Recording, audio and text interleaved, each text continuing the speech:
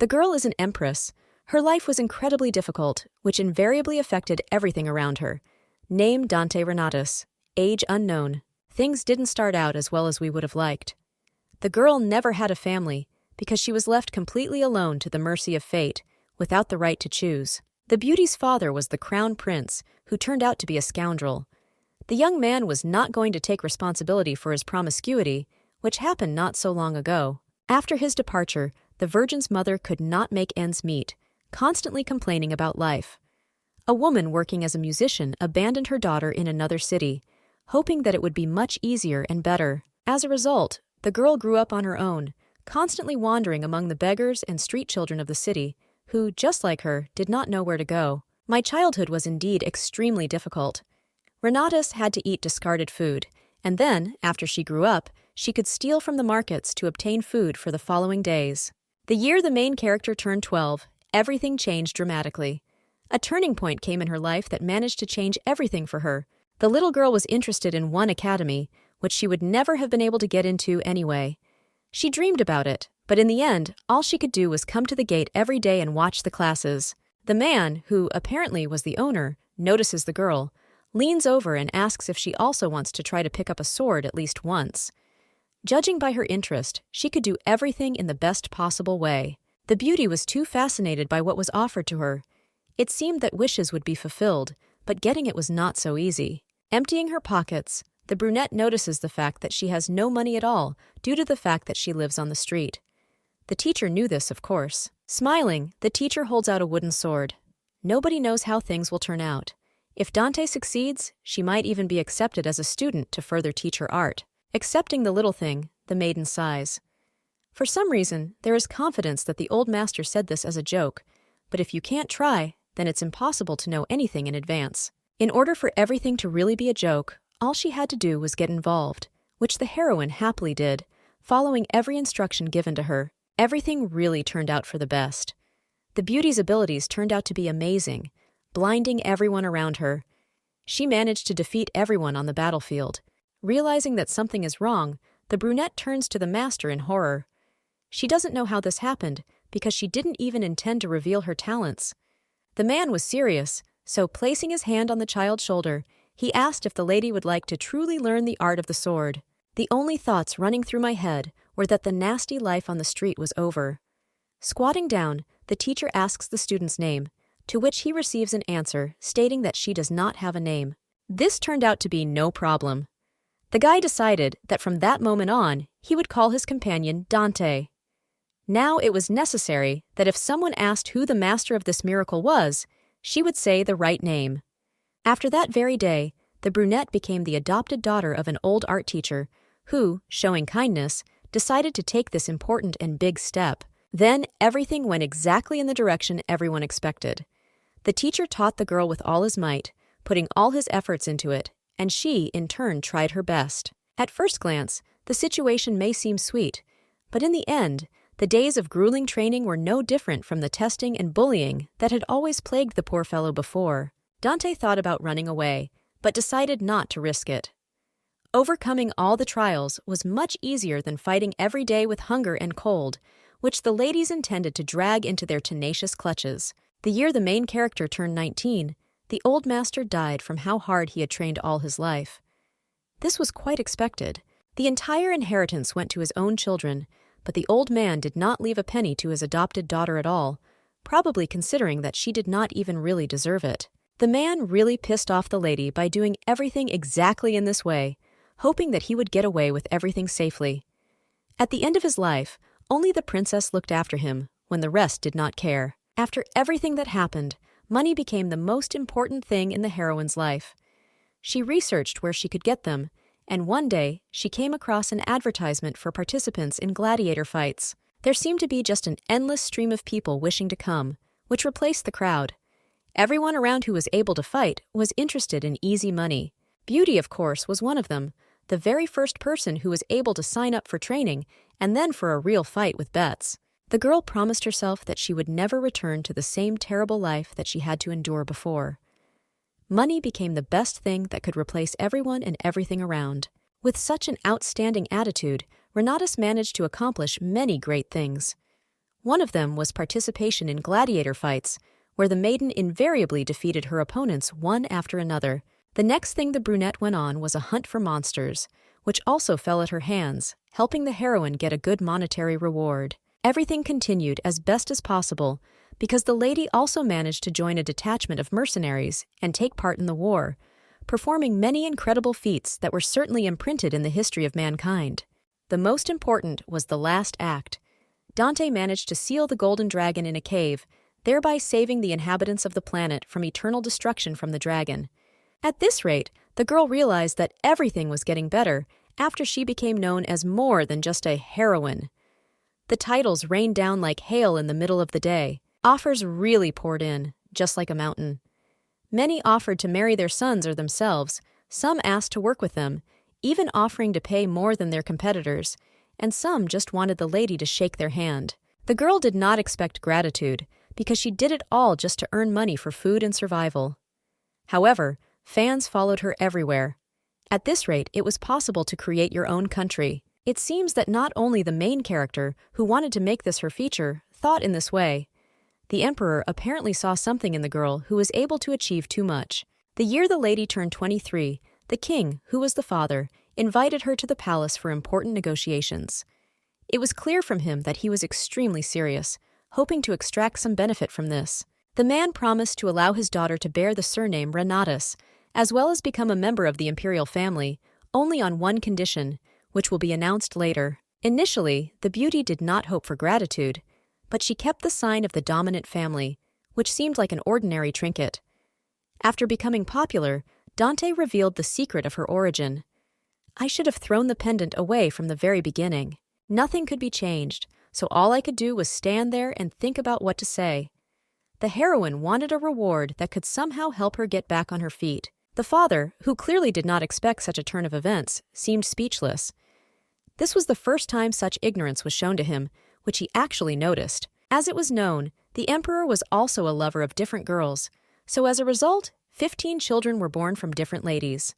The quantity is huge, but the quality is average, which made the man remain dissatisfied. When the young man learned that one of his daughters, growing up on the street, had achieved great things by becoming a hero of the continent, he probably started dancing, lifting his spirits. The girl needed to think carefully before making any decision about the proposal, even if, according to the king, it was a great honor. The heroine still wanted to receive some kind of reward. She already had a rough list in her head, so when the man asked what she needed, everything became as simple as shelling pears. The emperor seemed mad at the moment because he thought that the ragged woman would want him to call her crown princess. The choice was already difficult, so adding another child didn't make it any easier. Smiling, the brunette notes the fact that she is not at all interested in the throne. Her other siblings have a much better chance, so it's worth leaving it for them. To begin with, the woman would like to receive separate lands and an estate, as well as a huge amount of coins. The next condition was to receive 10 horses and soldiers. His Majesty, after all, is the girl's father, so she names an extremely low price, despite how much she wants. It is necessary to calculate the profit in order to give the opportunity to borrow the name of the imperial couple. Bringing his finger very close to the man's nose, Dante reminds him in a quiet, threatening tone that he needs to quickly choose what to do. Otherwise, the deal will be cancelled. Until now, in her dreams, the girl dreams of a face that tries to swallow curses, slowly agreeing, trying as much as possible not to stutter from indignation. Everything was decided, so the lady agreed to lend her name.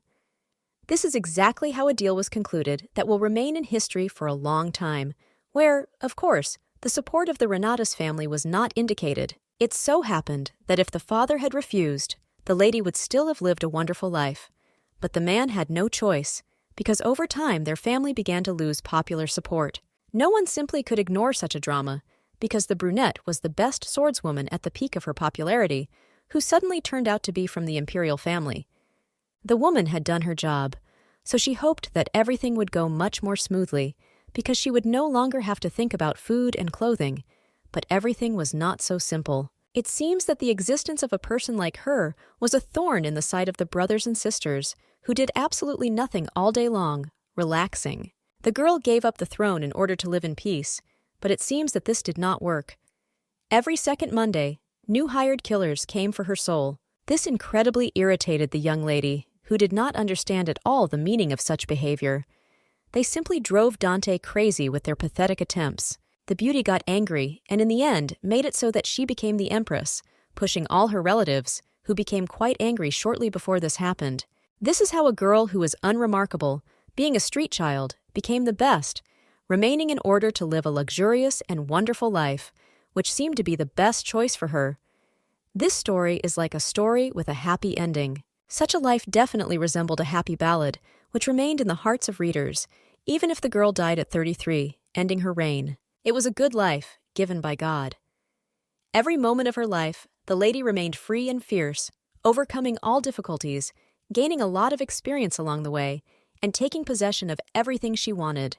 The beauty believed that she had reached her peak, because it seemed that no one had ever been able to live such bright moments created with their own hands. Even if Dante began to live again, she is sure that she could not be even more diligent than then, even though everything was just beginning.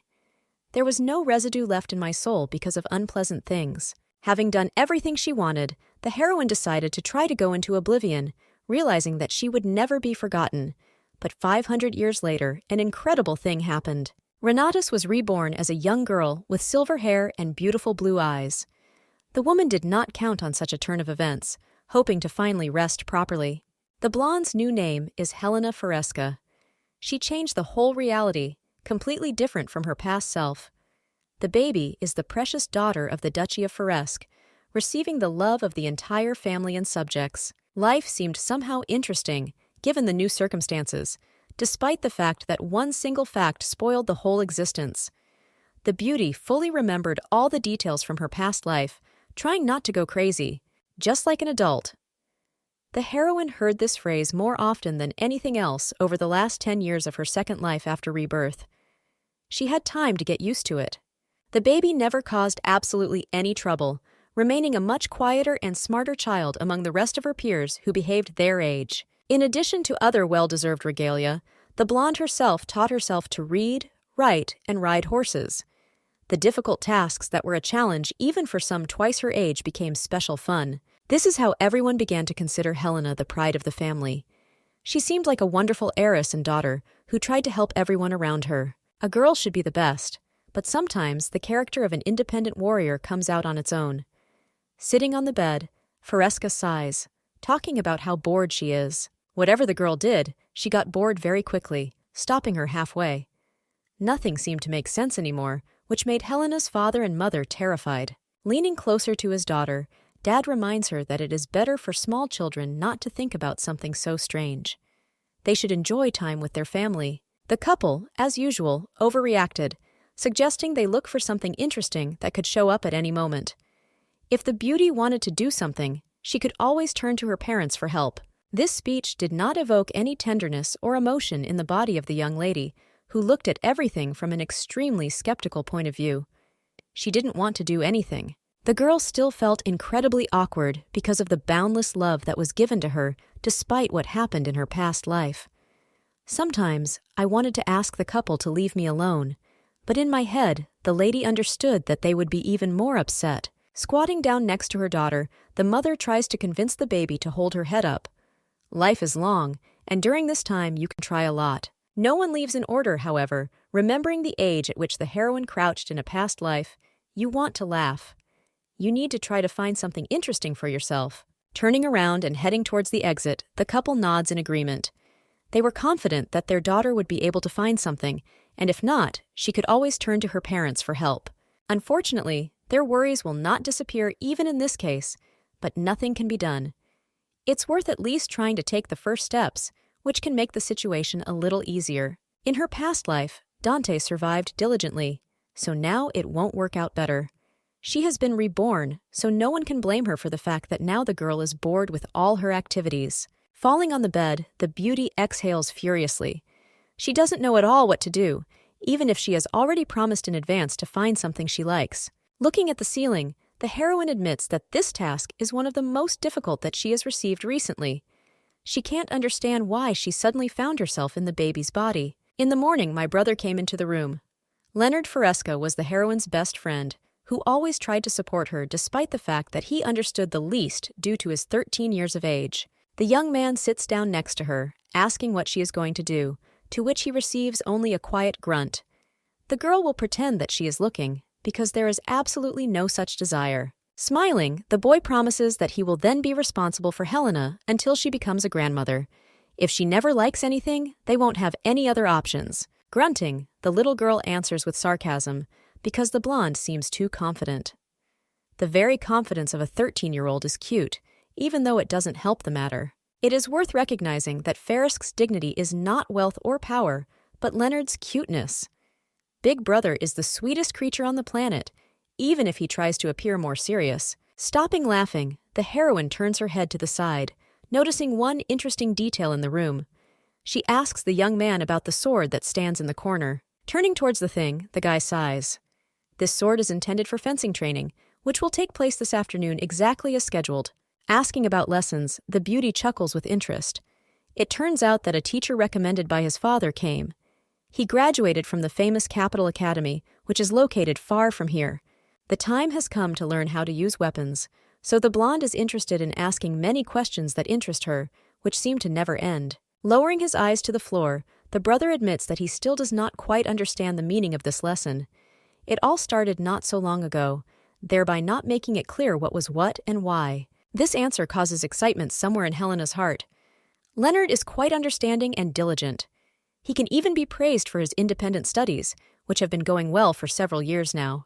The young man does not know to what point they have reached. The teacher said that you need to find out everything yourself, so they just continue sparring, which began from the very beginning of the day. The question looms large in my head, because no master would teach a beginner starting with sparring. Times have clearly changed, but this seems too hopeless a way to get what you need. The blonde can't leave everything as it is. Now retreating quickly, she asks Farisk for permission to attend the lesson. The boy freezes, not expecting something like this. It seemed to him that such things were not at all interesting to someone like Helena, even if to some extent everything was fine. Without even thinking about the answer, the young man smiles, actively nodding his head.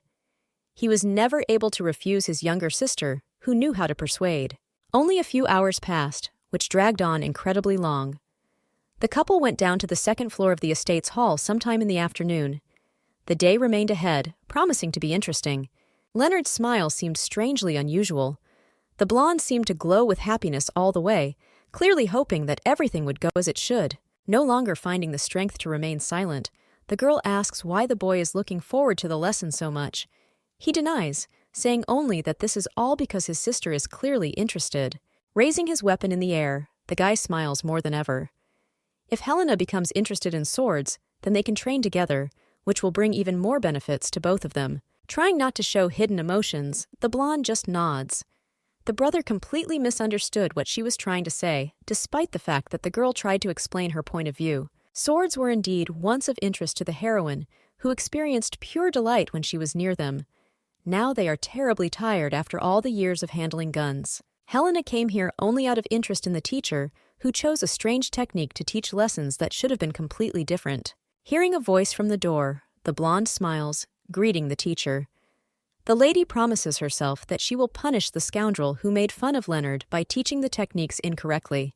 The man, as if straight from the cover, puts his fingers to his temple as a sign of greeting. His name is Viter. The last name was not provided because it seemed the guy didn't want to say anything. Introducing his little sister, the boy notices the fact that she will not study because she wanted to watch the training that will take place here. Remaining patient, the girl exhales slowly. The impression that the brunette makes remains strange, so despite the fact that he is a fraudster, he seems to be, the beauty is going to teach him a lesson. Grabbing the hem of her dress, the girl tries to force herself to endure it, curtsying and greeting. She cannot begin to be indignant prematurely when this is completely unnecessary. Lowering her head down, the little girl introduces herself. I would really like to watch how the lesson will go, even if, according to others, she understands absolutely nothing about it. Grunting, the brunette notes that observation is everyone's choice. However, if she is interested in the weapon itself, she should immediately warn about some details. Freezing, the girl raises her eyebrows, trying to understand what exactly the man means. His statements incredibly worry the beauty, who finds it increasingly difficult to remain calm. A sword is a dangerous object. No matter how strange the following words may sound, This activity is not for women, who remain fragile creatures incapable of fighting. Without expressing any emotions, the princess continues to look at her interlocutor with a stony expression on her face. I want to say a lot of things, but I don't have the strength to do so. The girl remembers Empress Dante Renatus, who turns out to be a man, judging by the young man's stories. Bursting into laughter, the guy declares that the queen was a mutant. Obviously, the woman was bluffing, and all this was invented to praise her. Frowning, the little girl tries to keep her face. There is not enough strength to help a person who is already so deeply mired in what happened to him. This bag of bones simply insulted the princess, turning all the torment into a bluff. I don't want to be angry at a baby born 500 years later, but it's difficult. Looking at the thing, the young man examines the sword with a loving gaze, saying that it was created for men who are strong and are always ready for all difficulties. Clenching her hand into a fist, the blonde thinks about how she can hit a person so that she will feel better. This needs to stop before it goes too far. The brother seems to understand everything from the first emotion, so stepping forward, he interrupts the man. Whatever Helena is interested in, no one should interfere with it so as not to frighten off her interest. Turning away, the brunette looks at the couple in shock. He quietly asks about what happened to the young man who suddenly decided to stand up for the princess. The girl standing behind is looking somewhere to the side. She is incredibly touched by how brave Leonard is. It's not like anyone else would have tried to resist, so she praises the boy. Smiling, the man notices the fact that the prince has become too self-confident. Being with his sister gave him a strength he didn't have before, no matter how hard he tried to hide it. Putting his sword forward, the man stops a few steps away from the guy, who freezes, eyes wide. Tears are held back, remaining somewhere in the corners of the eyes, which have become larger. Throwing the thing over his shoulder, the teacher grins. If the boy wants to have the right to object, he must defeat him at least once at all. Looking down at the floor, the young man blushes in embarrassment. Silence is regarded as giving up without a fight, so the master suggests finally starting the lesson that has already begun. Turning around and heading towards the middle of the hall, the brunette notices that they have absolutely no time for empty chatter like this. There are still many things to do ahead. Sighing, the girl tries to contain the uncontrollable anger that will very soon break through the dam of reason. A teacher should never say such things to a beginner who has only been studying for a month. This bastard shamed not someone incomprehensible, but Helena's brother, who promised to take care of her until she became a grandmother, being in some business that would be interesting to her. Folding her arms across her chest, the blonde looks coldly towards those sparring. She thinks about how angry she is at the scoundrel from the academy. A man does not watch his language at all, as well as his movements, which can bring trouble to himself. It is worth teaching a lesson to a puppy who does not behave quite appropriately. There were no goals in sparring except one. The master wanted to break Leonard's pride, so he won over and over again, being at the highest level of this chain. Lowering the guy to the floor once again, the brunette giggles disgustingly, forcing the young man to follow instructions that seem endless. He should rise more smoothly and follow everything that is said. Starting to laugh with a strange laugh, the teacher mocks the prince. He fell because his steps got confused. You should be careful, because the princess is looking at them, which can lead to shame. The boy tries to get up as quickly as possible, finding his last strength to lean on the sword that stands next to him. His cheeks were flushed with shame and fatigue, showing his true emotions. It seems as if the teacher is simply amused by the clumsiness of the child, who, instead of learning, receives a lot of ridicule, absolutely not worth the attention of others. At first, looking at such a picture, it may seem that a superior teacher is diligently teaching a beginner who does not understand at all how to do most of the elements. However, it is not. You can't fool the eyes of a trained fighter. The girl sees everything herself, each time becoming convinced that the man is simply trying to make the situation as worse as possible. Stepping aside, the guy offers to take a break. The prince must have been tired, even if the teacher himself could continue further, which, of course, is not true. He's just pretending he's not tired. This man has terrible sword skills. The man studied somewhere, but he strangely uses techniques that go haphazardly, all the while masterfully performing the easiest of them, accessible even to a child. If he had entered the battlefield, he would have died long ago because of his own problems. If he had the ability, the Duchess would scold him in a quiet place. However, this can be done even here with the help of his brother, who, most likely, also thirsts for revenge, which will be committed very soon. Moving closer to Leonard, the blonde gently places her hand on his shoulder. She quietly asks him if he believes her and the actions that will need to be taken very soon in order to teach someone a lesson. Smiling, the young man slaps his hand as a sign that, of course, he believes in everything that he is told. He would never doubt his sister, who always has only the best plans. Leaning closer to her ear, the baby begins to whisper the necessary steps of the instructions. During the next sparring, the blonde will need to look at the teacher's feet, because this is what will help him a lot. The boy looks back towards the teacher, who seems completely unaware that an assassination attempt is being prepared on him. Quietly asking again, he tries to understand what the meaning is. Dante noticed one important thing that could very well serve her purpose. During a fight, a man strongly exposes his left leg in order to ensure a clear position. At the moment when the battle begins, the brother must aim exactly there. Don't be afraid to do something wrong, because in any case it won't end badly, so you should just poke him in the foot. The blonde seemed confused. Blinking his huge eyes in surprise, he looks intently at the girl, who continues to explain the rules of the game. Concluding her speech, Helena confidently says that he can do everything, which means he can try. She will always believe in her loved ones, no matter what. Still not understanding what the point is, Leonard retreats and smiles to assure that everything is fine. He will believe his sister no matter what. Interrupting them, the brunette asks if they are done with their useless chatter. The rest time was over, which meant the second round of sparring had just begun. Stretching his sword forward, the man takes a stance that, as Fresca predicted, was an advantageous position for the enemy. This time, the boy is full of determination. Mocking the student, the master notices that the sister clearly encouraged the guy, because his courageous face expressed all the emotions. It would be nice if this had an effect. The young man angrily clenches his teeth until that very slight crunch. He tries not to let his emotions out, but at the same time remains determined to fight. Dante sits back down on the sofa, folding his arms across his chest. This effect will be more than great. The cheater will get what he deserves because he clearly deserves it. The battle begins.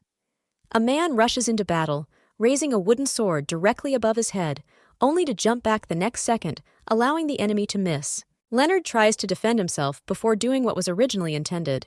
It's hard to try to keep up over and over again when the teacher drags the child down. Laughing in a voice that is not his own, the brunette lifts his head even higher.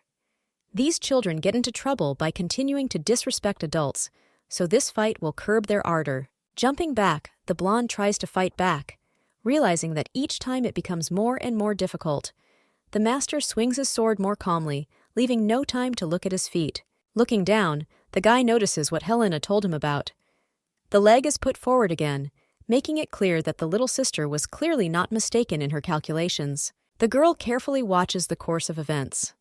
Right now, the teacher gave much more chances than before, because of how actively he jumps from side to side, putting his legs forward. Leonard must continue to advance until he achieves complete success and victory. Rushing forward, the boy strikes his left limb, which turned up just in time. Jumping up from her seat, the blonde tries to contain the inner delight that is rushing out. The boy got it the first time, hoping not to disappoint the princess looking at them. The man cannot concentrate, feeling incredible pain. Screaming at the top of his lungs, he doesn't understand how this could even happen. Rushing forward, the boy looks at his master with concern. It seems that he achieved what he wanted and got exactly what he wanted. This feeling will remain irreplaceable.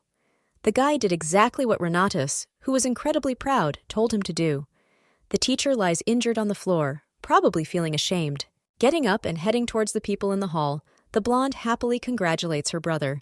Today, he proved himself, thereby winning the victory. Standing up and leaning on his elbows, the brunette screams furiously, claiming that these were not the methods that are so cowardly that they cannot be taken into account.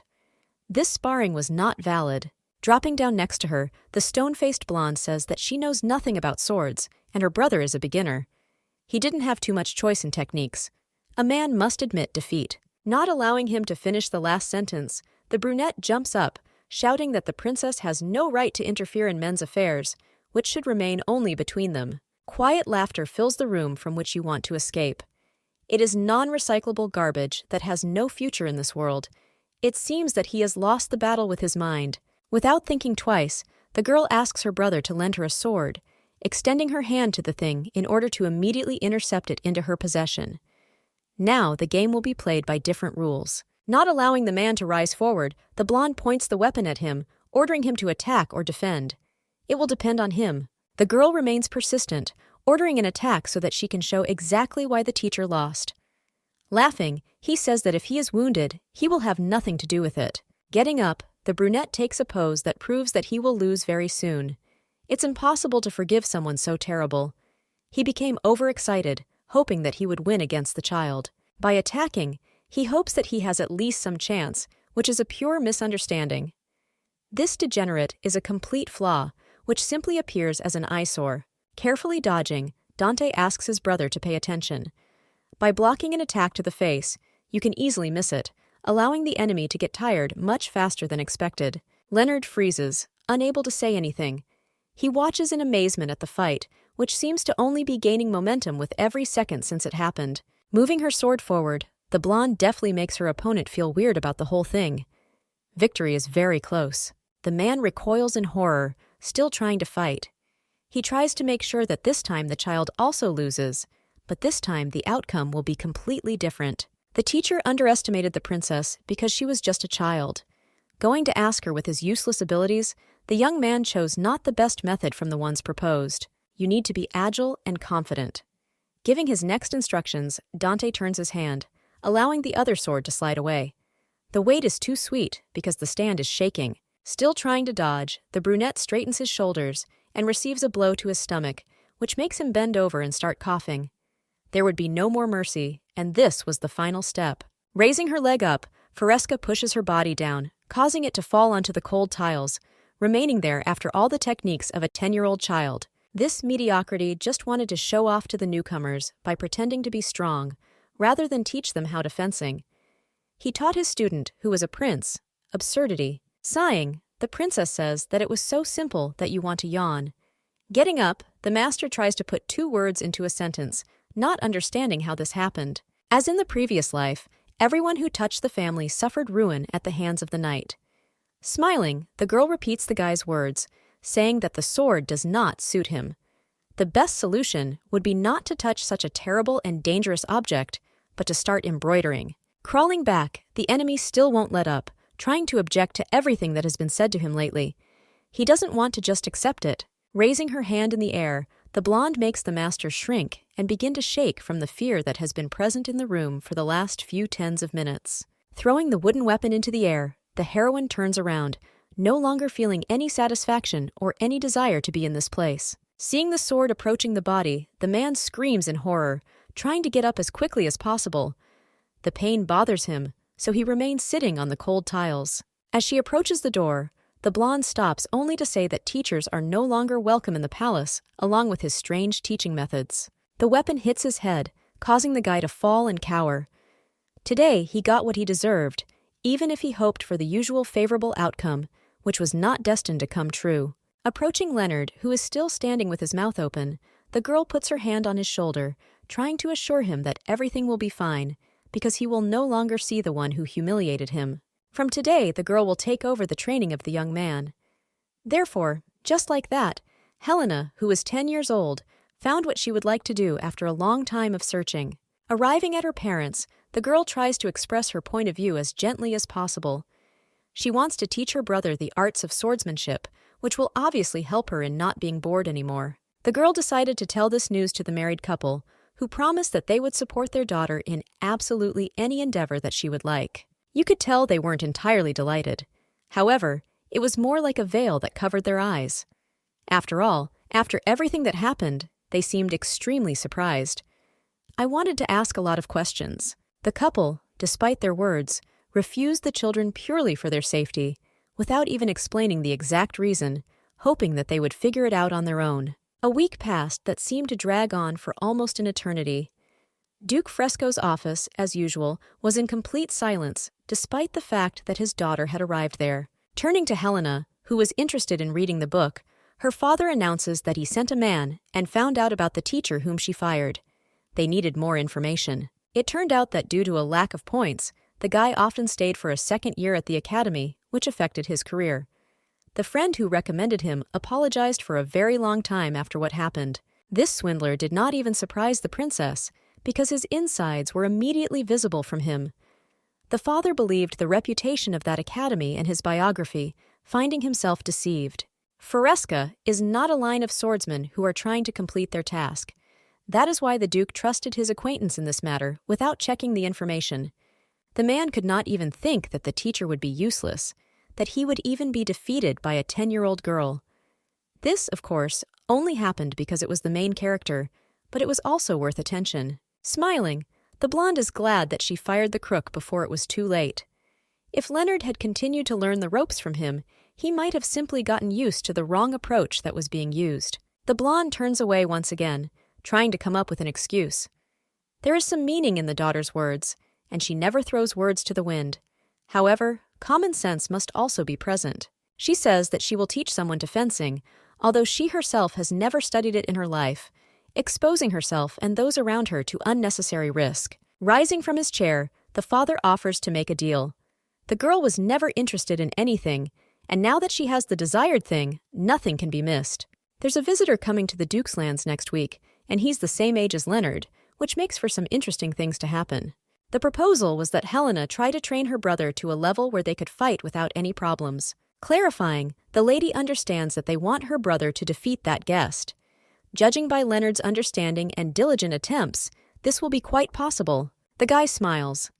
The daughter agreed because she thought that she would be able to do it. However, she realized that the proposal was more of a provocation. Continuing his speech, the father announced that this summer, Prince Kaisar would arrive and stay at their estate somewhere for a not very long period of time. The young lady freezes in shock at what she just heard. She can't believe that she is being asked to defeat the famous prince, thereby proving her abilities. I want to run away and forget about the deal, because after rebirth, this is the first situation in 10 years that left the princess speechless, who promised to return not so soon. Many say that Kaisar is an incredibly capable child. In the imperial palace, he was trained as the future head of state, and of course he studied the art of the sword. This will most likely be incredibly difficult, because Leonard and the prince had a huge gap in training. The young man was excellent at wielding a real sword, while the blonde was just beginning his journey. Thus, the father was hinting that it was better to give up. My brother is distracted from his thoughts by grabbing his sister's shoulder. He asks if she can see the color of the crown prince's eyes, to which she shakes her head. Turning around, the girl notices the boy. They say that all people from the Grey family have scarlet eyes, which seems surprising, considering how rare this color is among the rest. Turning a skeptical glance at those around her, the blonde sighs. She doesn't understand it, so she always thought it was nothing special. Thinking back, the Empress remembers how she passed the title on to her best friend, Duke Elisa Grey, before her death. He was a wonderful man who always served with his heart and soul. Now this brings back memories, because the girl is sure that then it was red eyes with a kind, devoted sparkle in the pupils that looked at her. The blonde leans down to greet His Highness. Introducing his name, he says that it is a great honor to meet one of the royal couple who has arrived. Helena decides to do the same. So curtsying, she closes her eyes, calling her first and last name, which is already known to everyone because of the dukedom. Looking at the young man so closely, Dante notices strange similarities between the prince and Iles. They are too similar, but it is logical because the guy is his descendant. Without allowing anyone to finish the sentence, the brunette turns away. If these were empty greetings, then he, of course, did not need them, even if they were supposed to somehow soften the situation. The boy had a disgusting character, which was known to everyone around him. Even if this is so, Kaisar was somewhat right, because these were indeed empty greetings. Normally, the blonde would pretend she didn't hear anything. However, instead, because of the prince's resemblance to his best friend, the girl asks what kind of greeting His Majesty wanted then. Grey turns back sharply, widening his eyes. Looking at the interlocutor, he quietly asks what she said, realizing that he most likely heard it. Stretching her hand forward, the lady offers to shake hands instead of unnecessary greetings, which for some reason he did not like at all, even though this was customary in high society. The people around stared in surprise at the outstretched palm, which was still very close to the guy, who seemed astonished as everyone else. Jumping to the side, the brunette shouts that this is completely unthinkable. The girl dared to behave inappropriately, thereby putting herself in danger. The guy who arrived with the prince grabs his hand and begins to shake it. The princess is incredible because she decided to meet His Highness halfway, despite all the obstacles. The man apologizes for daring to touch the body of the imperial family, But while they are here, everyone needs to live together, even if someone doesn't want to. Tears roll down their cheeks on their own. By clicking his tongue in contempt, the boy no longer blocks the greeting that made him want to fall into the ground. Turning to the princess, he nods. They will try to live these few months on good terms, without spoiling each other's entire vacation here. Expressing no emotion, the blonde just nods. He immediately became so soft, even if it seemed that he would become even more arrogant. The hand squeezes the woman's palm forcefully, causing slight pain. It seems that the prince had already been informed that the girl had some sword skills, so he decided to defeat her by force. You have to fight with a boy who was born 500 years later, thereby driving yourself into an unpleasant situation. In this case, she cannot lose, even if this happens. Smirking, the blue-eyed girl understands that it would be best to teach this guy how to properly shake, because it is impossible to win with strength alone. It is important to put pressure on the joint, so by raising her thumb, the beauty presses, thereby causing the bones to compress, sending endless pain into the body. The young man jumps back, shouting to the whole hall from how much strength was invested in him, which seemed strange for a child of 10 years.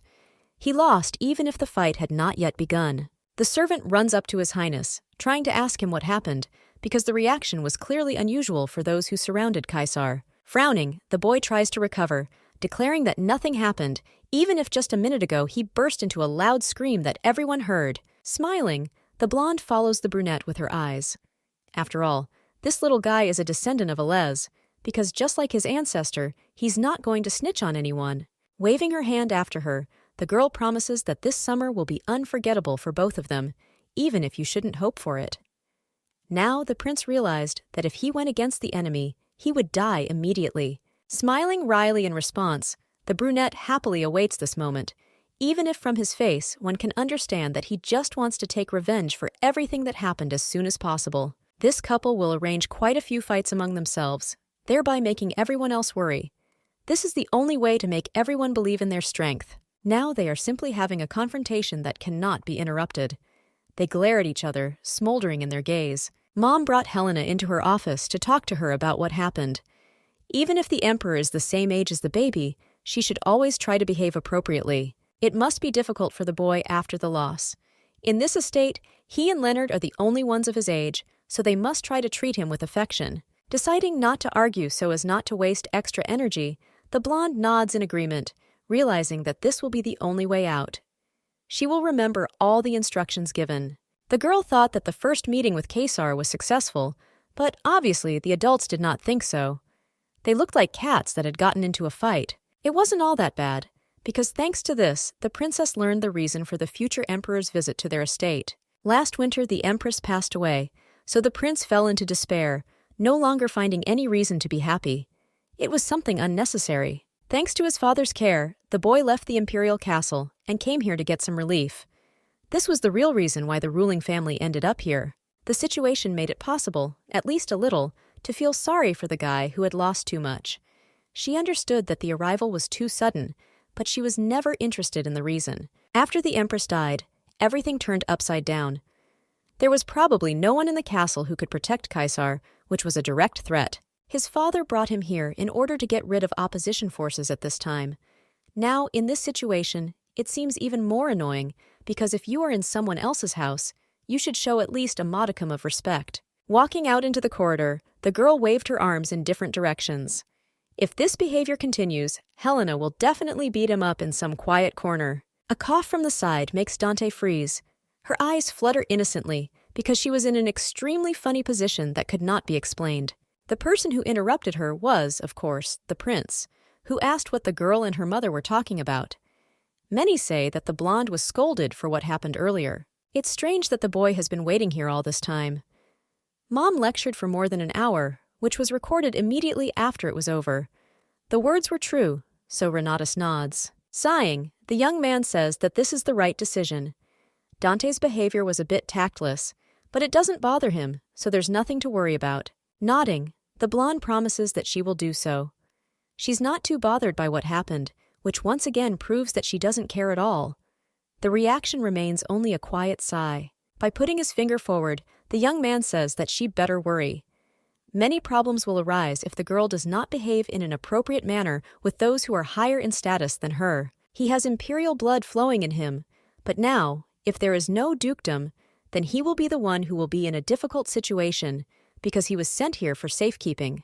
The victorious smile itself is displayed on Renatus's face. This young man himself ran here to save his blood, shouting in this position about his status as a prince. He cannot put himself above others. Gritting his teeth, the guy tries to restrain himself so as not to say even more nasty things, which will probably come back to bite him later. Lowering his head, the boy sighs heavily. He wants to start a conversation about something important, but he doesn't know at all what exactly to say in this situation. Gathering his strength, he announces that he wanted to wait for the princess in order to clear up the misunderstanding. Everything that happened before weighed on his psyche, so it was worth doing it even earlier. Looking contemptuously at her interlocutor, the heroine sighs. The guy pretends to be an innocent lamb, despite the fact that with that handshake, they themselves promised each other to tear the enemy into pieces. Without allowing a word to be inserted, the young man continues his speech. His person always causes a lot of problems, so even this time, he is not the most welcome guest in this estate. The fact that the family accepted the boy proves that they opposed the Baller family, the family of the first empress. For Foresque, who left the front, His Highness is just ballast. With those words, when meeting, the brunette tried to say that they would not show him false hospitality. He didn't intend to spoil anyone's mood or do anything bad. Freezing, the blonde, trying to understand and digest all the information that she had just been given. It turns out that she was the only person who acted inappropriately. It turns out that the girl was torturing an innocent person who really suffered because of what was happening in the castle. This was the first mistake in Helena Foreschi's life. The guy seemed like someone who was backed into a corner, but still trying to do at least something in his situation, which made it clear that everything was bad. He wanted everything to be as before. Beauty failed, thinking that the foolish prince was too arrogant, but he already felt a lot of pressure, so he reacted accordingly. Turning around to leave, the girl makes no further attempts to explain herself. It's too late to regret it, especially since it was true, because the child was not happy about visitors. In any case, there were more important problems now. You need to think about how to break the boy, which means the girl will believe that he launched a strategic psychological attack in advance. For the last time, allowing herself to turn towards the corridor, Helena realizes that she is surrounded by complete emptiness and silence. The prince had long since gone to his room. Heading to her brother, the beauty wanted to just talk, but from the threshold, she received a question about whether she had made peace with the prince. Obviously, everyone expected this to be what would happen. Perhaps the girl has already forgotten, but this incident happened in the hall a week ago. There was a bad atmosphere that hung in the air, making everyone worry. Lowering the sword to the ground, the lady notes that it was a psychological duel between two children. After this, no one has to put up with it. There is no need to worry about that boy, only if the father said something about this incident. No one said anything, but they both would like to live on friendly terms with the prince. It must have been difficult for him to make friends in the imperial palace, considering how bad things had gotten lately. His brother would like to make friends with him. Such innocent and kind people still exist, as evidenced by Leonard, who still had to swing his sword 298 times to complete his training. After defeating that disgusting teacher, Foresca did not ask anything about training, realizing that it would be easier this way. The student's result was visible to the naked eye. The boy trains day after day, so the master should little by little learn the strength of the enemy. Nodding her head, the girl agrees to make peace with His Highness. Literally glowing with happiness, the blonde actively nods. He doesn't know that this is not true, so he can't help but rejoice. While she is away, you can complete the 295 swings that remain on the list. As a result of several days of observation, the princess learned that Hamilton and Kaisar were training swordsmanship on the second floor of the hall, which could be reached in a few minutes. Clearly, reconciliation is a cop-out. First, you need secret surveillance to understand whether the enemy has strengths and weaknesses. Dante must do everything to ensure that Leonard wins. Knocking on the door, the princess opens the oak doors, carefully looking inside. She is in no hurry to enter without permission. Hamilton, noticing the girl, lowers his weapon, examining the beauty with interest. He wonders what happened that she suddenly decided to come here. Still standing in the aisle, the blonde awkwardly scratches the back of her head, saying that she would like to watch the training that is about to begin. The teacher smiles, remembering that she is also learning fencing with Prince Leonard. She is probably interested in the techniques taught in the palace. She teaches, but it would take too long to explain now. Approaching the guest, the guy asks the prince if he wants to see the lady next to them. There is no way they can refuse the princess, who will not interfere. Without expressing any interest, the guy just sighs, agreeing to this proposal. Hamilton can do whatever he wants because it won't affect the training in any way. Trying to clarify whether it is definitely possible, the teacher almost bursts into tears. Kaysar really has a terrible character. If he was going to allow it, he better do it in a good mood. Sitting down on the chair that was kindly provided, the girl looks at the beginning of the battle. Either way, it gave her a chance to examine his weaknesses. This chance cannot be missed, so you can try to come to training more than once. Dante promises to study the enemy's abilities so that he knows his every move. By holding out his sword and taking a stance, the brunette announces the start of the battle. The prince gets a total of 30 seconds to prepare before he rushes into battle, trying to fight back and attack. Watching the progress of the fight, the beauty tries not to show that she is completely in shock. It seems like everything didn't go as planned. The young man tried to make the fight more varied. Quietly admitting her mistake, the blonde lowers herself down. The prince is too good at what he does despite trying not to show it. Surprisingly for his age, he has very high concentration and quick reactions. If Leonard gets better through effort, then everything is completely different. Kaysar was born with abilities that could not be interrupted. One could say that the young man was somewhat similar to the main character because she was exactly the same. Being in shock, the girl realizes that now they have huge problems. Leonard cannot be compared to a prince who does everything in the best possible way. The blonde is trying to fulfill all the steps that he promised to do for his sister, not yet suspecting what kind of mess they got into. It will take a lot more effort than expected. Exhaling air, Hamilton stops. His Majesty is in good shape today, so they can continue after the teacher has rested for a while. Nodding lightly, the brunette lowers the wooden sword in order to hide it in the sheath intended for the item. He was also pretty tired, so he needed at least a 5-minute rest. Running up, the girl holds out a towel, noticing the fact that the young man has incredible abilities. She is really surprised that he revealed such a side. Frowning, the guy accepts the thing, asking from which side he was seen before. He had always been one of the most capable children studying the arts, so there was no point in doubting his abilities. Smiling, the girl nods, trying to change the subject. After watching the sparring, no matter how she looked at this kid, no flaws caught her eye. There are no options left except to personally engage him in battle and find at least one weakness. If the prince was not too tired, they could engage in battle. Kaysar freezes, trying to find the right words, which disappeared somewhere at that very second. Hamilton also could not find words, not understanding how the princess decided to do this. The young man starts screaming. He heard that the girl had just recently started learning fencing, which meant she could get hurt.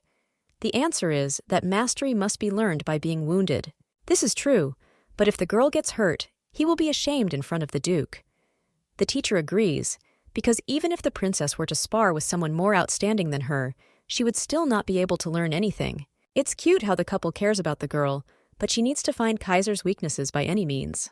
Otherwise, it's all over. Assuming that he is not very interested in sparring with the young lady, the girl sighs. It's not about interest, but perhaps you can get ahead of the reward for winning. Something material would not fit the description very well, so all that remains is to come up with something like fulfilling the wish of the sparring winner. The silence lingers as Hamilton tries to get His Highness to refuse.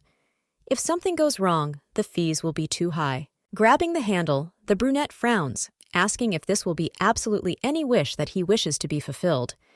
It seems the bait worked as it should. Extending her hand, the blonde nods. The winner can overcome absolutely any desire he wants, regardless of the age of the combatants, warning that later it will be impossible to back down, only accepting the terms of the game. The young man nods, because it turns out that this is the best choice that could be made. The blonde chuckles. Looking into her opponent's eyes, she anticipates how she will understand his weaknesses, which will give her the strength to train Leonard. Hamilton, who already seemed resigned to the future, announces the start of the fight, looking at the young men who stood in a stance, waiting until they could take action. Almost crying, the man begs that none of them get hurt. You need to try to do everything as carefully as possible, without any bad consequences. The young man doesn't answer, just thinking that it's all over now. He would like to win without injury, but everything will be seen very soon. When choosing a strategy, the princess reminds herself that this battle is one of weaknesses, which means she needs to try to attack the enemy in a variety of ways. The servant announces the beginning, which means that in the next second, the couple breaks into each other, starting to move to the side, fighting off with swords. The first way to get what you deserve is tactics that come on their own. The thigh side is the part that is difficult to defend, which makes it clear that it will be easier. Noticing the attempts made to hit the leg, the boy quickly dodges so as not to end up on the ground in the next second. Deciding to take a step that helped bring victory closer, the brunette counterattacks her opponent, who almost manages to jump back. It becomes clear that the fight will not end so quickly. This little guy defends himself incredibly quickly, while trying to counterattack an opponent who is unable to do at least something about him. From the scarlet eyes that glow with the fire of victory, one can understand that the young man craves victory no less than his rival, who still cannot concentrate on what she is doing. Swinging his weapon, the prince attacks from the side, forcing the princess to defend herself at the speed of light, while moving closer to deliver another blow. Moving to the sides, the couple lowers their swords, giving themselves a few seconds of truce, so they have time to gather their strength and enter the second round. Grunting, the prince notices that Helena is clearly not a beginner, despite the fact that she said that she was just learning fencing. Of course, she wouldn't bet if she intended to lose. Grinning, the brunette nods. The girl is right, because then it wouldn't be so interesting if she didn't even intend to try to do what was intended. The blonde said that she was not a beginner, but still the child's body lacked the physical training that was present in the old body. She thought that things had gotten better recently while training Leonard, but that turned out to be untrue. Reflecting another attack, the girl tried to deliver another blow as quickly as possible, which was still in vain. The princess brought attacks to places that were difficult to block, but every time the guy instinctively reflected them. To resist such a genius, you need to make a lot more effort. She simply had no other choice but to apply the knowledge gained in battle, not memorized in lessons. The next attack will definitely be impossible to repel, so the young man will simply have to quietly accept the defeat that has come to him. The sword rushes with great speed straight towards the prince, who freezes for a second, obviously trying to understand what to do in such a situation. Instead of being confused, the young man covers himself with his elbow. You cannot reflect an attack by blocking it with your hand, because this can be incredibly dangerous. Still holding his elbow at the ready, not allowing the object to pass, the brunette swings his sword, which flies into the air next to the heroine. This guy is clearly crazy for trying to appear the best using techniques like this. They stand ready to finish each other, but Hamilton breaks up the fight. Taking off, the man runs to His Majesty, asking if he is okay after what just happened to him, even though he brought all the problems upon himself. Sighing angrily, the brunette declares that he almost won, but was stopped at the most inopportune moment, which ruined everything. Intervening in the conversation, the girl notices the fact that it was a draw, to which she receives a bunch of objections. If the teacher had not intervened, the guy would definitely have won, thereby helping himself to conquer desire. If the sword had been real, the prince would have been left without an arm long ago. This fact was generally accepted despite the fact that the man tried his best to deny his involvement. Instinctively grabbing his shoulder, the young man is not going to take the remark into account. Obviously, the one whose head is cut off loses. Hamilton, clearly giving in to panic, tries to force Caesar to stop saying such terrible things, but they do not listen to him. Turning to his interlocutor, he says that he has not had such an interesting sparring for a long time. Pushing the ward towards the entrance, the master asks what he meant by this. You can't say something like that because he was asked not to get hurt, a mission that the young man successfully failed. The door slams, forcing the blonde to remain completely alone in the huge hall, skeptically looking at those leaving behind. Chuckling an abnormal laugh, the girl turns her gaze to her shaking hands, which still cannot calm down. This guy is truly something. By training Leonard, the heroine feels that it is not in vain. Even if he has not achieved success now, in the future his brother is guaranteed to become a worthy warrior. There was no doubt about it. Caesar's whole charm was that he was incredibly unpredictable. All the time trying to make sure that the enemy did not understand his next steps, the brunette made a monster of himself. Perhaps these were the feelings the master experienced in a past life when he first saw Dante. The girl never asked him anything, realizing that she would not be answered. There was a certain confidence in the actions that if you keep going, something will happen after training, which will last a certain time. In the evening of the same day, A dinner was held in the main hall, which was attended by the whole family and guests almost in full. The Duchess asks where His Highness is now. Hamilton, trying to somehow make amends for the earlier situation, simply says that the prince was pretty tired, so he decided to stay in his room today. The blonde sitting at the table is clearly stressed. A new friend didn't come to dinner, and that couldn't help but worry. Most likely, this happened because of what happened earlier. Still, Kaiser experienced severe pain when he tried to block the blow with his sword. He didn't show it, so she thought that maybe it would just be a bruise, but, as practice has shown, it turned out to be much worse. Slowly exhaling air in an attempt to calm down, the princess realizes that this was also her fault, although the young man should have been calmer, or at least careful. This situation seemed unpleasant to everyone involved. Approaching the door of the prince's room, the Duchess quietly knocks on the wood. A normal, familiar voice is heard behind the door. The heroine promised herself that she would return for lunch immediately after checking his condition. It seems that everything was in perfect order. This is the second time that Helena Foresca is so worried about another person's condition, even if this was not inherent in her before. Walking inside, the girl notices a guy sitting on a chair. Dante freezes, trying to find decent words to describe what she's feeling now, or at least ask about the prince's well-being. Horror is displayed on the heroine's face. The arm was broken, so there was no question of a bruise. She did something terrible to the child, and even if he put his elbow in, it didn't mean anything. Smirking, the brunette notices that the interlocutor has a funny expression on her face. She seemed to feel horror and confusion at the same time. Sitting down next to him, Renatus asks whether the treatment was carried out properly.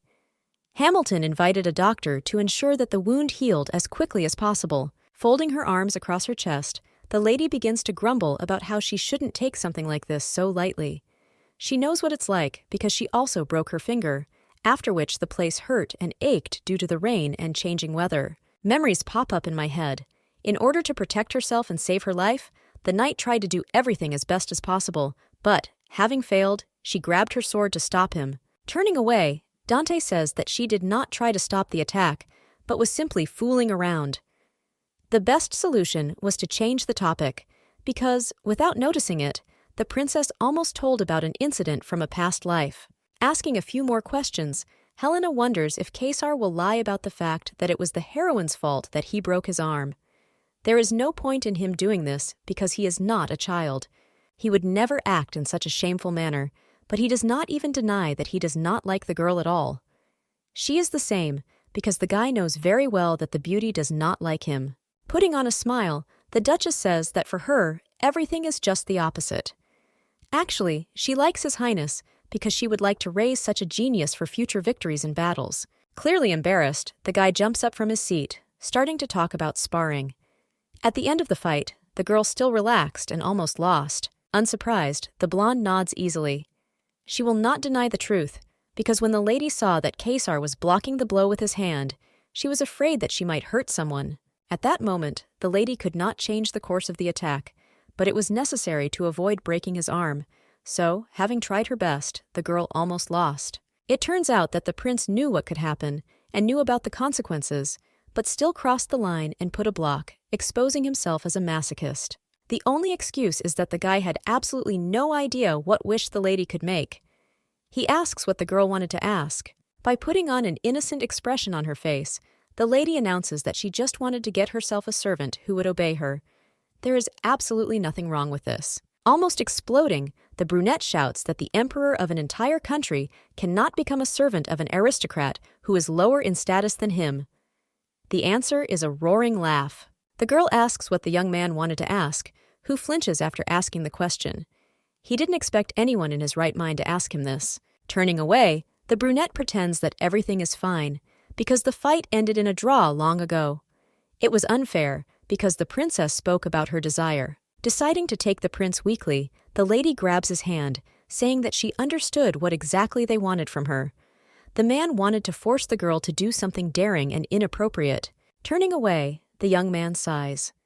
It is unclear who they take him for, although the brunette just wanted to suggest calling each other by name in order to perhaps become friends in the future. Not understanding what the problem is, the blonde asks why make a whole wish out of this. Perhaps she was not destined to understand what the whole problem was. For the guy, this is a very serious matter, because even when His Highness asks to address him informally, people become uncomfortable, which leads to misunderstandings. When the young man asked Hamilton to address him by name, he fell to the floor in a bow. He begged to forgive him if he had done something wrong, and not to do anything like that to him, continuing to sob. Looking at her interlocutor, the heroine understands what he is leading to. The same thing had happened to her before, because in her previous life she was an empress. Now everything has continued despite the changes. In her past life, the queen also almost begged Elez to do what she asked, but in the end, she received nothing but a refusal, which turned out to be difficult to accept. Although everyone held the empress up and stood in awe, all they really wanted was the power that the princess could give them. Nobody wanted to get close to her. It was precisely because the others wanted nothing to do with the queen that she simply took this step, asking Elez to address her informally when they were alone. Instead of agreeing, the man told Her Highness not to say anything like that, even as a joke, thereby rejecting the proposal. Snapping herself out of her thoughts, the beauty nods, promising that she will call the prince by his name, even if it is not something that should be done. Asking in surprise, the prince cannot believe that everything will be exactly as he wants. The princess promises to speak to him as a friend in an informal setting. Smiling, the beauty nods again in agreement, as if confirming her words. She asks the prince to sometimes spar with her, so that the training will help her remember forgotten things. The brunette freezes, mindlessly looking at his interlocutor, who offers nothing more, only waiting for a specific answer, which she should receive very soon. The guy's cheeks turn a little red from such drastic changes, despite the fact that he was incredibly glad that the girl so easily agreed to everything that was offered to her. If Kaisar knew that this would happen, he would definitely come up with a more complicated wish in order to win and then make it. The girl just started calling the guy by name, and he was already so happy. It seems that for the complete picture, only such small details are needed, in the form of at least one friend. If Elez had done the same then, perhaps the Duchess would have felt the same. Laughing lightly, Dante imagined her face in the past, which would express joy. Bursting out with uncontrollable laughter, the heroine tries to calm down, hearing reproaches from the prince, who became even more flushed with color, which does not leave her face. Kaisar decided to take a break from training until his hand healed. He seemed quite complete without classes, because now he had friends. The three of them got together almost every day to play cards. This was a suggestion from Leonard, who clearly cared about Kaisar as if he were his own brother, but after a few days everyone got fed up. As usual, lying on the carpet, the friends complained about everything, because in addition to all the problems, trouble did not come alone, forcing them to stay at home due to the rainy season, which had just begun. The boredom is interrupted by a voice that says that on such days, something unusual usually appears in the duchy. Waiting for the children to ask about this, the man pauses. The brunette clasps his hands, saying that on summer nights like today, a woman in blue clothes usually appears in the basement, looking for a new victim. The boys try to make their interlocutor change his mind and say that he simply lied about everything, but he remains silent. Sighing indifferently, the beauty with a stony expression on her face says that ghosts do not exist. This was clear even to small children who were 5 years old. Putting his finger forward, the man assures that there are neither one nor two witnesses, which adds credibility. It is for this reason that the Duke restricts the entrance to the basement. The prince quietly turns to Leonard, asking if this is true. Almost crying, the boy says that the entrance to the forbidden room is really closed, so that no one goes there. Of course, the father does not allow him to go down and go there, because no one knows what will happen to the one who is caught by the ghost. A person may be very unwell. You can see that the corners of the guy's lips are raised, which means he's joking. However, without stopping, the man asks to be calm, so as not to catch the eye of the woman in blue. Starting to scream, the friends grab each other, hoping that this will somehow save them. Obviously, they are children, so they believed in another story. Knocking on the door, thereby causing panic, the brunette enters, asking Mr. Viscount to discuss with him the details of the carriage repair, which needs to begin today. Sighing, the blonde escorts Hamilton out. Apparently, the guy relieves stress after work. Asking those in the room why they were so scared, the girl looks at them skeptically, because this is not true. Jumping up from his seat, the prince vehemently assures that ghosts are not a myth and they exist. They are even in the imperial castle, not to mention the Duke's estate. They say that on days when the sun disappears, there is complete silence from which you want to hide. A ghost haunts the castle and seeks revenge. Sealed by Empress Dante Renatus in her youth, the dragon Cruze flies through the corridor and searches for her reborn body. She left the world a long time ago, but he still does not want to forgive what the woman did. It's even harder to believe in such a fable than what they were talking about before. No one seems to care about her opinion or why this happened, because she knows this dragon. It's not clear why you need to fly in the castle if everything burned down and disappeared. The prince decides to take an important step and suggests that instead of cards, they go to the basement tonight and see for themselves whether there is a ghost there. A fight begins between friends. The princess is not going to go anywhere, while the prince is trying to get her to get up and go with them. Nobody pays attention to Leonard. Falling to the ground, the girl rolls onto her back. It seems terrible to do what you most don't want on such a hot, sultry day. If a couple wants, they can go together. Already turning to threats, the girl breaks into a scream. She doesn't want to go anywhere, no matter what they might offer her. I just want to get a little peace and quiet. Anyway, no one left a choice, so the beauty stands in front of the door to the basement, holding a candle to illuminate the road, which is completely covered in darkness. Stopping near the doors, the guys check the door, realizing that it is locked, which is quite logical after all the stories. I don't want to believe that the heroine fell for such a simple trick that was thrown as bait. They wanted to take her lightly, saying that the princess was simply afraid. This character trait did not go away even after rebirth, so the Virgin is skeptical about such fun. No one knows where the key is that would help open the door. Taking out his sword, Leonard swings. They understand that there is nothing left but to break the lock that blocked the passage to that very treasured place. Realizing that there is no choice, the girl rushes forward. There is no need to create unnecessary noise, which would probably wake up all the inhabitants. She can handle this matter herself. The girl, of course, does not have a key, but this is not even necessary, because there is always a hairpin in her hair that will help to cope with a closed room, allowing friends inside. During the times of street children, she often did this, but in order to avert suspicion, the beauty says that she just read about it in a book that talked about everything. The door opens with a dull sound, letting everyone inside. Once there, young people still cannot muster the strength to go inside. Taking the candle from her brother's hands, the girl orders them to look at their feet. From here, she will go first in order to prevent any problems that might arise. The opinion changed because Leonard took the blow, being the eldest. Carefully going down the steps, he looks around to understand what awaits them. The atmosphere in the basement turned out to be even worse than imagined. The dampness and dust didn't help at all, but I had to pull myself together, because if one of them got hurt, only the heroine could take care of her friends. There was nothing scary here, even if at first it seemed like there was a ghost there. In the depths of this tunnel, there is a canal, because everyone hears the murmur of water, which makes it clear what exactly it means. There are definitely no ghosts here, but the temperature has dropped sharply. At the beginning of the stairs, I was almost breathless due to the temperature, but now my body is literally freezing. The couple was finally convinced that everything was in order, and the story about the woman in blue was a fiction, which means that it was time for them all to head upstairs to return. The iron door slowly rises, exposing itself, allowing the boys to see something in the distance.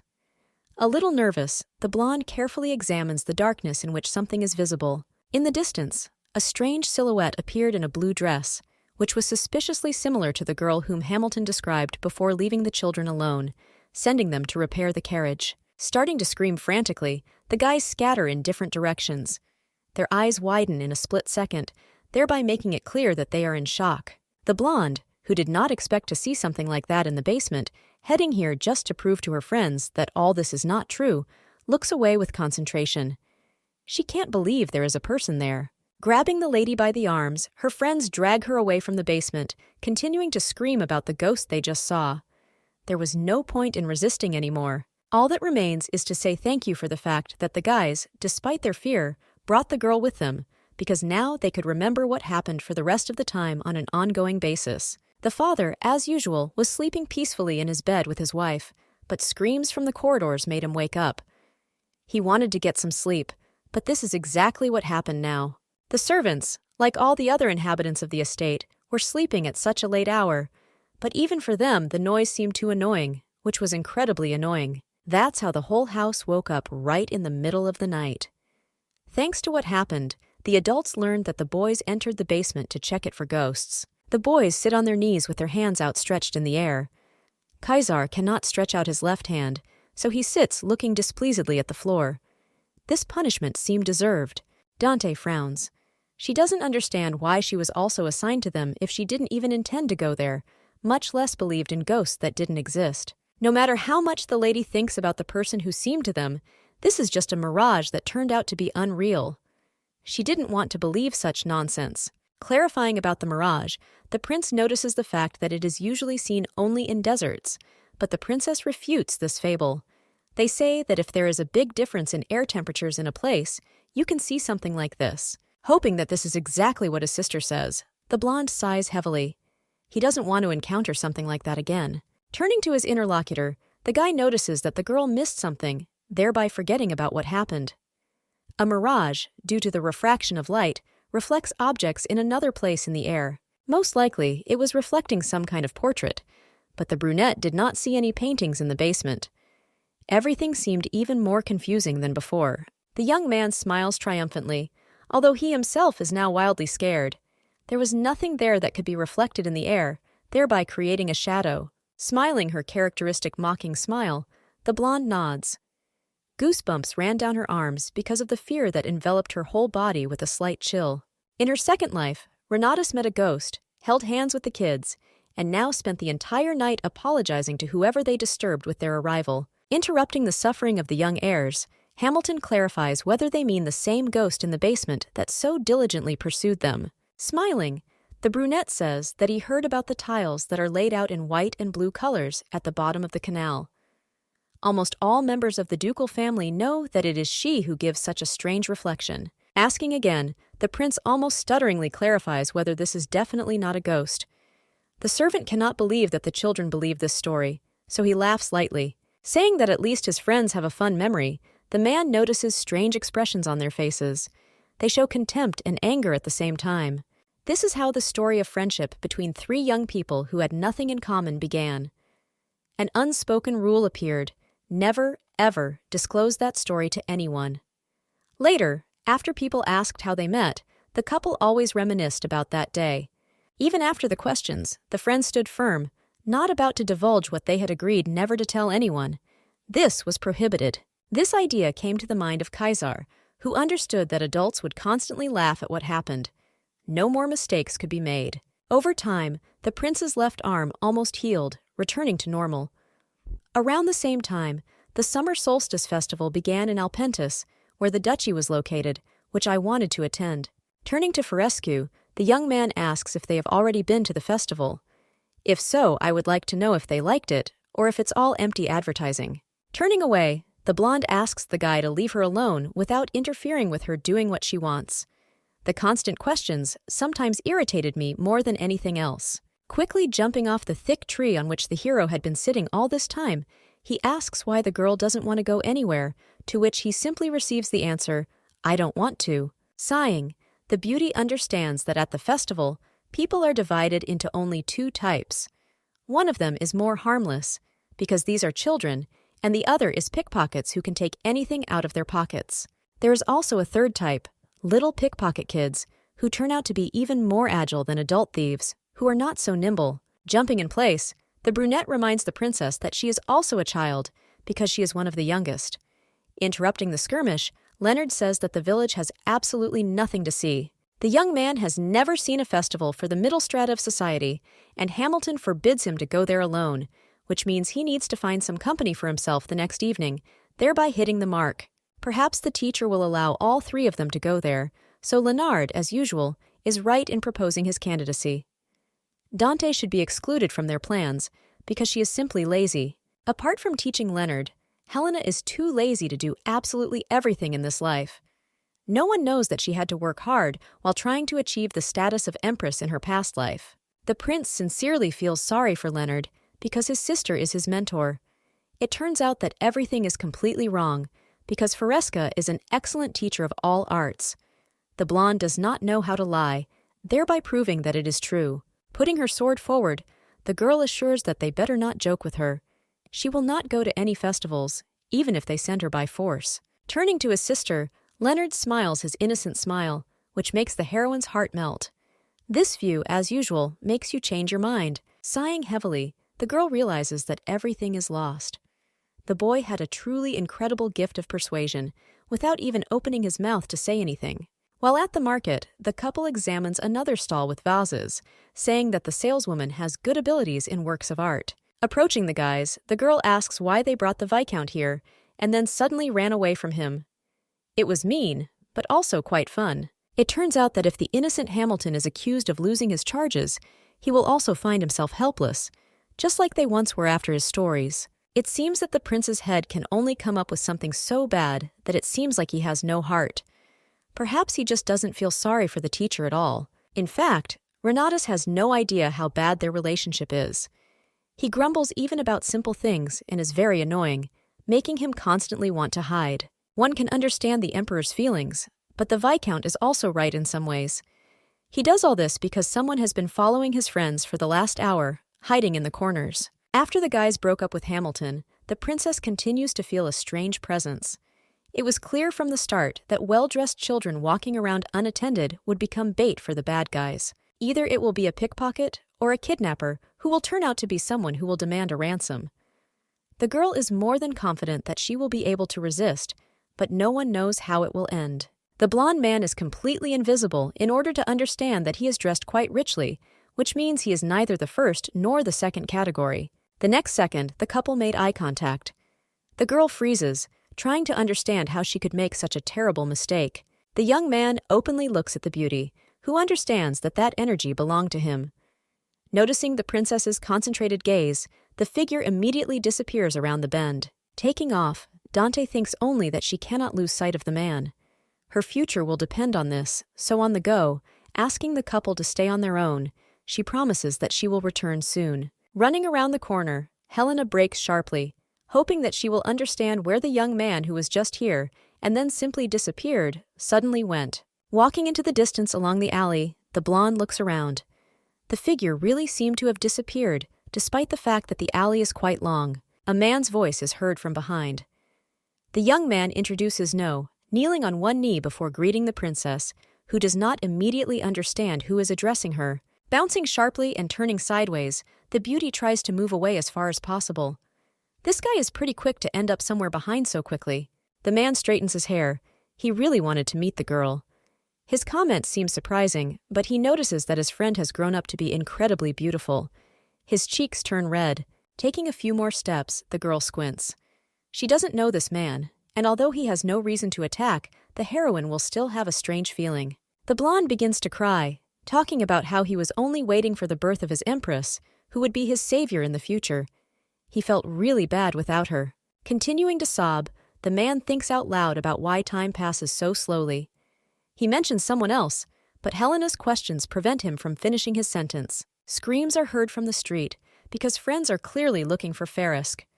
Rising from his knee, the guy wipes his face, saying that very soon he will come to the princess again. Turning around, he is about to leave, once again promising that before everything is over, he will be able to visit the empress to tell her the desired story of his life. Starting to run, the girl tries to catch up with the stranger so that he can explain more clearly without any problems.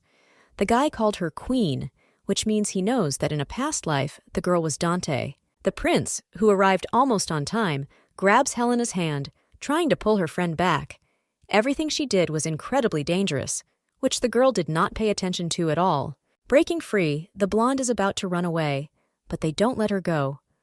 Caesar seems crazy at the moment because he's frustrating the plans of the girl, who doesn't seem to understand why it's impossible to talk to that person. Looking around, Renatus realizes that the man has disappeared into the air again, as if in 1 second, leaving behind only dust that slowly settles to the ground. The beauty looks at one point, unable to find the strength to believe what is happening. It seems that something is threatening her existence, without making it clear what exactly is wrong. Asking what the man did, the brunette starts screaming because the answer, nothing, did not suit him. The atmosphere was completely different, making it clear that the guy was going to cause harm. Grabbing the princess's wrist, the young man pulls her closer to him, stopping absolutely any attempts to escape. Trying to justify herself, Renata says that she was only asked for directions, and she showed it. The beauty understands that they are worried about her, but there is no need to be angry. Frowning, Caesar nods. What has been said still does not seem convincing, but there is simply no strength left to argue any further. It looks like they didn't believe the girl. Even the heroine herself understands that such an excuse seems ridiculous, but there was no time to find a plausible legend. Asking to let go of her hand, Helena realizes that it will leave a bruise. After instructions, the young man can do whatever he wants. Grabbing her wrist, the blonde pretends to stroke the place where she was being held, continuing to assure that the stranger did not tell her anything. Leonard offers to go further to the fair, to which the prince asks to find Hamilton, because the time has come to unite. The boy himself just recently ran away from him, and now he offers to look for the Viscount, without even knowing where he is. Sighing, the young man talks about the carriage. Every time Kaiser does this, the teacher is waiting for him near the carriage, exactly where they separated. This means that the boy ran away more than once. The brother offers to go call the man, but the brunette interrupts him. If he is left alone with the princess, they will definitely quarrel. Offering them to go together, the girl tries to ignore the questions looming on Leonard's face. If No is still around, you can't miss your chance. Twitching with anger, the young man sighs. She is going to wait completely alone, and obviously, when the stranger offered her candy, she is going to immediately follow him to her certain death. Reminding again that the man was just asking for directions, the heroine realizes that they are not listening to her. The guy promises that he will quickly run there and back, because the carriage is very close from here. Losing sight, His Highness leaves his brother and sister completely alone. It turned out as if they were simply using it for their own purposes. Turning to Helena, the blonde clarifies for the last time whether everything is all right. Stroking her head, the young man realizes that nothing threatened her health or life. Hugging his sister, Leonard agrees, because words always have meaning, but this does not change the fact that he is incredibly worried. He thought that the girl was injured, because she did not come here of her own free will. Sighing quietly, the girl admits that her brother is the best in the world. He is sweet and calm, unlike the one who, although he is the same age, gets angry when things don't go according to his plan. Snuggling up to the guy, the beauty thanks him for the care that he tirelessly gives, while never asking for anything in return. Empress or not, it doesn't matter. Surely yesterday's man was just another crazy person who couldn't control himself. You can simply forget about what happened in order to continue living a calm life. Still in the embrace, the girl relaxes. Now even the energy that followed the girl has disappeared. She was here from the very beginning, and only now it seemed to have disappeared somewhere. If the young man was hanging around, intending to get closer, now would be the time to do it. But if he disappeared from the moment Kaiser separated, then this is a bad sign. Tearing herself away from her brother, the blonde looks into his eyes with horror. The realization came too late, despite everything that had happened recently. She should have known. The prince found himself in danger, without knowing it, heading towards certain death, which most likely awaits him if someone does not dare to save him. The girl was too frivolous. People had a choice, either a princess who was nothing, or a prince who, although he had lost his power, was still in line for the throne, and who, of course, would be attacked. They don't see His Highness, but the girl is more than sure that he was dragged into the brothel. There's no one there during the day, so you can easily hide someone. Breaking into a run, the beauty heads towards the very house we were talking about.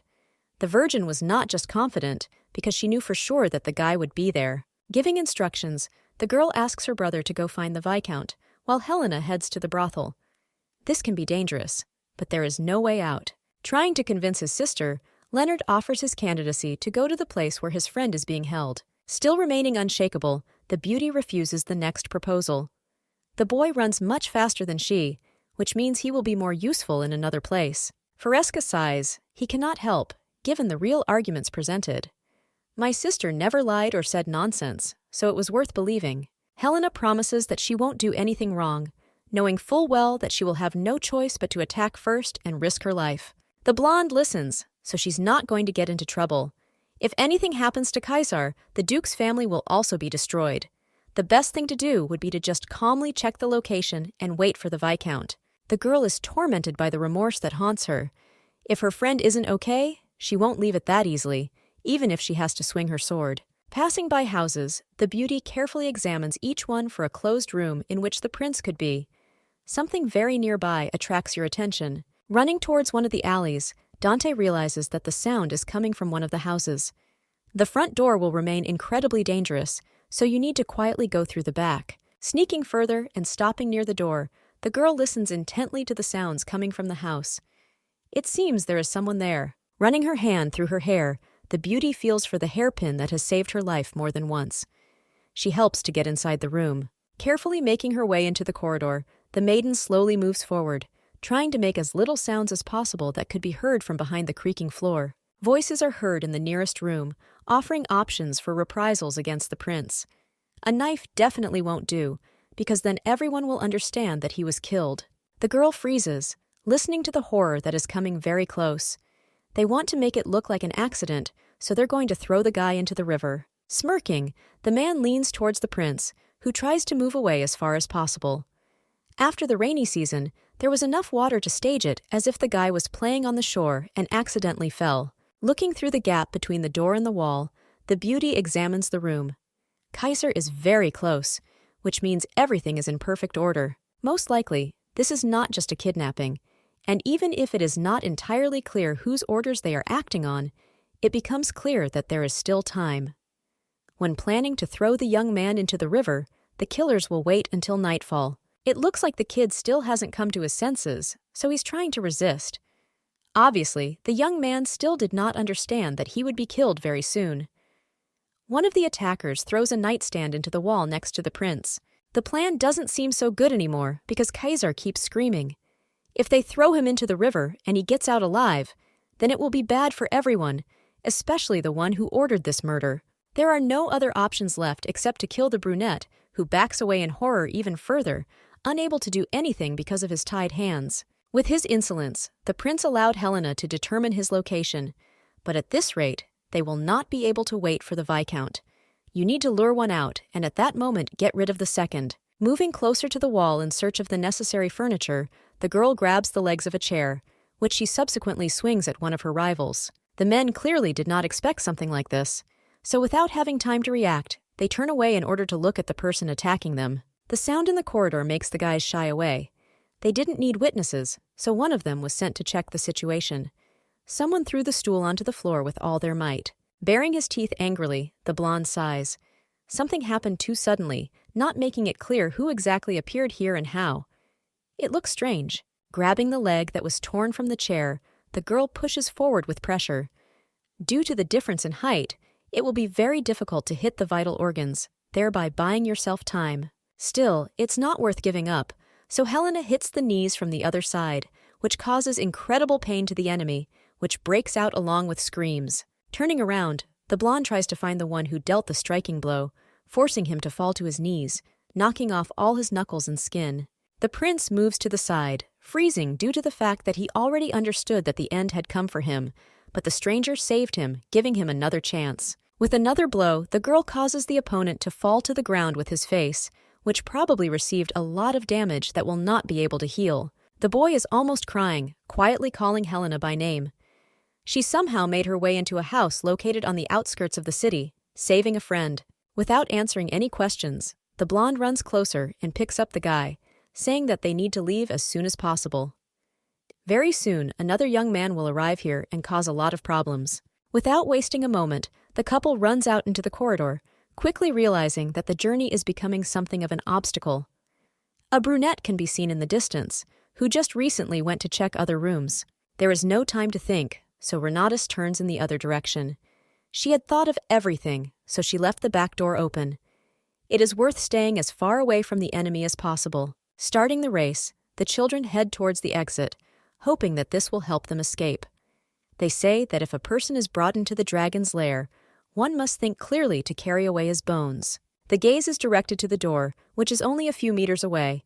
If they can just get out of there, it will be the biggest victory. Just about to let go of the stick in order to speed up, the maiden abruptly changes her mind on this matter.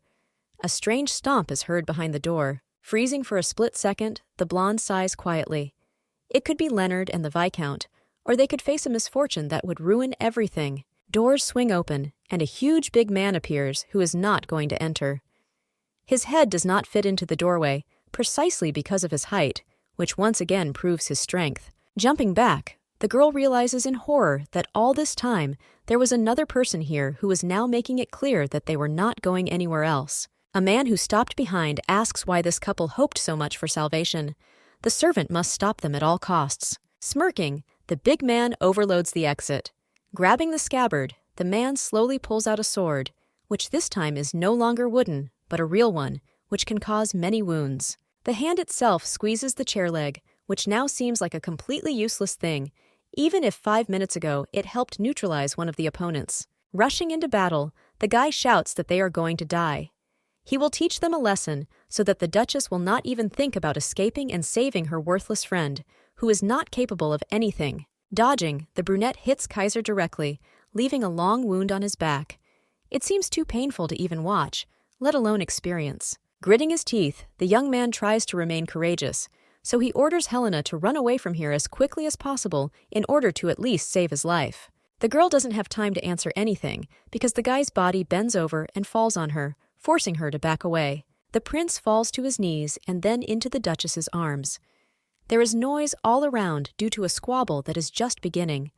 The leader accuses his subordinate of wounding His Highness with a sword because it does not look like an accident. All this time the girl was hugging her friend, but now, raising her hand, she notices that a scarlet stain appears on her snow-white skin, which comes from her clothes.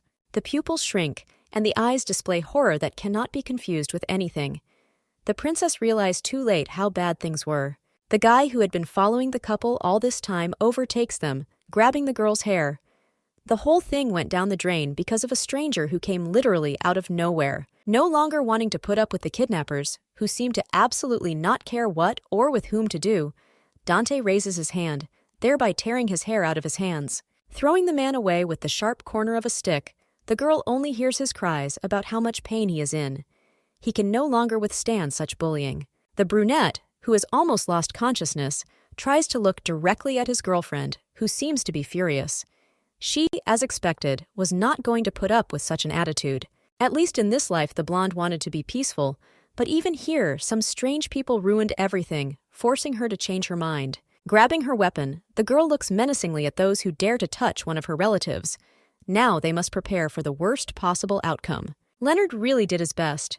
He ran as quickly as possible to find the Viscount, but everything ended very unfavorably. Hamilton hoped that they would make it in time, but the girl turned out to be much faster.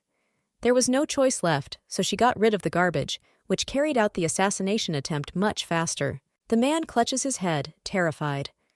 The girl confronted all these people alone, considering that one of them was 3 times her size, carrying a real sword. Looking around to once again make sure that his eyes do not deceive him, the Viscount looks into the princess's eyes, asking who she even is. Helena silently wipes her face from the blood that runs down her cheek. She can no longer make out which of the dead left their imprint, but that doesn't matter. Renatus did it all without any effort. After the incident, the beauty was sick for more than 3 days. The load was too much, but it was worth it. Luckily, the kidnappers survived, but they were sent to the capital, so it doesn't bode well for them. Those people will pay a price for daring to touch a member of the imperial family. The king was not going to leave the matter just like that. That day was still incredibly grueling, forcing the girl to forget about everything around her. But most importantly, Caesar survived. There is no longer any threat. At first it seemed that there would be no more problems, but Fresca had to listen to a long lecture from his father, who was amazed at how everything had turned out.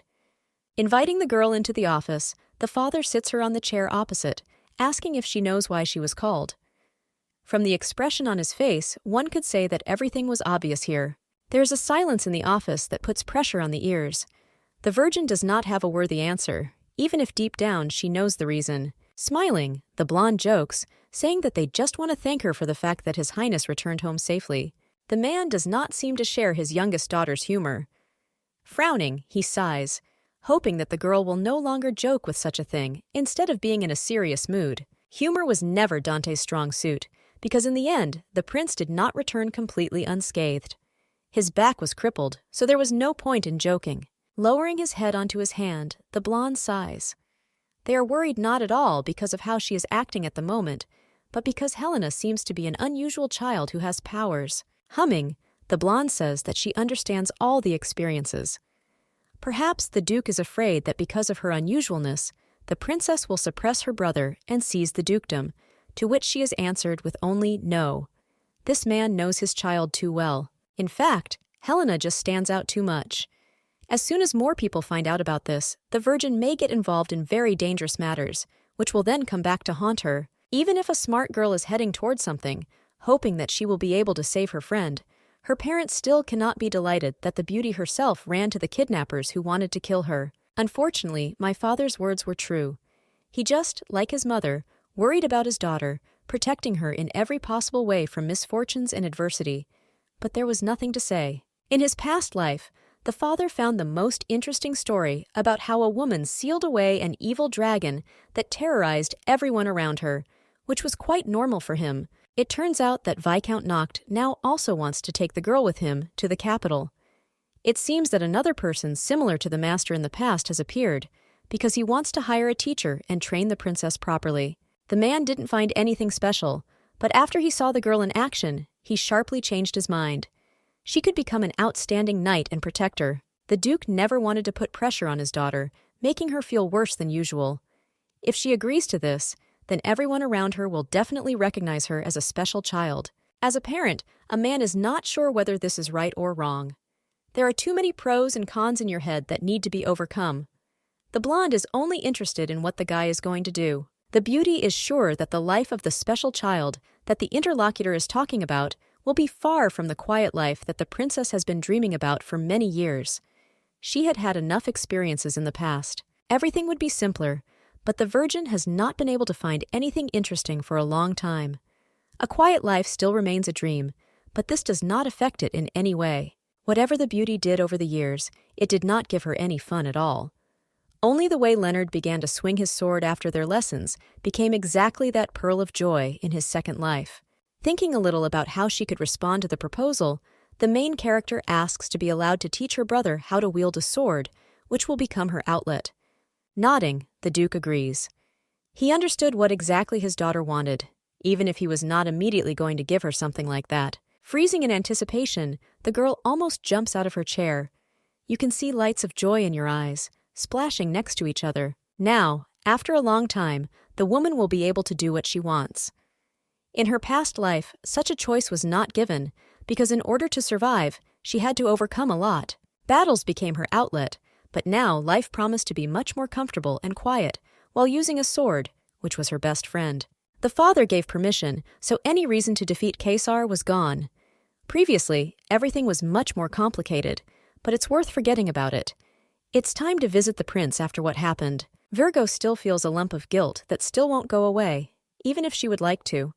The boy was injured because the knight doubted. The girl does not understand where the boy with his hands tied got the courage to cover his girlfriend with his body, thereby saving her from being wounded in the stomach. Sighing heavily, the girl leans on the door with her hands. Nothing will come of what she has in mind, so she should just go back and not bother her friend. She didn't notice the prince next to her at all. Announcing his presence, the boy asks where she's going to go. He doesn't quite understand what happened and why his friend is so upset. Without letting her anger out, the blonde asks why Caesar wanders the corridors so late instead of sleeping. He just couldn't sleep, but ended up catching his girlfriend doing some important nightly things. Walking into the room, the guy sits down on the sofa. Smirking, he assumes that the girl was going to do something daring with him while he sleeps, thereby giving himself a chance, which is delusion. Leaning back on the bed, the young man turns over. His wound is almost fine, despite the heavy loss of blood. The place seems to be burning, but he can move freely, helping himself in his actions. Sighing, the girl says that the young man now probably won't be able to get married. There has long been a legend that the groom must have an easygoing character and smooth skin. Getting out of bed, the blonde walks from side to side, pretending to lament that now the young man will not be able to get married. She could say that she was very sorry, but that was not the case at all. Trying to resist, the prince assures that his friend will also not be able to get married, to which she nods her head. She doesn't have to choose, because her brother promised to take care of her until she is old. Turning away, the boy almost screams in horror, because he does not want to accept such rules of the game. If everything turns out this way, the heroine will have to take full responsibility for what happened. The refusal is not long in coming, because the girl would have a headache, even though she gets a headache from everything she does. Smiling, the blonde sighs. Still, bullying the emperor is a lot of fun, so you need to quickly come up with something else to cheer yourself up. Sitting back down on the bed, the girl calls out to Kaysar. She's been worried about something lately, and it's because the patient's face is too exhausted and looks too bad. Approaching the boy, the heroine asks how he sleeps. It seems that the old problem has returned, bringing with it many troubles, so the young man cannot sleep. Nodding quietly, the guy mutters something under his breath, hoping that he will eventually be heard. Things really were worse than ever, even if the hero tried to sleep. The real problem was that the prince was afraid. Every night he was tormented by nightmares that did not allow him to think about anything. He was afraid to return to the imperial palace. Curling into a ball, Kaiser hugs himself with his arms, saying that all people intend to kill him. This is not true, but there was still some truth to it, because the assassination attempt was committed quite recently. The blonde carefully examines the young man, who began to shake. His nerves are starting to fray, and if he doesn't get help, the whole situation may only get worse after everything that happened. Gently tugging at the blanket, the beauty reminds that there are people in the world who want to protect it. The Viscount and Duke are among those who definitely care. Jumping up, the young man illuminates his face, along which tears flow in a stream. He does not want any throne, because a quiet and peaceful life would be much better and more valuable than anything else in this world. Sighing, the heroine admits that this was expected. He is only 14 years old, which makes him worry about everything around him, especially when the guy does not know the future. The hand furiously squeezes the blanket, while the owner, trying to calm down, breathes heavily. He never succumbed to pressure, and all this time he tried to be what was expected of him. Time passed, and the fortress fell, because the brunette was just a child. He simply broke down because of those who wanted to get rid of the prince. Realizing that support is the only thing that really matters right now, the girl quietly calls Kaysar's name, hoping to attract his attention. It certainly won't get any easier, because even if the young man renounces the throne, the attackers will still have reasons to worry. They will try to kill the prince at any cost. Shuddering, the brunette stares in horror at his interlocutor. I don't want to believe the horror that could happen, but as long as Kaiser remains the crown prince, there remain those who intend to protect their owner at any cost. This is exactly what the princess learned in her past life. Every action was taken from reality, because this is how the girl got rid of her stepbrothers and sisters. Sitting up in bed, the brunette grabs his head with his hands. It seems that he is now backed into a corner and is in the most hopeless position imaginable. Smiling, the girl assures that there is nothing complicated here. Kaiser is first in line to the throne, which means he should simply become emperor. Nobody knows that Dante was already an empress. Screaming, the boy says that it is much more difficult. A friend thinks this way because it doesn't apply to her, but she knows what to talk about and knows how to help. Opponents need to be shown that if they in any way touch the prince, then their lives will also come to an end. The more they push you into a corner, the more you need to come forward to show everyone around you what you are worth. The boy will not be able to do what he is asked to do. He is not as strong as a master, so he has no idea how to face others. One has only to object because the future emperor is much stronger. He saved his girlfriend, risking his life, even knowing that this could not end well. Reaching out her hand, Helena intertwines her fingers. Boys are really much stronger, so they simply have to become emperor without running away to hide away from the others. Determined to encourage her friend even more, Faresca promises that she will never leave him, ensuring that he becomes emperor in the future. Memories of that day come to mind when the maiden sitting opposite deftly dealt with everyone around, snatching the sword from the enemy's hands and then taking his life. He can definitely be calm. Still not letting go of the girl's palm, as if this is the last salvation, the young man nods, saying, "Thank you." All that remains is to sincerely rejoice and hope for a good future. After everything that happened, the couple went to sleep next to each other in the same bed. Dante didn't want to leave her friend in such a sad situation, especially knowing that he wouldn't be able to sleep without someone next to him. That night was long and terrible, but left alone, they were able to overcome everything in the world.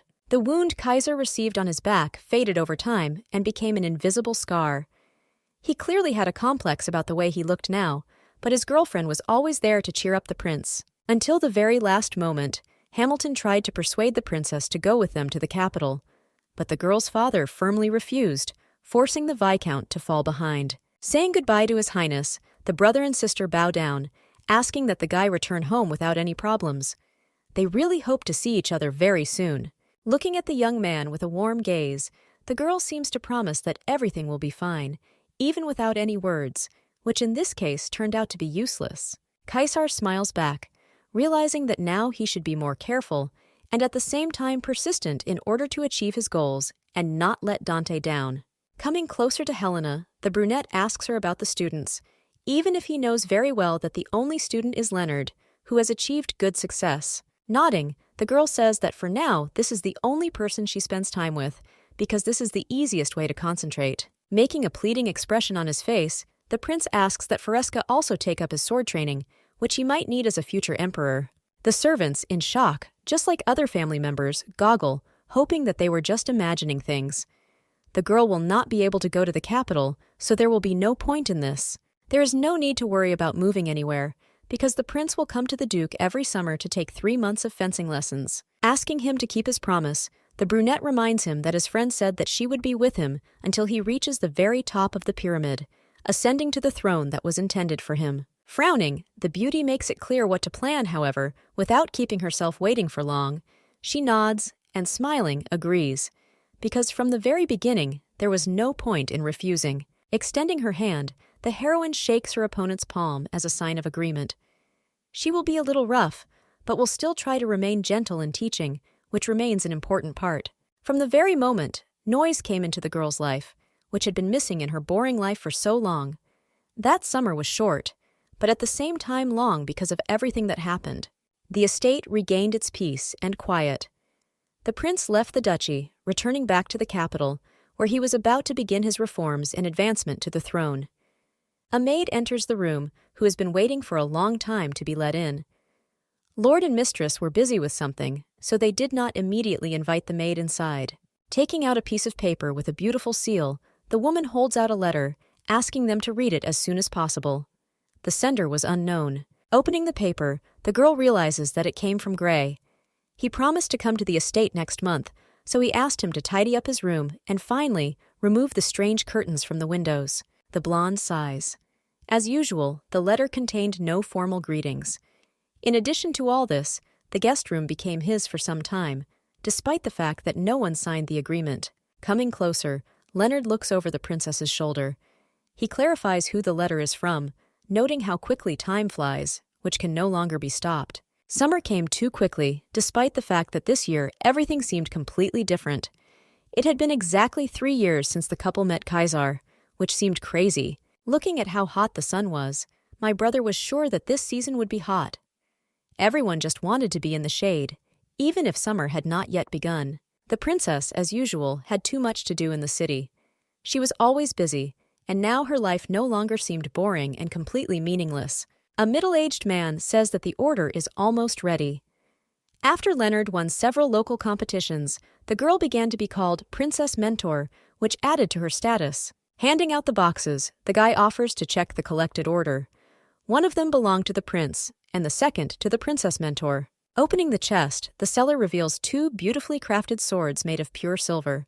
They were needed for new sparring sessions. While examining the goods, Helena is interrupted because the man says that the Perel family told her, because their son wants to learn fencing, and only Dante, the most capable of all teachers, is nearby.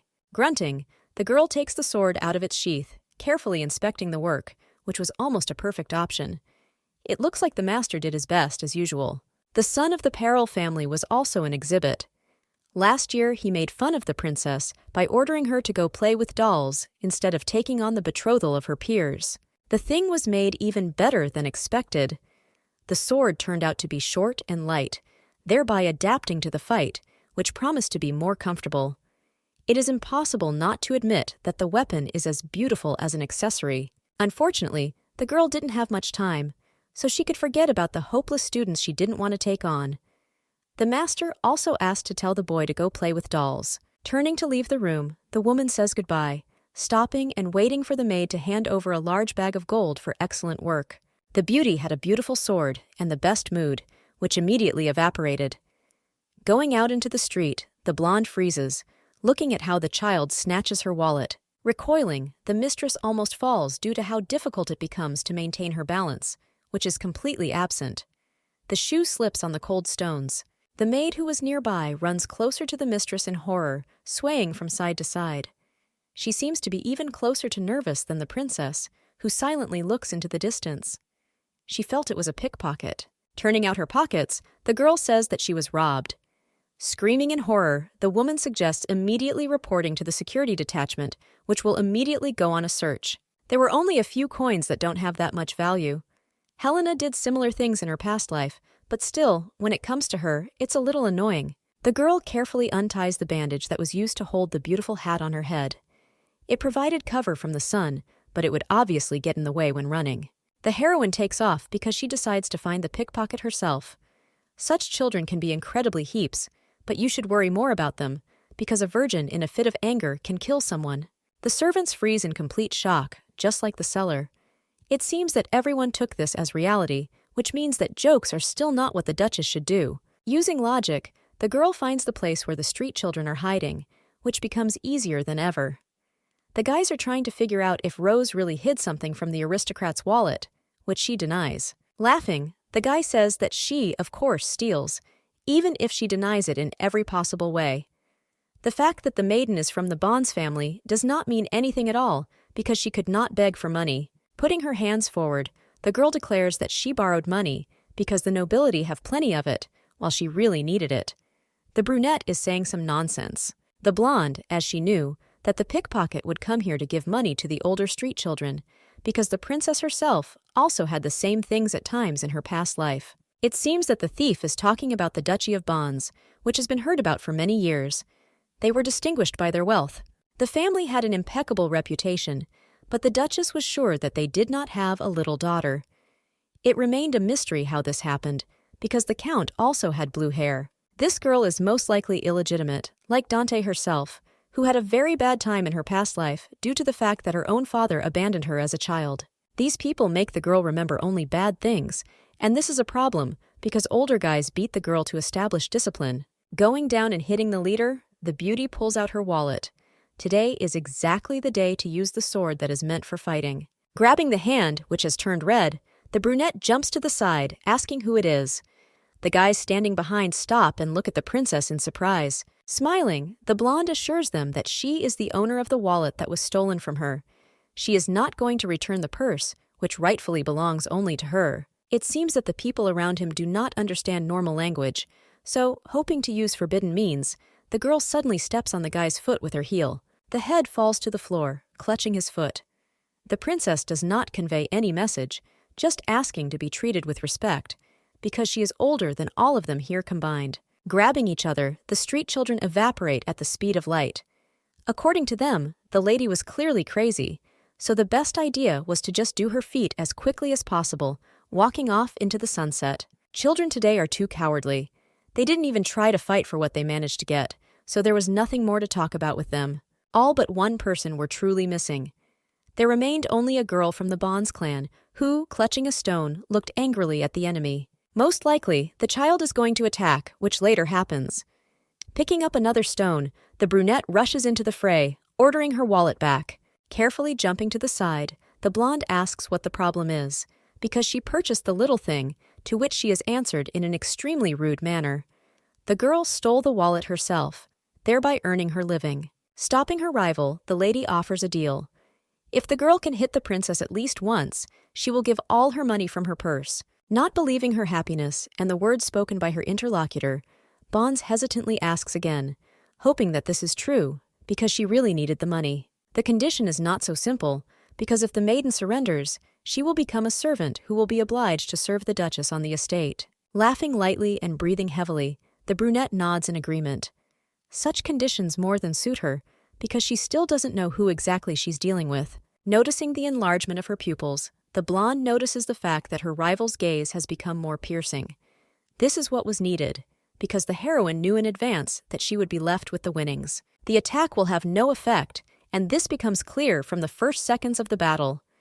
Easily dodging stones that fly in a hail to the side, the beauty tries not to show how easy it is for her. The hand rises into the air in order to catch the handle of the sword, which has been attached to the back all this time. Convenience allows you to make every move faster. Jumping to the side, the Duchess launches into a counterattack that is almost impossible to counter for an inexperienced fighter like Bonds, who screams helplessly. By lightly waving the weapon in such a way as not to hit the girl, The aristocrat adds fuel to the fire by saying that the thief cannot do anything to her. She did not expect the princess to attack, but she did not say that this would not happen. Dodging again to avoid being hit, the brunette screams that it was a trick not worthy of being used. Hiding her face in her hands and trying to defend herself from the attacker, the girl asks to stop. She was wrong, so even after what happened, she admits the mistake she made. Kneeling down, the lady asks for forgiveness and promises that she will no longer steal the aristocrat's things, to which she nods. A Bond's family man can't steal anyone's things. Bursting with bitter tears, the brunette begs her to forgive her for saying something she shouldn't have. She's just an illegitimate child who doesn't even know what the count looks like. Folding her hands on the sword, which she places on the ground, the lady, not at a loss, quietly asks what the name of the heroine is, who tried so hard to hide it. Bowing her head, the girl says her name is Tara. The next question doesn't keep you waiting, so the lady asks about the origin of the name. According to the mother, the street child was named that way even before birth, and it was the count himself who chose the name, which eventually stuck, even after the man abandoned his family. Holding out the blade, the Duchess gently lifts her interlocutor's chin with the tip, saying that everything is in order. She doesn't seem interested or disappointed because she doesn't care. From now on, the girl will be called Agate. This new name will be perfect in appearance, helping to forget the old days that were not too rosy. Turning around and heading to the side, the Duchess reminds that she was promised to become her servant if the win is on Dante's side. Now, you definitely won't be able to escape your fate. Not quite planning to follow the new owner, the girl asks why they chose her. She was a thief who was suddenly taken into the estate. The answer to this question is even more difficult to find than to answer. Once upon a time, in a past reality, Renatus helped a person who saw something in her. Perhaps this is simply a desire to pay for the shameless life of a street child. Deciding not to reveal the secret, the girl only says that she likes to pick up people on the streets. From that day on, a new family member appeared in the castle. Agoth was a smart child who, in addition to all this, turned out to be not much younger than everyone else on the estate because the girl was 12 years old. The baby quickly learned everything, thanks to which she earned a good reputation among the servants and even quickly got used to the dukedom, thereby showing how capable she was. There was only one but left, because the girl always followed her mistress. She was helping, so one day she simply asked her to tie her shoes, because the Duchess should not do something like that. Otherwise, Agate noticed dust on her mistress's shoes, so, kneeling down, she offered herself and her dress as a rag for her feet. Going beyond all limits, the maid even tried to feed the princess, saying that she did not have to hold the fork at all. The maid obviously couldn't believe her luck, so she wanted to pay back. The only place where they were not allowed was the training field. The princess asked not to follow her, leaving the girl to wait, like a dog sitting in one place. Leonard, who has been observing this phenomenon for several days now, once again asks if everything will be okay.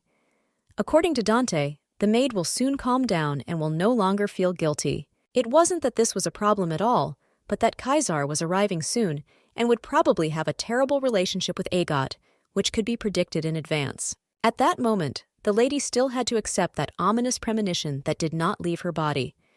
That very day came, without foreshadowing any misfortune that happened later. The carriage, which stopped very close to the main entrance, releases His Highness, who greets Helena and Leonard, who, for sure, missed him. The couple freezes with surprised expressions on their faces. They seem unable to find the right words, which flew out of their heads in a split second, no longer allowing them to object. Silence stretches around, which causes discomfort to everyone around, who are trying their best not to show it. This Kaisar is definitely not the one the princess saw last year. It seemed that the guy had shed his chrysalis shell, so the maiden decides to ask how much the prince has grown in general. Putting his hand on the girl's head, the guy says that he is now about 6 feet or even taller. He had grown a lot, just like Leonard. So now, looking at the master, it seemed to him that Helena had shrunk even more. The young man's hands also turned out to be quite huge, resembling the paws of a giant, so by kicking, the beauty forces him to let go of her head and not spoil her hair. Putting her hand forward, the girl hits her friend in the stomach, to which he only laughs. It seems that the character has become even colder since their last meeting. Still, realizing his mistake, the emperor collapses to the ground, clutching his stomach. In this empire, no one except the master treats the crown prince this way, which is simply ridiculous. Rising up, the brunette grins. He likes the duchy precisely because whenever he comes here, everything always remains exactly the same as before, without any changes. The words don't seem to have the same clear effect as before, because the maid comes into view and grabs the princess's arm, glaring angrily at the guy. Sitting in the living room, the couple had been discussing for the second hour that no one could be trusted. The prince could not understand why his friend brought a beggar woman into the house, who could steal a lot of things. Humming, the girl says that she does not cause any problems, thereby greatly liking the princess. Kaisar does not agree at all, because he cannot do anything about Leonard, but instead now has to worry about the servants. Staring at her interlocutor, the girl asks why he should worry at all. He will only be here for a few months, which is not that long of a number of days. Already starting to scream again, the young man is no longer able to restrain himself. The girl seems too kind to other people who don't deserve it. Interrupting, the brunette asks with interest where the princess is looking all the time during the conversation, who seems not to be taking her eyes off something special. Still not looking up from her contemplation, the blonde says, without any embarrassment, that she was looking at her interlocutor's hips. The young man freezes, trying to digest the information he has just received. The pupils shrink while the guy tries not to scream. Jumping up, the prince grabs his knees, pressing them closer to himself. The girl has completely gone crazy, although she finds a reasonable explanation for this. Over the course of a year, a friend has gained a lot of muscles, which may be growing due to some kind of sport. The beauty begs to touch her leg just once, completely not noticing a god who opens the doors to bring in a cart with tea. Setting the cups down on the table, the brunette also offers sweets that should have been a nice addition. Receiving gratitude, she looks contentedly at the object of her adoration. Not intending to step aside, Agate only comes closer, almost touching his shoulder with the opposite one. Leaning even closer, the girl does not want to go further than a few centimeters from the princess, who does not seem to feel the same delight. Pointing his finger at the door, the young man orders the maid to leave because he and Helena had an important conversation, which in the end did not take place because the guy refused to show his thighs. Stepping forward, the maiden reminds that she must protect her mistress from willful people trying to seduce the princess with their pumped-up thighs. Pulling his legs under him again, the prince shouts that this is complete nonsense, to which Agoth bursts into tears and falls into Dante's lap, telling her that the man is shouting at her. Kaiser has grown big, but still behaves like a 10-year-old child who can't grow up. Rising from the chair, the mistress invites the girl to go to another room and calm down. Smiling, the brunette turns towards the losing man, who now definitely won't be able to do anything as soon as the couple leaves the room. A man, being embarrassed, is no longer able to control his impulses of anger, which are ready to break out and injure everyone around him right now. Realizing that the situation urgently needs to be saved, the young man calls out to Helena, hoping that the girl will give him at least another 10 minutes of her attention. Sitting down on the sofa in the appropriate position, the guy spreads his legs on the floor, pointing at one of them. Dante wanted to touch the muscles so badly, and now she will be given the opportunity. Clarifying her intentions, the beauty receives another consent. They are on very good friendly terms, which allow such manifestations of love. Now the victory remains on the side of Kaisar, who looks incredibly proud. He never remains in the red, even if it means sacrificing his honor. The look on Agoth's face makes your insides clench. She is ready to cry just because she will now spend less time with her mistress, who has just been distracted. The blonde doesn't remember them being so close, but she certainly won't miss the opportunity that was so easily provided. Sitting down next to him, the girl carefully runs her hand along her leg, feeling the pile of muscles right under her palm. Sports was still something special in His Highness's routine. Blushing, the princess sighs contentedly. The leg seems hard, like a stone, which gives incredible pleasure mixed with admiration. The muscles have already differentiated, even if the prince is only 17 years old. This man is incredible, because even when Renatus was in her prime, she could not boast of such wealth. Smiling, the beauty can't stop doing what she started doing. The prince grew up unnoticed by everyone, allowing others to doubt their abilities. Approaching the guy's ear, the girl asks what Kaisar is going to use. Of course, she was talking about techniques, because with his training set, he could use even high-level techniques without straining his body. Realizing the whole situation too late, the lady moves even closer to the young man. The cheeks flush red, showing embarrassment that reaches right to the ears. Realizing that for the heroine, this is a huge awkwardness. Like an abyss, the young man asks what is wrong, to which he receives only a crumpled answer, saying that the princess will leave first. After everything the maiden has done, she simply abandons everyone with whom she was here, even rejecting Agoth, who wanted to go with the beauty but was refused. The scream, which was higher than usual in decibels, made the couple cower and remain in the guest room with surprised expressions on their faces, hoping that everything would end well for them. Running down the corridor, Helena tries to escape not only from the room, but also from her mind. The way she reacted to a simple situation doesn't suit her. The girl simply became embarrassed after she had sufficiently crushed the prince's leg, who himself agreed to this. Dante didn't expect that after everything she would feel so bad. The ominous premonition that remained before the carriage arrived turned out to be all too accurate. Kaiser grew up despite the fact that this was normal for a boy of his age. Freezing in the middle of the room, the blonde screams at the top of her voice, trying to release all the accumulated evil that was languishing in her chest as soon as possible. It all seemed like a cruel joke. It takes time to get used to a student who has matured a lot. After that incident, the lady began to avoid Caesar by hook or by crook. Coming to training, the young man, as usual, greeted the princess, to which he received nothing in response. Each time, Leonard was the only one who greeted the guy not coldly, but with a smile on his face. He was more friendly, especially since nothing happened between them. It was impossible to believe that everything the maiden feared happened. She was hiding behind her brother, who, not understanding what was happening, simply helped his sister. She could not look His Highness in the eye. During training, the brunette almost begged Helena to look at his stance, which required attention and adjustments. He looked helpless, despite his age and strength. The answer was either ignore or a cold answer. Without even turning to the student, the master said that you need to put your left leg forward and better hold your right one to achieve the result. Now, after what happened, the girl was even embarrassed to touch her friend. This applied to the lessons too, which made them suffer, and Leonardo was confused. Everything that happened was not on purpose.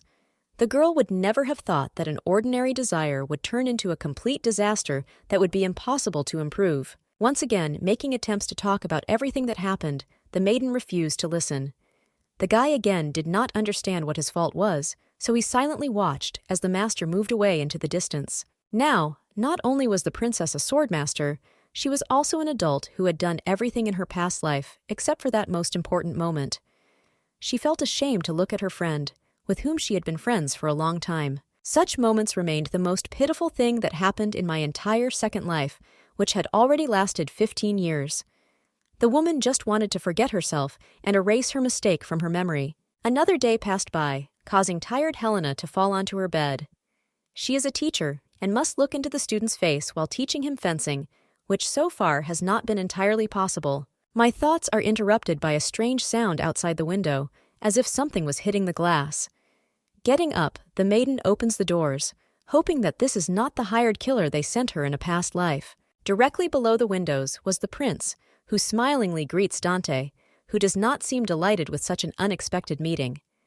A handful of stones that he threw remain in his hand. Turning away, the blonde thinks with annoyance that it would be better if it were a mercenary who would not influence her so much. Just about to go back in, the beauty again hears a man's voice asking them to talk about something incredibly important. Smiling again, the young man tries to win over the teacher for a conversation that obviously, as usual, will not go well.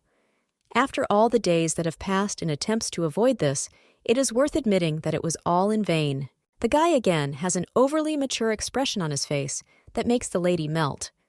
Allowing her friend to crawl through the window, the girl moves towards the bed. Loudly to express her displeasure, the blonde turns in the other direction. Next time, you will just need to use a regular front door. As it turned out, Agoth, who still remained overly devoted, remained standing outside the door, intending to guard the princess's chambers to the last, despite the fact that she had sent her to bed.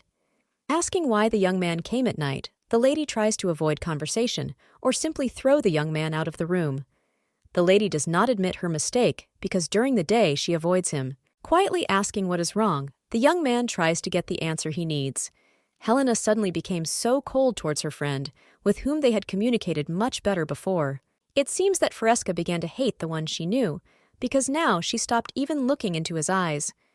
The reason is completely different, because the young man simply grew up too much, becoming like another person. Laughing like a madman, the interlocutor exclaims. It's not his fault, and it's clear even without confirmation, because the guy can't do anything with his body or mind. In fact, the girl just needs a little more time. She is not going to reject an old acquaintance who has become too dear to her, but it may take time. Kaisar looks worried, confirming his worries by saying that he will only be here for 3 months. They spend less time being apart, so it puts pressure on the mind. The prince never wants to admit his weaknesses, but now he is absolutely serious about the fact that he and Leonard can someday forget about their friend. Coming closer, the heroine carefully sits down next to Kaisar, quietly asking for forgiveness. She has no right to abandon her student, who needs her so much. Looking down at the floor, the interlocutor asks you to swear. He doesn't always use it as something worthwhile, but now the only option left is to save everything. Extending her hand, the beauty interlaces her fingers with the guy's palm. She will never again avoid the one she loves and appreciates so much, no matter what. Helena swears on her heart and admits that she was too insensitive. It doesn't matter what Kaisar looks like now, because he is still a student of his master, who remains the same deep down in his soul. Smiling, the young man nods. Now the situation will only get better because they talked. This should have been done a little earlier, but in that case, they would not have realized how much they needed each other. Inviting the guy to have a good sleep in his room, the girl listens to how tired he is, while he was in tension all the previous days, which made themselves felt. Instead of listening to advice, the young man crawls under the covers, leaning back on the pillows. Saying, "Good night," he turns in the other direction to begin to fall asleep. Not understanding what the prince is reminding, that the princess used to also sleep in his room with the argument that she was too lazy to go somewhere. They used to be children, so everything was allowed, different from what it was now. Grabbing a half shelf, the blonde heads out of the room to lie down on the sofa. Throwing his hands behind his head, the brunette says that the girl has vowed not to avoid him, despite the fact that this is completely different. This man is clearly acting like a child.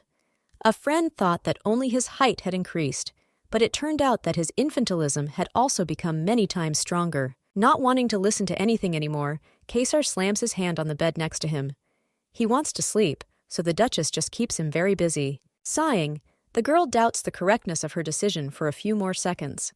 She wouldn't really want to sleep in the same bed with someone after everything that happened, but there was obviously no choice left. Deciding to do what is asked of her, the blonde climbs under the blanket, lying down next to the prince, who cannot take his eyes off, as if he is glued to the heroine. Still looking into the eyes of his interlocutor, the brunette says that now he can definitely remember the old times and how they used to spend time together. Without turning her head, the maiden only looks away, hoping that her silent question will be answered. Back then, a long time ago, they also slept all night in Kaisar's room after an incident that strengthened their friendship. Almost falling asleep, the man mutters something under his breath. If only he had known that his girlfriend wouldn't like him, he would never have grown up to not embarrass her. Turning away, the girl asks why the guy started talking about this. Words don't seem like anything real or valid. The hands intertwine again, allowing the couple to fall asleep. Kaisar, who surprised everyone with his strong growth, reassured the girl with his unchanging childish character, which still remained with him. Children grow up really fast, and it becomes noticeable when you don't spend much time with them. They began to rely on each other again to feel more at ease. The next day, the lesson began as usual, with shouting and giving instructions to practice the technique. The brother was ordered to use not only the techniques familiar to him. Previously, embarrassment made it impossible to focus on training, so now my efficiency has greatly increased. Every time the friends got together for dinner or for a walk, they did nothing but discuss swords. The two of them improved their skills very quickly, which really only got better and better each time. However, Kaisar, who seemed to not care at all, was no longer willing to pay so much attention to detail. The boy studied much faster than the heroine would have liked, which means she had a lot of paperwork awaiting her in order to redo the entire lesson plan that had already been drawn up, which had already failed. Perhaps the master from a past life felt the same way, but as a teacher, the girl could not skip classes just because of laziness. She was obliged to create new plans, at least a week in advance. The papers became the second curse, which is interrupted by a male voice heard from the side.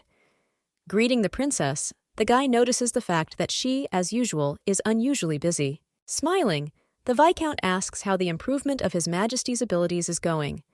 More than a year has already passed since the start of preparation, so it would be worth asking. It is precisely because of how well Caesar is developing that the maiden has additional work to do.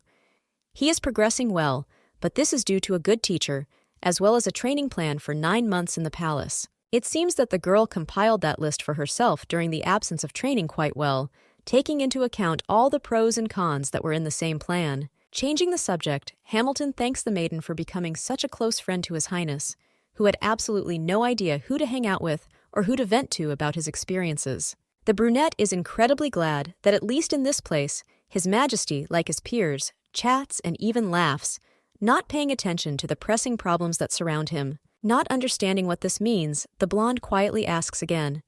The fact that Caesar laughs and makes noise is not something unusual, because it seemed to his brother and sister that the guy was always like this. In the imperial palace, Gray is known as a completely different person who finds it difficult to be surrounded by people he hates. Because of his behavior, a nickname spread throughout the castle. The man is called a gray wolf, who will tear into pieces and kill anyone who comes even an inch closer to him. He doesn't want to see anyone within a few meters or be disturbed. The words remain a mystery that has never been solved, even after everything that has happened. Memories of that same whiner who almost cried in bed pop up in my head. It turns out that His Highness does not trust anyone, considering everyone around him to be enemies, and therefore does not want to bring friends or acquaintances who could get to know him more. After the incident when a hired killer was sent to the prince, he became even more cruel. Previously, it was just a child who tried not to contact anyone, but recently everything has changed dramatically. Freezing, the blonde tries not to break down in order to ask a million more questions. The man never mentioned the assassin, always saying that everything was fine. In fact, it turned out that the castle did not have the best conditions. It would be better to keep the conversation a secret, because the prince simply does not want to bother anyone with his unnecessary problems. Now the puzzle has fallen into place. It was very difficult for the guy to be in the palace, no matter how hard he tried to hide it. Even after what happened, the young man did not change his decision to become an emperor, showing his reliable side. This all happened thanks to the princess, who once made her contribution by helping the prince realize that giving up is not the best choice, which should simply be abandoned. Hamilton had heard that the girl had made a promise that she would make her friend an emperor who would reign in peace for a long time. At first, the Viscount was worried that Helena was acting purely like a teacher, trying to support the student, but over time the man realized that everything was much better. Bowing, the guy thanks Farisk again, asking that in the future she will continue to take care of His Highness, as the most important person in her life and as part of her family. Jumping up from her seat, the blonde hurries to stop what is happening. The servant bows to the girl, despite the fact that she is still very small and does not quite deserve something like that. Leaving the table, Dante also bows, in order to at least somehow balance the forces that no longer coincide. Virgo couldn't let this happen.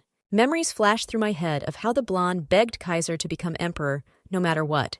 He had to take care of his future and the empire. Now recalling what happened and adding it to what was said quite recently, the girl thinks that this promise was too thoughtless. It is incredibly difficult for the prince, but in this life, the lady did not want to get involved with the imperial family again, because what was happening in the palace was far from a quiet life. There was a knock on the door only to enter without an invitation. Caesar was called to an important conversation, being in a good mood. Looking at the swords in the hands of his girlfriend, the guy asks why she needs this. From that day forward, they would conduct special classes at night to further improve their blade skills. Looking at the hand clutching the weapon, the man quietly asks about the conditions of the training. For some reason, he did not see Leonard, who was usually somewhere nearby, trying to complete his next task. Putting her foot forward, the girl promises that now everything will change. She will teach her friend dirty, sneaky techniques that she cannot show her brother due to her principles. Without having time to say anything, the young man notices how the girl begins to move, starting to attack from the side with 2 blades, which still remained against one sword. Almost piercing her opponent's shoulder, Helena gives him time to jump to the side and have time to recover. The battle is just beginning, which means that the most interesting things are yet to come. In an attempt to stop his rival, the prince asks how she can attack so vilely without using any of the logical techniques that she taught him earlier. Pausing for a few seconds to answer the question, the blonde reminds the young man that she promised to teach him the sneaky techniques that will now become part of his training. Now the princess has the power to cut the guy from the back with a sword if she wants, so it's worth trying to defend yourself so as not to get hurt and fail in the duel. Without answering anything, the brunette asks why Helena has 2 swords. They are absolutely no match for one, considering they were only made recently. Rushing into battle again, the girl screams that she needs to be called a master, considering that they are right in the middle of a sparring lesson, which, if mistakes are made, could cost lives. You need to memorize maneuvers with your body, and not through training, which will still have its importance. The blonde didn't learn this from the master either, because while working as a mercenary, the others helped her learn it.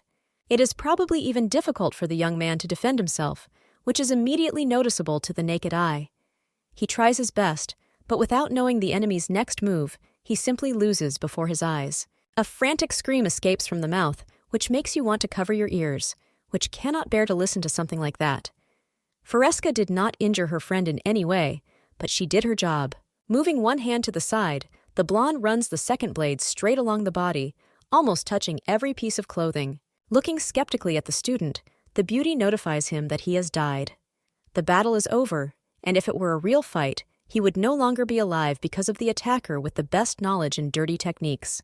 Kaisar looks at her friend in surprise, trying to project everything that happened. Obviously, the guy has never before encountered the murderous lust that will one day overtake him. Lowering the blades, the lady offers to do the job again.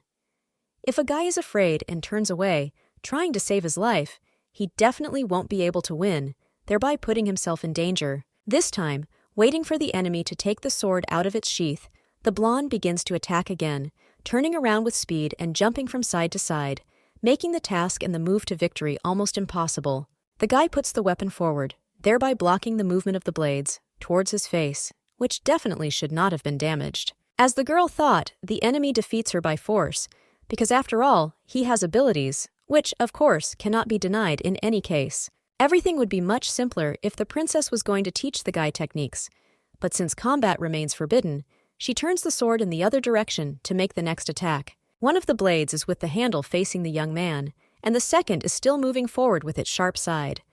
They can't stop, but the man seems speechless. Forcing the opponent to fall to the floor and cower, the master again puts the sword towards him, saying that he would die again if he were in the midst of a real fight. Looking from under his brows, the young man breathes heavily, trying to psych himself up to say something.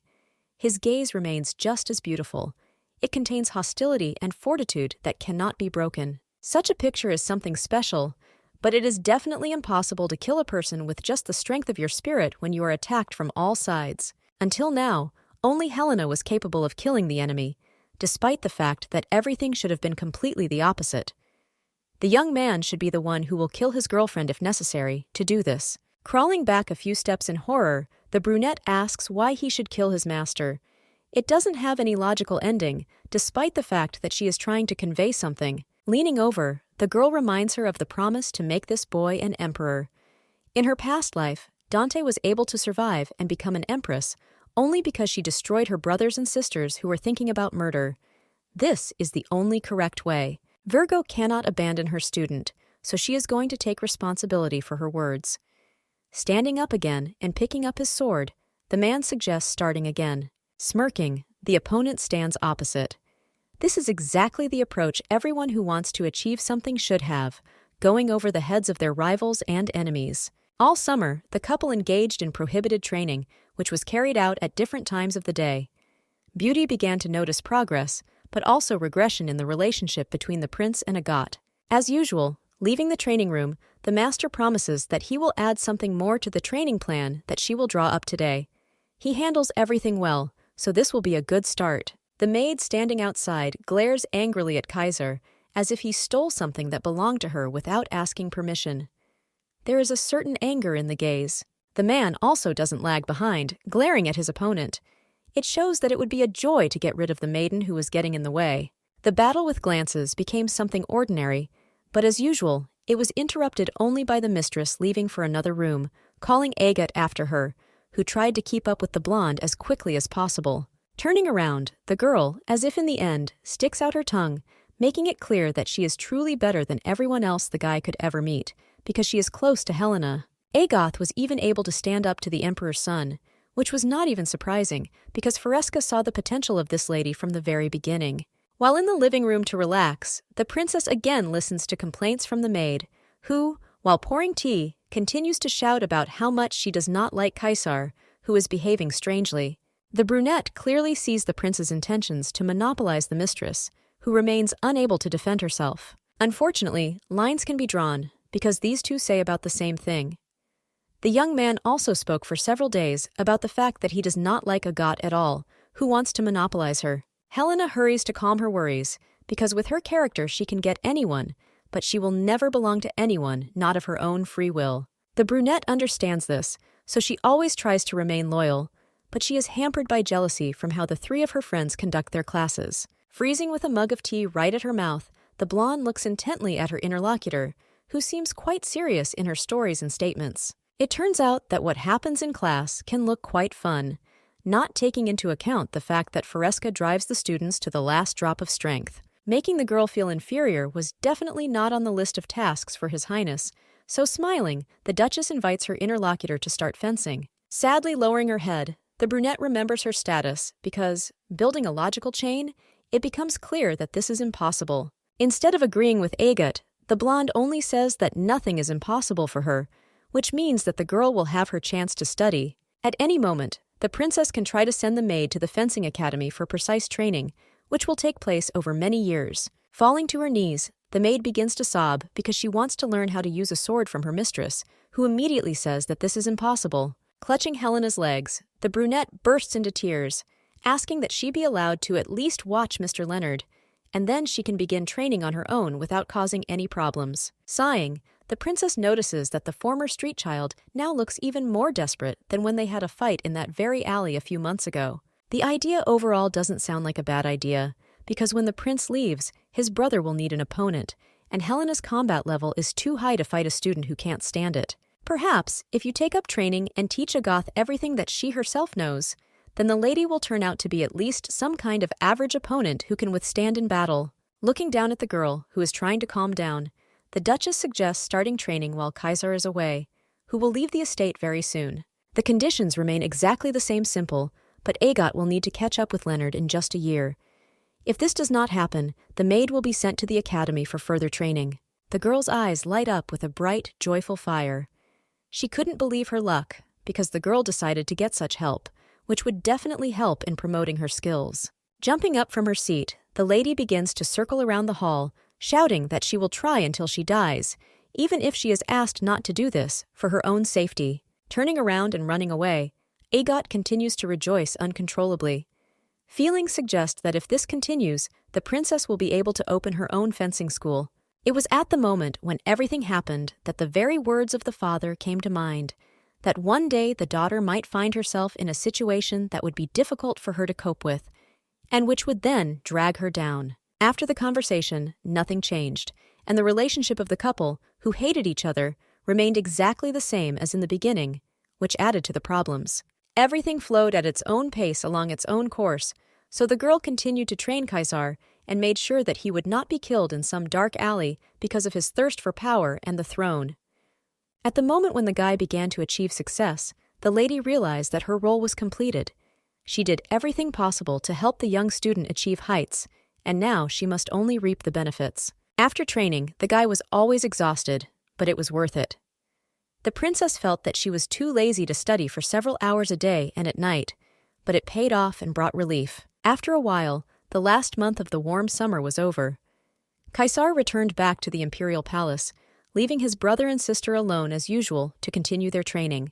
Appearing in front of the carriage to say goodbye to a friend they wouldn't see for the next 9 months, the couple gathers to do just that. The blonde does not want to admit her mistakes, but it is worth saying that she was too careless and again lived, making too much effort. After autumn began, everything returned to its place. The lady calmly trained young students and lounged around with Agat and her brother, who always wanted to help her in this. Life was like a fairy tale that never ended. This rhythm of everyday life suits a person like Dante, despite the fact that many considered her lazy. Winter came and brought with it problems that helped vacations, and plans burst like a soap bubble. A woman came to the castle and introduced herself as Rowena Evergreen. The girl did not immediately say why she came, pausing. Leonard clarified why she had arrived, because it seemed as if they had never met before. As it turned out, The envoy was sent by His Majesty Prince Kaisar, who conveyed with her some message that could not tolerate delay. Taking something out of her messenger bag, the lady carefully hands over 2 letters with the seal of the kingdom.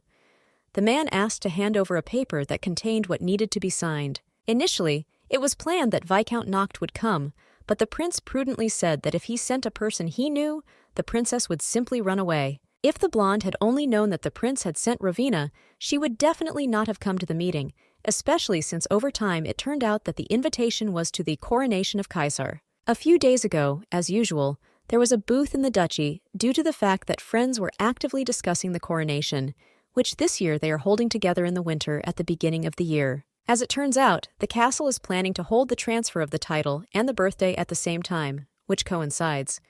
It seems that His Highness personally asked his father for this fate. Turning her head from side to side, the lady pretends that, of course, she knew when her friend's birthday was. The prince's middle name is Winter, which adds even more meaning. If Kaisar had heard this, he would have cried. In any case, it did not matter, because they were still too young, which means they could not attend such events, which were prohibited. This was, of course, not because the girl was lazy. The lady was going to spend the whole day in the absence of adults, doing whatever she wanted without any worries, so going to the capital because of the crown prince seemed like a bad idea. Putting the letter back into the envelope, the lady hands it to Evergreen. She's really sorry, but now is not the best time to make her debut in high society so early. The brunette nods, saying that the prince foresaw even this. He conveyed that if the girl said this, it would be better to read the invitation more carefully. Not understanding what exactly they want from her, the blonde only lifts her eyebrow sarcastically, hoping that very soon she will be able to solve the riddle. Grabbing the sheet of paper again, the lady begins to actively run along the lines of the neatly written invitation. The first time she didn't find anything unusual. One note was added at the end of the paper.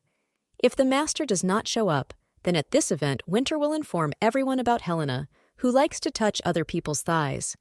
The paper immediately turns into a lump. Jumping up from the sofa and running to the fireplace, the young lady throws a scrap of letter into the fire as best she can, looking at how only ashes remain.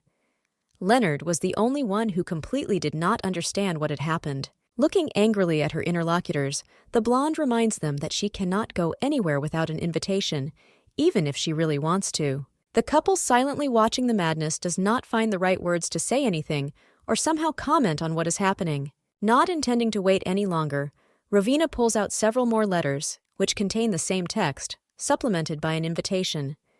His Highness foresaw everything that would happen, so he ordered many copies to be made. Those in the room freeze in shock at how cunning the guy was, even with ordinary invitations that didn't mean that much. Clenching her hand into a fist with all her might, the blonde talks in a killer voice about how she is looking forward to meeting His Highness at this wonderful event. The princess intends to go to the coronation and meet Kaisar in person in order to kill him and reprimand him for his resourcefulness, which ruined her day off. Ravina seems calm, however, adjusting her glasses. She talks about how the prince is waiting for their arrival. According to him, they are among the most important guests. Giving some command, the girl calls several more maids into the room.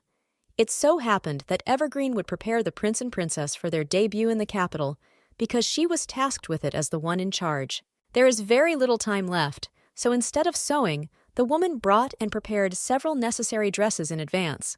The couple can look at the catalog as well as the titles of everyone invited to the event to memorize each one. For the ideal debut of his friends, His Highness ordered to help financially and spiritually too. The Duke's permission is also already in place, so there are just a few finishing touches left. With the appearance of the lady, the plans were really destroyed, making it clear that this would not end well. The girl and Leonard were taken to the hall to take measurements. While the princess did not understand anything and blindly followed Ravina's instructions, the day of the coronation arrived. The capital was filled with many people. Father and mother also promised to be present. They planned to stay for the ceremony while the children could return home after the banquet. This will be the first public appearance from the Duchess and Duke, so it is worth talking less and listening as much as possible. Nodding, each of the young people agrees to the conditions set. The only disturbing detail remains the holiday itself. The couple thought their parents would be there for them. As it turned out, the family needed to visit a lot of important places during the day, so, promising to meet them a little later at a country house, They left their children right in front of the palace. The Fresca family is not personally involved in politics, but they are still a ducal family, so aristocrats definitely need to appear in all places at the same time. It seems that such meetings are something empty, but this is not so. Nobles do not just meet briefly and engage in idle talk, but exchange information and create factions. Although the couple are close friends with His Highness, their parents did not force them to attend the coronation, knowing how long such a matter would drag on. Leonard wonders whether they will meet with him today or not, because it seems that his friend is busy greeting members of the political world. The Virgin only nods, because when her coronation took place, no one even came close to her. Perhaps the reason was completely different. The ceremony took place immediately after the repression of relatives, so some of the nobility were most likely simply afraid of the Empress. The lady sat on the throne in an unusual way, so she influenced the outcome of events. There was only one person left, Elez Grey, who invited Dante to dance with him because he knew that she was a good person. When the princess was embarrassed by the too uncomfortable atmosphere, the guy extended his helping hand, which made Renatus incredibly happy. In those days, what happened even made the lady's heart beat faster. Of course, now we could forget about all the exciting moments. The blonde promises herself to meet Khazar before they go back home. Apparently, Helena really wants to meet His Highness too much. She had to travel too far in order not to get anything new, realizing that the prince simply wouldn't even talk to them now. Most importantly, the girl set herself the goal of taking revenge on the scoundrel, who decided to use forbidden methods to lure her friend to the coronation. She was no longer interested. Smiling as if nothing had happened, the princess says that there can be no other reason for this. She just wanted to talk without assault. Extending his hand towards his sister, Leonard asks if she really likes him more than anyone else in the world. This kind of beginning of a conversation cannot bode well. Looking into the eyes of her interlocutor, Helena nods without hesitation, saying that he is truly the best in the world. She never considered him an ordinary person because of the kindness that lay hidden in his soul. This time what was said was true. Combining her past and present life, the maiden could not remember anyone as kind and beautiful as Leonard, who had always been exactly like that. Walking inside the castle, the beauty decides to postpone revenge on Khazar, only for the sake of a good and worthy debut for her brother. He definitely deserved a good ending. In any case, the day did not promise to be too difficult. The blonde will remain in the corner and then quietly leave, because in the previous reality she had enough of social receptions. There are too many aristocrats in the castle, who, one after another, are trying to get inside as quickly as possible so as not to miss anything vital. The first 30 minutes passed quite calmly, but nothing is so simple. So exactly after a while, a glass of wine was thrown onto the ladies, which spread like a scarlet stain on their snow-white dress. Raising the hem a little higher, the princess looks in shock at what happened to the fabric. The girl, on the contrary, talks about how sorry she is because her hand twitched. A beauty with bright wheat hair and blue eyes puts her hand to her mouth in horror. She didn't mean to push too hard, but she thinks the lady definitely needs to change her clothes. Skeptically examining the lady who appeared as if from underground, the girl sighs. They still won't leave her alone, even if she tries with all her might to hide from attention. The celebration has already begun a long time ago. The usual techniques have not changed after several hundred years, which could not but rejoice, but it also has its side effects. People gather around the princesses, trying to offer them some of their mugs. Some want Helena to join the reading club, and others want the Duke to invest in a venture that the other Duke's family is starting. They didn't want to leave Leonard alone either. The girls surrounded the prince, talking about how much they enjoyed watching the last competition, in which the blonde won again. People were not going to retreat. Almost shaking with exhaustion and anger, the girl says that she is really glad to meet so many wonderful people who mean a lot to her. There is no denying that the princess was simply fed up. Turning towards her brother, Fresca realizes that he is doing much better than expected, soaking up all the attention.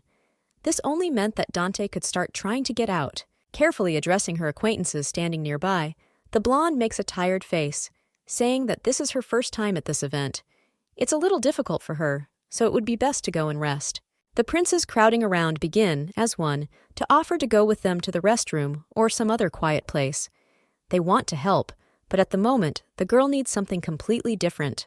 Such a difficult situation, and Fresca arises for the first time in a long time.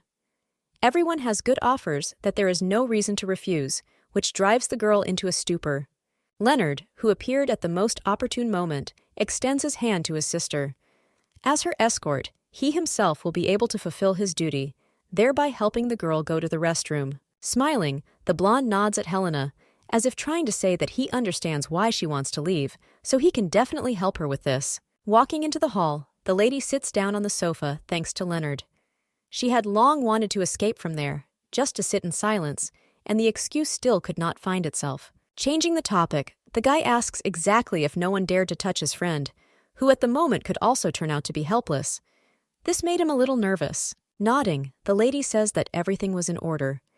Even the angelic young man sometimes uses dirty words towards people who might have behaved badly. It looks like Helena is the only culprit.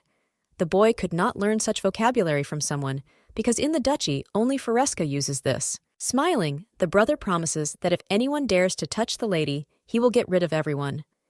Remaining completely calm, the young man instills fear with the help of his almost indifference. The guy leaves to get something to drink. The beauty just waves her hand after her, hoping that at least now she'll be able to sit in silence until the end of the event, and then calmly leave. If a man goes out into the hall, he will probably be held hostage for some time by the ladies who used to be around him. Now there is only peace and quiet. The comfort ended as quickly as it began due to women's voices calling out to the princess. She opened one eye to see who had arrived. In fact, mostly those who walk in such groups are not the best people. They have their downsides to what they do, so you should be wary of them. The blonde looks searchingly into the eyes of her interlocutor. She was looking for the princess, so now, without wasting the opportunity, she introduces herself as Lady Julika Brante. The gears are quickly spinning in her head, forcing the beauty to think about what family Julika belongs to. Obviously, this is a relative of the Duchy of Baller, which is the family of the favorite. The woman had been in conflict with Prince Kaisar for a long time. The man prevented his favorite from receiving the title of empress, and she, in turn, continued to be against his becoming crown prince. Both possessed unimaginable power, which was constantly compared, but just recently they made some kind of deal, and this year the prince became heir to the throne. There is no way these girls can be on good terms with Kaisar, but then the question remains why they came to the coronation. The lady clearly has some business that they don't want to reveal. There are rumors that the lady is friends with Winter, who considers her his best friend and mentor, which is true. Bursting into sparkling laughter, Branta cannot stop. It seems as if someone told her a funny joke that made her want to laugh non-stop. Asking for forgiveness, Julika says that she did not expect to hear about the rumor that came from the character. Usually, aristocrats can exchange a few words with the prince, but no one has ever boasted a friendship. It turns out that there are such people. These babies are very annoying to the princess, who still cannot find the strength to turn around and leave without leaving a scandal behind her. The princess cannot be one of the close people, because usually such people from the village are simple-minded. Laughter and snatches of words reach the ears for only a few minutes, but this can be considered self-indulgence, because none of them carry a sword or add poison. Julika looks worriedly into the lady's eyes. She says this is all just because she is very worried about Helena, who, most likely, is not able to make a decision herself. Leaning closer to the heroine, the blonde asks her to realize her place. All stories remain empty because Fresca has nothing to do with the prince. The girl spreads similar rumors, but came in a country dress. Such an outfit will definitely disgrace His Highness, making him blush in front of the guests. After all that has been said, the young lady moves away and accidentally spills wine from her glass, leaving a scarlet stain on the snow-white hem. She did this not by accident, which becomes clear after the words. The lady's hand just twitched, so she cannot admit her guilt. She is ashamed that she did this, so the princess will urgently need to go change her clothes. Smiling as if nothing had happened, the blonde offers to go into the room with her. She brought a spare dress, and now it will find its new owner. Examining the spot, which has increased in size, the lady sighs. The rest of those present ask to accept the kindness of Julika, who, it seems, offers to change clothes from the bottom of her heart. Obviously, the other dress will turn out to be terrible, but if she refuses, the girl will brand Helena as a soulless person. Getting up, the lady accepts help, saying that the girl needs to wipe her hand. Stretching out her palm, the beauty grabs the wrist of the blonde, who does not have time to come to her senses due to the speed of her movements, which are set on something. The next second, the entire contents of the glass flies straight into Branta's face. She screams, but cannot say anything because a glass of scarlet liquid splashes in her face. Her friends rush to the blonde, shouting that the princess allows herself too much. Her character is bad, but it all started with Yulika, who behaved impudently. Looking at the girl, who was now wet along with her dress, the heroine asks for forgiveness. Parodying Yulika, Helena says that her hand twitched. They are generous ladies, so they can definitely understand the situation. The lady will need to put on the same spare dress that she brought with her. There is no limit to joy, because now it will save the whole situation, while the girl conveys information to His Highness. Startling, the blonde asks again in surprise. She can't believe that they're talking about Kaisar again, who wasn't even here. The expression on his face amused Dante. Carefully smoothing out the folds on the hem of the dress, the lady says that Winter himself selected the dress. In fact, it was his servant, but in fact, everything could be considered one and the same. Addressing all the ladies by name, the girl prepares to take her leave. It was time to leave, even if she didn't really want to forget the surprised expressions on their faces that had helped give her a good laugh. Smiling, the blonde thanks Yulika again, saying that she will remember the kindness shown to the Foresca family. Turning away, the lady laughs lightly. The girls turned very pale, thereby causing tenderness and at the same time a grin on the heroine's face. Looking at Branta one last time, Helena chuckles and then turns and walks away. She hopes that very soon they will meet again, but another time in a better environment. Bowing, the lady tries not to show it, because there are more than enough problems for today. Now all she can do is leave the castle and go in search of His Highness. This will become a good memory from childhood as something insignificant and unnecessary, but it would be better not to meet such foolish ladies. Yulika slowly gets up from the ground, dusting off her outfit. Now she has personal scores to settle with Helena Foresca, who today managed to disgrace the aristocrat in front of her friends. Sitting on the sofa, the lady tries to scrub away the stain, which felt twice as large after the girl began her operation to save the fabric. The rag was completely soaked, taking on a scarlet hue that refused to go away. We have to conclude that there is nothing more to do about it, because any efforts will be in vain. Throwing the napkin to the side, the blonde leans back in her chair. She doesn't really care, because now she has an excuse not to go out to the guests. The only strange thing is what happened recently. Lady Branta was definitely up to something, because otherwise she would not have even approached the princess, who was not touching anyone. Due to the closeness of Yulika's family with the favorite, their influence was one of the greatest. Even as a margravess, she became very involved in politics, so she seems to have more influence than the Foresca family, who abandoned it. There would be no benefit for such a noble family to pester Helena, who did not even intend to start a conflict out of the blue. The memory of when the lady approached the princess, talking about some rumors that she herself was spreading, pops up in my head again. The lady urgently asked to stop talking about the fact that they were friends, because His Highness would receive a huge blow to his reputation from a girl in such a terrible dress. Perhaps all the attempts were made because she likes Kaisar. It's a little cute, but the expression of jealousy almost hurt Helena herself, which she didn't exactly like. There is a rustling sound behind the door, then another knock. Gray, who had been waiting for almost the entire event, finally found a moment to chat with his friend, so he arrived at the hall. After all, the maiden herself came to the castle to look at His Highness during the coronation, so there was no point in refusing this. Turning her gaze to the open window, the lady noticed that it was snowing outside again. It seems that winter is coming into its own, so, intending to watch this, the maiden passes further through the window. The hand reaches forward on its own, grabbing the window sash, which turns out to be open even on the other side. It's cool outside, as expected. Looking at the snow-covered city, Dante sighs. The words are firmly stuck in my head, but in order to understand whether a village dress is or not, you need to wear them often, which the princess, of course, does not do. In her past life, the Duchess was not even interested in clothes and jewelry. Before becoming an empress, the girl wandered the streets and battlefields, and after becoming an empress, she became more common, even more often than before. Renatus does not have a single good memory of the imperial palace, which is not surprising, but for some reason she still misses those times. Thoughts are interrupted by the warmth that suddenly envelops the master.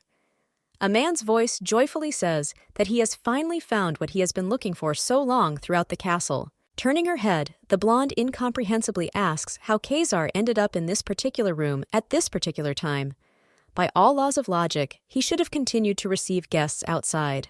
Everything turned out to be much simpler than it seemed, because the girl was not visible, so I had to ask someone who knew, and they said that the princess was in this room. Pointing to her dress, The lady says that her clothes are a little dirty. The man again thought that his friend was avoiding everything and everyone because she was lazy, which was somewhat true. Laughing, the brunette notices that this is more like the usual behavior of the beauty he has known for so long. It seems that the main character of the party would rather not be anywhere other than the coronation hall. However, the young man had already managed to greet everyone and then leave for only 10 minutes. After that letter, the acquaintance was going to scold Caesar for the way he behaved. But looking at the tired face, which probably had not slept for several days, one can only remain silent. Now you can feel the guy becoming the crown prince because he finally started putting in more effort. In addition to all this, the man became taller than the girl, which was incredibly annoying. Deciding to do something strange, the brunette bends down, pinning the master to the wall with his hand. Now their faces are at the same level, allowing them to speak. Stretching out her palm and resting it on her cheek, the girl screams that it's too close. The man is not going to kneel, but it would be better to return to his original position. Joking a little, the girl says that it would be good to do what he suggests. She always likes to look down on someone, so the guy can happily bend the knee. Exhaling, the young man smiles again. In all this turmoil, he really missed such light moments and jokes from his friend, who helped him a lot, cheering him up. Getting down on one knee, the brunette asks how the master sees him now. Obviously, the girl should be satisfied with how the whole outcome turned out. Glad that Winter still has the strength to joke, the princess shows with gestures that she absolutely likes everything. If someone sees the crown prince in such a position, they will be scared, however, looking into the eyes. The lady will definitely not be able to say something like that, so warm palms fall on the man's face. Without removing her hands, the blonde quietly congratulates Caesar on his 18th birthday and thanks him for being born. This time, the congratulations turn out to be more than sincere. Falling silent, the maiden expects at least some reaction from her ward, but instead, the silence lingers in the room. The man was covered with scarlet paint, which was almost unnoticeable because of his palms, which still did not let go of the young man's face, not allowing him to get any overview of what was happening. The couple stands in a strange position, absolutely in complete silence. No one is able to say anything or move, because such a congratulation was unexpected. Asking her friend to say something so that the maiden does not die of embarrassment, she blushes. Gently taking the friend's palm into his own, the young man quietly thanks. He came here because he wanted to hear those very words. Exhaling, the princess reminds the prince that as soon as he enters the hall, he can hear a million more such congratulations. Bowing his head closer to the master, the guy says that these words are meaningful only when they are said from the lips of the princess, who wanted to congratulate him so much that she forgot about her rule of not expressing emotions. Taking the girl's hand again, the man comes even closer, looking somewhere down.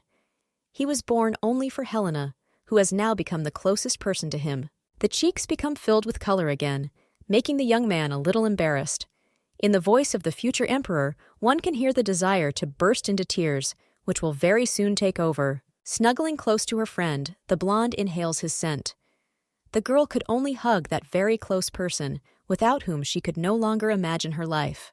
The stubborn and lonely student recognized his teacher as someone so important that it made him feel much better. Words spoken a moment ago will not be forgotten even after years. After the gala reception ended, the brother and sister had 3 free days to spend as they saw fit. So Helena, of course, was going to spend them at home and sleep. Leonard apparently planned to visit many houses, as the couple's parents do. At the reception, the young man received many letters with invitations from various aristocrats. Instead of accepting invitations, the blonde remembers that he has long wanted to go on an excursion to the nightly detachment.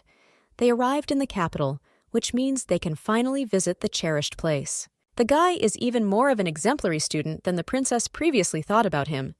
Skipping classes, he wanted to visit the academy, thereby still attending some training. In this case, it turns out that the estate will soon become completely empty, leaving Helena in her care all alone. This meant that it would be possible to sleep and eat enough. The plans were again destroyed literally in the second half of the same day, because Caesar appeared at the castle, who, greeting the master, announced that he had arrived to visit. Getting out of bed, the blonde sighs heavily. I want this to all turn out to be a bad dream from which I can wake up. Shouting at the prince, the girl asks why the future emperor is so free. However, it is rude to say such a thing to a person who has not even slept properly in recent days. In fact, the young man heard that Leonard had gone to look at the nightly detachment, so it immediately became clear to him that his acquaintance would simply be lying around and philandering. This bastard turns a deaf ear to everything they tell him. The guy was so kind that he decided to take the time to come and have a lot of fun with his girlfriend. He was bored alone, so company would definitely be nice. Pushing the prince out of the room, the blonde promises that she will feel good even alone. It seems the lady is going to end her congratulations with just words. No longer wanting to listen to anything, the young man diligently resists so that he's not thrown out of the room. This will be in lieu of a birthday gift, so no refusals will be accepted. Looking menacingly at her interlocutor, the lady remembers that her acquaintance never saw the gift. It seemed that he didn't even really need it, but it still wasn't good to refuse. Asking what exactly Kaisar wants, the girl promises that very soon she can give him a gift so that he can finally calm down. Speaking about what he needs, the brunette begins to list that the lady could build him a country estate in the city and near the seashore, which would be quite enough. In the end, the lady agreed anyway, because the same bait, as usual, worked like a charm. Sending the servants to rest, His Highness assures them that everything will be in perfect order. The crown prince decided that he was now omnipotent, so he sent his guards and servants home.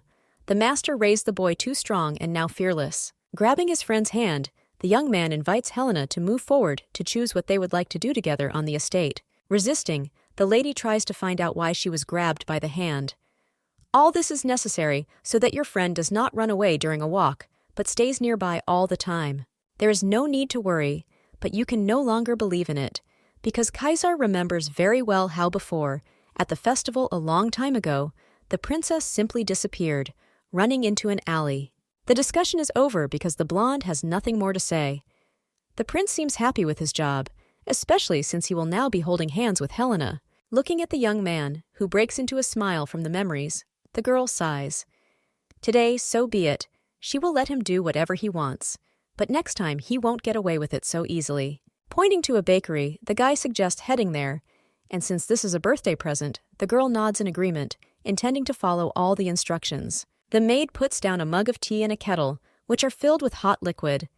Now, all that remains is to start drinking tea and the sweets that you have just purchased. Turning to Kaisar, the blonde wants to ask some important question, thereby distracting the man from looking at the ceiling. For some reason, today it seemed to the girl that all her actions were for her, although everything should have been quite the opposite. Today was not Helena's birthday, but Winter's, so the injustice must be corrected. Taking another sip of the liquid, the man says that he apparently doesn't notice any difference.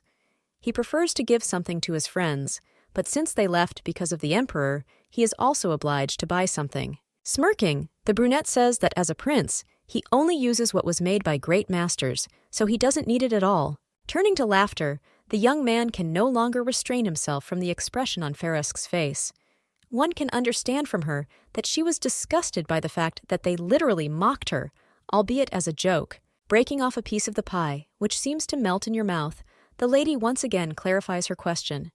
Perhaps the young man wants to buy something, despite the way their conversation started. Breaking into a welcoming smile, the young man dreamily says that if only he could, he would definitely buy Helena, who could then spend all her free time with him. Continuing to chew, the blonde watches as her friend bursts out laughing again. It seems he has a few more lives lying around. This guy has become too cunning over the past few years. Previously, when the princess tried to bully the young man, nothing came of it, but over time, everything changed. Perhaps the imperial castle is on bad ground because the character is getting worse every time. Distracting Helena from her thoughts, the guy asks about yesterday's reception, which, it seems, was not bad at all. The girl doesn't know at all, because she first spent 15 minutes outside and then simply hid in the room. Virgo didn't even meet anyone. It was quite in her style, but sometimes you need to leave your comfort zone to find new acquaintances and friends. Once again thinking about what he can ask next, the young man clarifies whether it's true that no men touched the lady, even after she herself went into the room. Starting the phrase that everything is fine, the blonde suddenly stumbles. Such a stop makes it clear that something is clearly wrong, and most likely someone dared to touch her. Jumping up from his seat, the brunette once again, in horror, clarifies what was said. It's not that bad, but perhaps the lady managed to make friends with the daughter of the Bronte family, who herself molested her. The blonde tried to do everything possible to force Dante to leave the event, or at least bring him out into the open. All attempts were failed. Freezing, The brunette glares at his interlocutor. He associated Countess with something not so pleasant after all the strife and conflicts that were wrapped around the favorite. Falling back into the chair again, the young man sighs loudly. It seems that he expected to hear anything except this hated surname, which he no longer wanted to even remember. The face became noticeably sadder, hiding those very true joyful emotions that were previously available for viewing.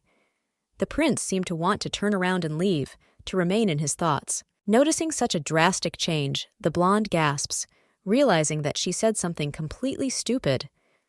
The Bronte family is on the side of the prince's opponent, given that the favorite really caused quite a few problems, even after the signed peace agreement. Deciding to quickly change the subject, the girl calls out to Kaisar, saying that she has something, and she would like to give this thing to the young man who deserved his gift.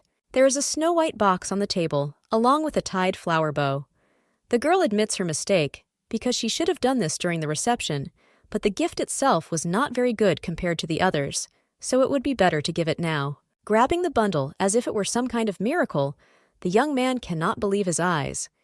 Asking a million questions, he constantly clarifies whether it is really his, and whether it can definitely be revealed to him. Nodding, the Virgin warns that the present is extremely modest, so you shouldn't hope for some expensive clothes or jewelry that you definitely won't have. A scarf made of dark green fabric, more reminiscent of a swamp, is revealed from the box. It is made of warm material that is just right for winter. Freezing, the brunette looks in fascination at what he has wanted to get for so long. There seems to be pure delight on his face, which makes him move on. Looking at the thing, the guy comments on Helena's knitting abilities, because this piece of material looks like a rag of rags, which might even be a shame to wear anywhere. Stretching her hand forward and swearing at the same time, the beauty asks to return the rightful thing to the owner, because this is how it should be, but the friend just throws the scarf over his shoulder. Stroking the scarf, the brunette happily says that he likes this gift much more than anything else.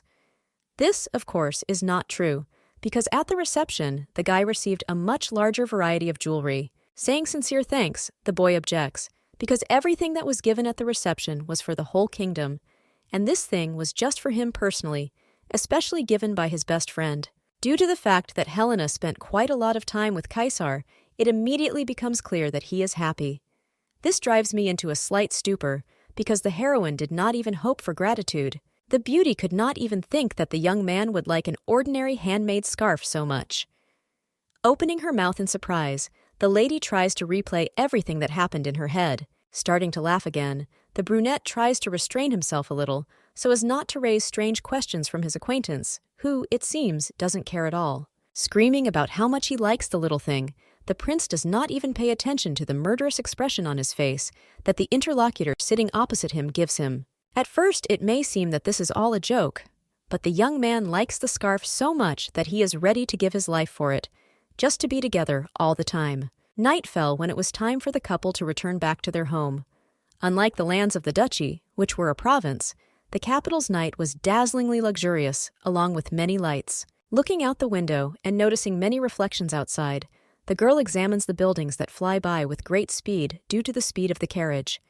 The views were truly worth it and remained consistently beautiful. 500 years ago, the empress spent countless nights in this city.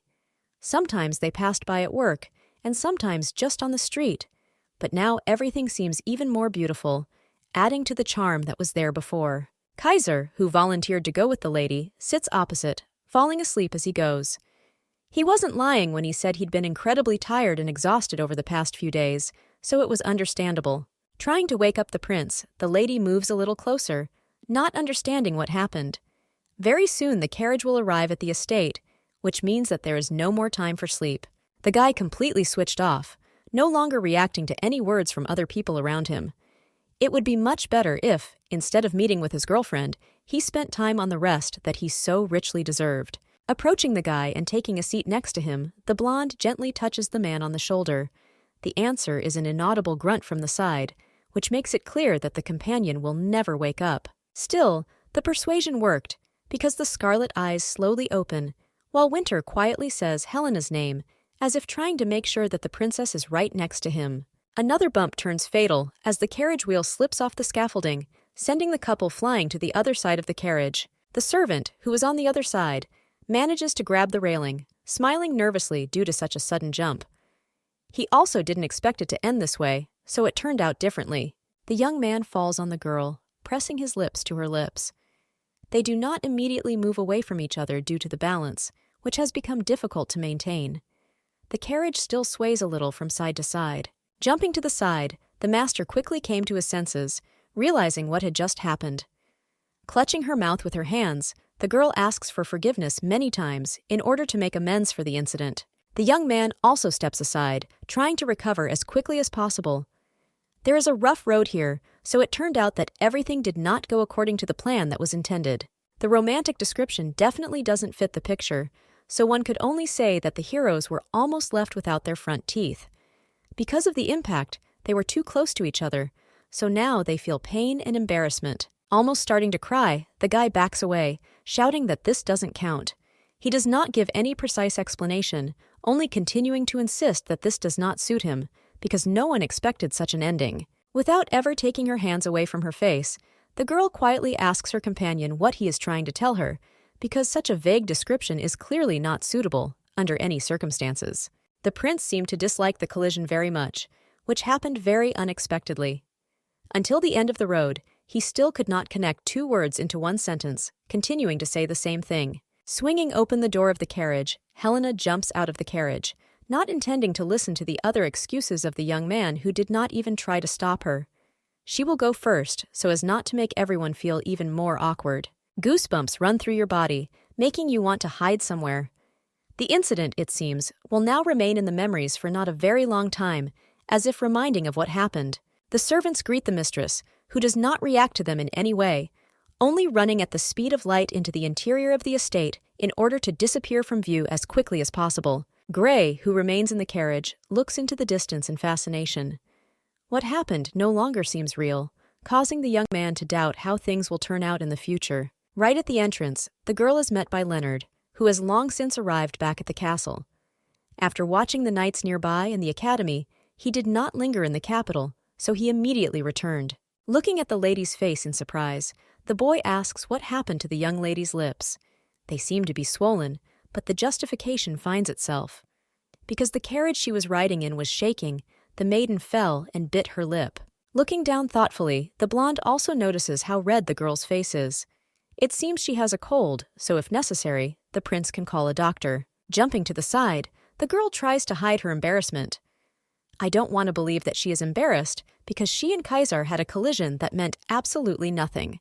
Turning around and leaving the room, the blonde asks her not to disturb her because she needs to rest and recover as quickly as possible in order to feel better. On his way out, Dante looks at his brother for the last time.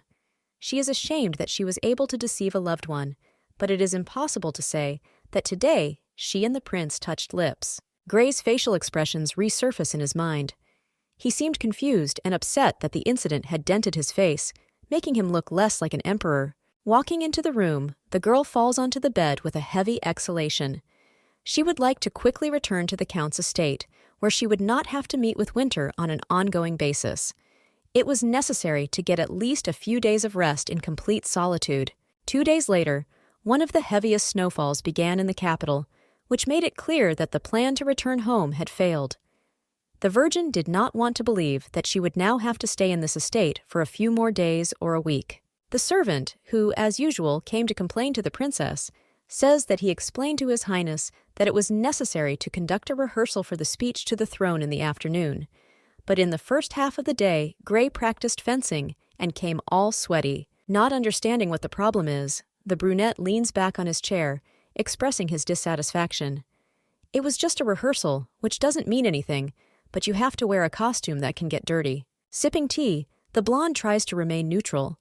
Because of the snowfall in the morning, the couple was locked in the estate, so everyone kept throwing all their problems onto the princess. As luck would have it, Hamilton arrived precisely at the moment when Leonard, who was always assenting, was not there. The young man again received an invitation from the main knightly detachment, so he promised to return not so soon. Normally, the girl would not even hesitate because of the Viscount's complaints, because for him it was a common thing. But today, everything changed. Looking menacingly at Kaiser, the beauty skeptically repeats that he is to blame, so Noct has every right to complain about the prince who does not respect the work of others. Virgo does not know all the details, but it becomes obvious that the Viscount is right. Focusing on the person sitting next to him infuriates the Emperor, despite the fact that he always tries to remain indifferent and calm. Starting to cry, Hamilton takes out a handkerchief that was already prepared for tears. As expected, the princess understood and supported him, because she is a generous person. Trying to support the Viscount, the girl continues to assent, while the guy talks about how difficult it is for him. Sometimes I just wanted to give up everything, to which the brunette reminds me that no one ever stopped him. Remembering an incident that happened a few days ago, Knox says that the prince rushed him and then simply disappeared. Perhaps someone beat him, judging by how swollen his lips were. This time, the couple unanimously shouted at the servant, who froze without the right to say anything.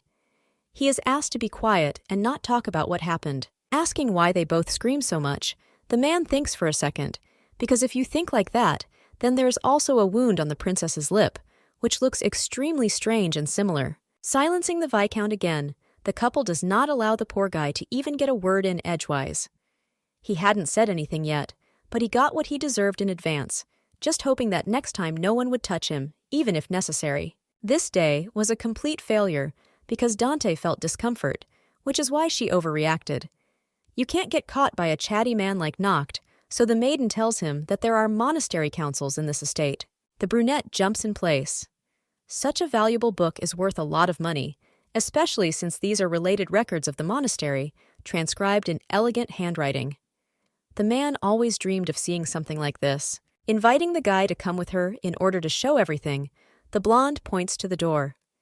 This would be a great honor for the teacher's family, because he had never been able to see such a scripture with his own eyes before. Helena turns around sharply.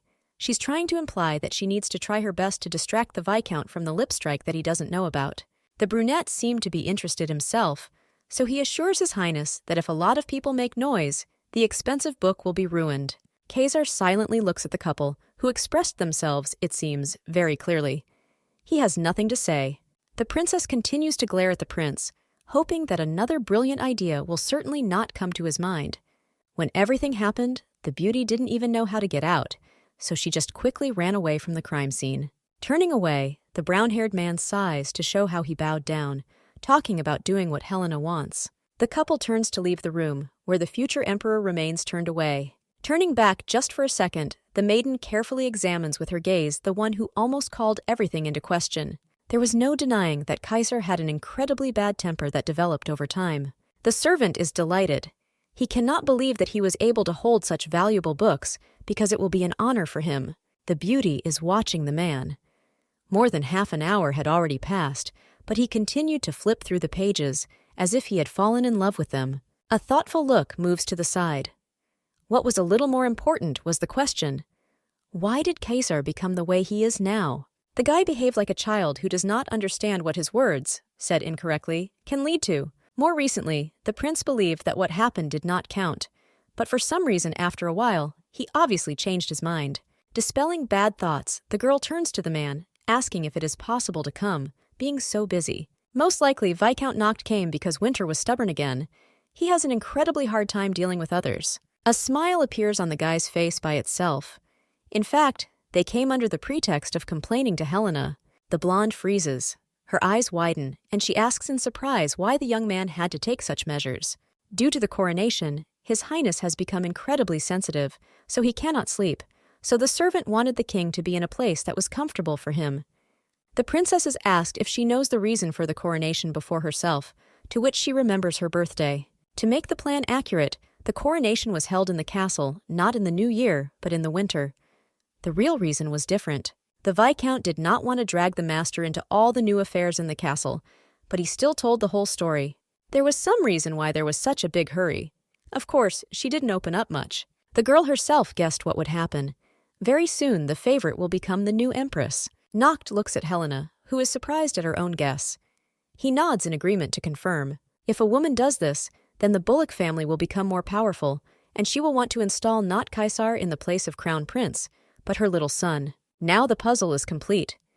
The father tried not to spend time with the nobility, because Fresca decided to fully side with Gray. The Duke's estate is too far away, so it was extremely difficult for the beauty to learn about such rumors not from the first person. The guy offers to become Helena's informant.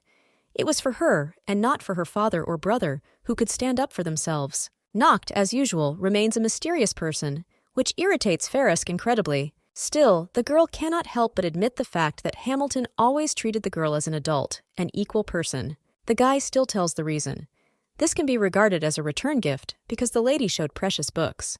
Having heard the reason for the coronation, one can pretend that nothing is clear, but not in the case when it is a student of the master. The blonde nods and then leaves the room, heading to the room in the separate hallway where Kaysar sleeps. Coming closer, the girl sits down on her knees, looking at the guy. Living in the palace, he can still only sleep in the estate. No longer holding back, the girl reaches out and runs her fingers through the silky hair that is too alluring. The girl remembers how she told the prince to become emperor, although she herself knew what the treasured place was like. The lady did not want to believe that she had sent a curse on the student that was too terrible, which would be difficult to put up with. If something bad ever happens, the guy is obliged to tell everything so as not to bear the burden alone. It will be easier. The beauty understands the guy's feelings, but it doesn't mean anything. The voice makes him open his eyes and try to turn around. Carefully rising from the sofa, the brunette grabs his head. He asks Helena when she came to understand. Jokingly, the lady says that she wanted to paint her friend's face. Now he cannot sleep peacefully in the presence of the heroine. Noticing a strange reaction, the lady tries to make the young man relax. She was just joking. Gray looks at his interlocutor, trying to understand if this is true. Just waking up, he did not have time to turn on his brain. No longer trying to concentrate, the guy nods his head, not intending to stir up a quarrel. Examining the heroine's face, Kaysar once again stops at her lips. It is obvious that the wound is not healing. Looking into the master's eyes, the young man bends down, and the next second gently kisses the girl on the lips. Stepping back, the heroine cannot help but admit that what happened was wonderful. The kiss was natural and fleeting. Turning again to Fariska, the prince quietly asks if he can kiss her, as if he did not have time to do so. It was necessary to ask before doing it, but finding a way out of the situation, Winter asks about the second time. The couple joins in a kiss again. The girl is pleased even if she is not sure whether it is right to do this with her student. The beauty lowers herself a little, throwing her hand over Kaysar's shoulder. They stand as if only a couple of them exist in this world. At a young and ignorant age, this can only be done once, purely out of interest. The first kiss is always so tender. It can be given to any person in whom there is even a slight interest. What happened in the hall is not at all serious for either the boy or the girl. After a few days, the snow finally stopped falling. As planned, Leonard and Helena were able to leave the capital. Hamilton and Rowena came to see off the guests, who, according to their hopes, would arrive again very soon. Unfortunately for the beauty, the young man never came. Most likely the prince had some more important things to do than something like that. Attention is drawn to a voice from the outside that forces the girl to return to reality. They ask her if she is bored. Brother talks about Agat. She couldn't go because the headmaid left her at the estate. The blonde quickly understands what's what, so she nods actively. Everything happened exactly for this reason, so there is no point in denying it. Of course, the girl misses her devoted friend, who was left all alone in the castle. Looking out the window, the girl looks at the estate for the last time. She would like Kaysar to be with her today. This is the third summer since the guy became crown prince. Last year, on an excursion in the night squad, the captain of the Scarlet Knights clearly became interested in Leonard. The man called the young man a great master, so of course he forced him to attend the military academy. Because of everything that had happened, the blonde could only see her brother once a month, at best. The prince visited the duchy in the summer, as promised, but no longer found time to stay much longer. The power gained and the freedom lost were equal to each other, despite the fact that he was not happy. Agat, on the contrary, has changed. She became so obsessed with the sword that her hands developed permanent calluses. It was a little sad that the girl moved away, but at the same time, she showed that patience and work would grind everything down. After all the events that had happened, the fourth summer had finally arrived, which foreshadowed becoming just as ordinary. As always, Kaysar visited the duchy, but with annoying news. It said that the imperial family was organizing fencing competitions. The event was held once every 4 years, so it was planned to take place in the coming year. Only aristocrats usually participated in such competitions, and they were more like children's games. It turned out that since the new year, the selection of participants has been tightened. Now not only aristocrats can participate in the competition. The organizer is the imperial family, but there are no restrictions. There will be a huge number of capable people coming, so it will be fun. Helena was incredibly interested in what was said. She couldn't deny that Leonard would benefit from practicing real combat. Agat brought a chocolate tart, which, of course, His Highness does not like. Only the heroine, who was worried about her brother, did not pay attention to the altercation. The girl smiles, promising that she will prepare an egg tart, which, of course, will be ready when the prince leaves. The blonde had no intention of interfering. The couple continued to quarrel, but now it seemed that they were suitable for each other. The decision was made spontaneously. Since everyone can participate, it means that the maid will also go to the competition. Grabbing the piece of paper, the lady says that Kesar brought it personally for Agat, who began to object. In fact, despite the hostility, the beauty still wanted to perform and prove herself in battle. No longer happy about this, the maid turns away from her beloved princess towards the prince. Trying to sound as friendly as possible, but to show displeasure, the maiden thanks His Highness through clenched teeth. A fight between Winter and Agoth could be a joyful one, as they would compete as apprentices to their master. It was said as if the brunette was being forced to participate, to which he confirmed that the prince was obliged to do this. The blonde carefully eats the chocolate, asking in surprise, since when did this become a tradition that she had never heard of? This has been the rule since the Grey family took over from Empress Dante, because their symbol is a sword. Due to the fact that in a past life the girl stood out so much, a similar tradition arose. This was done to earn a living, but everything has changed. The competition didn't seem like a bad idea. With this, it was possible to learn more about the maid's capabilities. Looking decisively at the students, Helena says that all three of them can go out and sweep away their opponents as if it were nothing. It was evening outside. This only meant that it was time for Kaiser to go back to the imperial palace. The man is about to leave, even if he is asked why he won't stay the night. Riding a carriage at night can be incredibly dangerous. The guy didn't think Helena would get up since he was going to leave quietly. After accepting the title, his time actually decreased. Sadly lowering her gaze to the floor, the girl nods. She asks if the student will stay in the duchy in the summer, although she knows the answer very well. By the time that came, the young man was usually already visiting the estate. But now, everything has changed. Memories from childhood have always been valuable, so a smile is shown on the gloomy face of the interlocutor. Approaching the stairs where the master is standing, the brunette quietly asks for forgiveness for how everything turned out. The virgin should not have asked such a thing. It seems as if she is clinging to her friend, because it is obvious that he is busy. Definitely, after that day 3 years ago, the relationship between the friends was no longer the same because there was an awkwardness in it. No one ever talked about what happened. Perhaps this was because both were afraid that the relationship would change. Virgo only regretted that, due to such reasons, they were constantly separated from each other, so such conversations would still be present. Everything was different before. The man pulled the blonde away from his strange thoughts in his head. The brunette remembered that the beauty had become friends with Brant at the reception. He wonders if she has ever invited the girl to a personal meeting. The lady asks why such information is needed, to which she receives a simple answer. The young man accidentally remembered this. Something definitely happened. So the master, who had lived 2 lives, understood that they were not telling her the truth, and all this was not just like that. I also remembered Lady Branta, who for no apparent reason attacked the girl. I'll have to find out from Hamilton.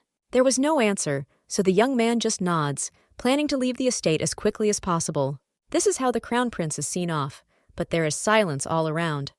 Only Helena stands on the steps in a nightdress. After the maiden heard about the true reason for the rush to the coronation, she wondered what should be done. The beauty was worried that the guy might not be taken seriously and not accepted as a new ruler who would soon take over. Realizing that this is the last chance to speak, the girl stops the prince. If he is bullied, he can tell everything to his master. The boy turns sharply, freezing.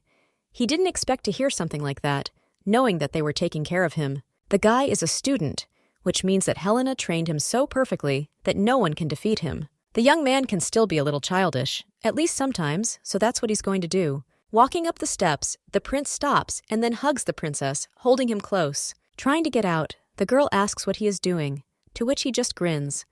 She herself gave permission to be a child. In order to withstand difficulties, the guy needs to recharge. This is done specifically in the duchy. The guy sometimes behaves strangely, but the master does not prevent this. The lady carefully lowers her hands, relaxing. The lady is always ready to help a friend. If this is the level of affection he desires, she can give it. The blonde is ready to do anything for everyone who loves her, so the man can come again to get it. The carriage is out of sight, so the girl turns around and goes back into the estate, where it is much warmer. A month later, a competition was appointed, for which 3 from the duchy went to the capital's estate. The father and mother were incredibly glad that the girl had a craving for at least something, so they advised her to try to take part in meetings of aristocrats. There was no talk about this. The laziness was too strong, but since the parents will be happy, it will be worth it. Another person who looked incredibly happy was Agate, who was literally walking around with her mouth open. The girl couldn't believe this. She thought that she would not be able to get to the capital until she came of age, but everything was cancelled. Pointing her finger at the ground, the maiden notices that a lot of carriages pass there, but there are no cracks, and a very happy man lives in the castle. This makes me smile. The dragon statue in the square gave me goosebumps. It was erected in honor of the slaying of the evil dragon Crusa. The way Agate surprises everything around her is as if she was taken out for a walk by the owners who kept her in the house. The girl was literally glowing, but Helena was a little worried about how restless she was right before the competition. Despite this, the brother noticed that the Duchess had been buying Agate a lot of things for quite some time. Leonard himself was no different from his sister. They both loved doing this to the girl. The couple loves how the girl's eyes are always ready to fall out of surprise and her joy. She is ready to try not to tarnish the name of her mistress. You can't talk about something like that, because the Duchess asked to return after they defeated everyone. Throwing away the boxes, the beauty changes position. She intends to win, so that's what she has to think about. There is no determination, but there is courage, so this situation suits the heroine, even despite her laziness. Leonard promises to do his best as well.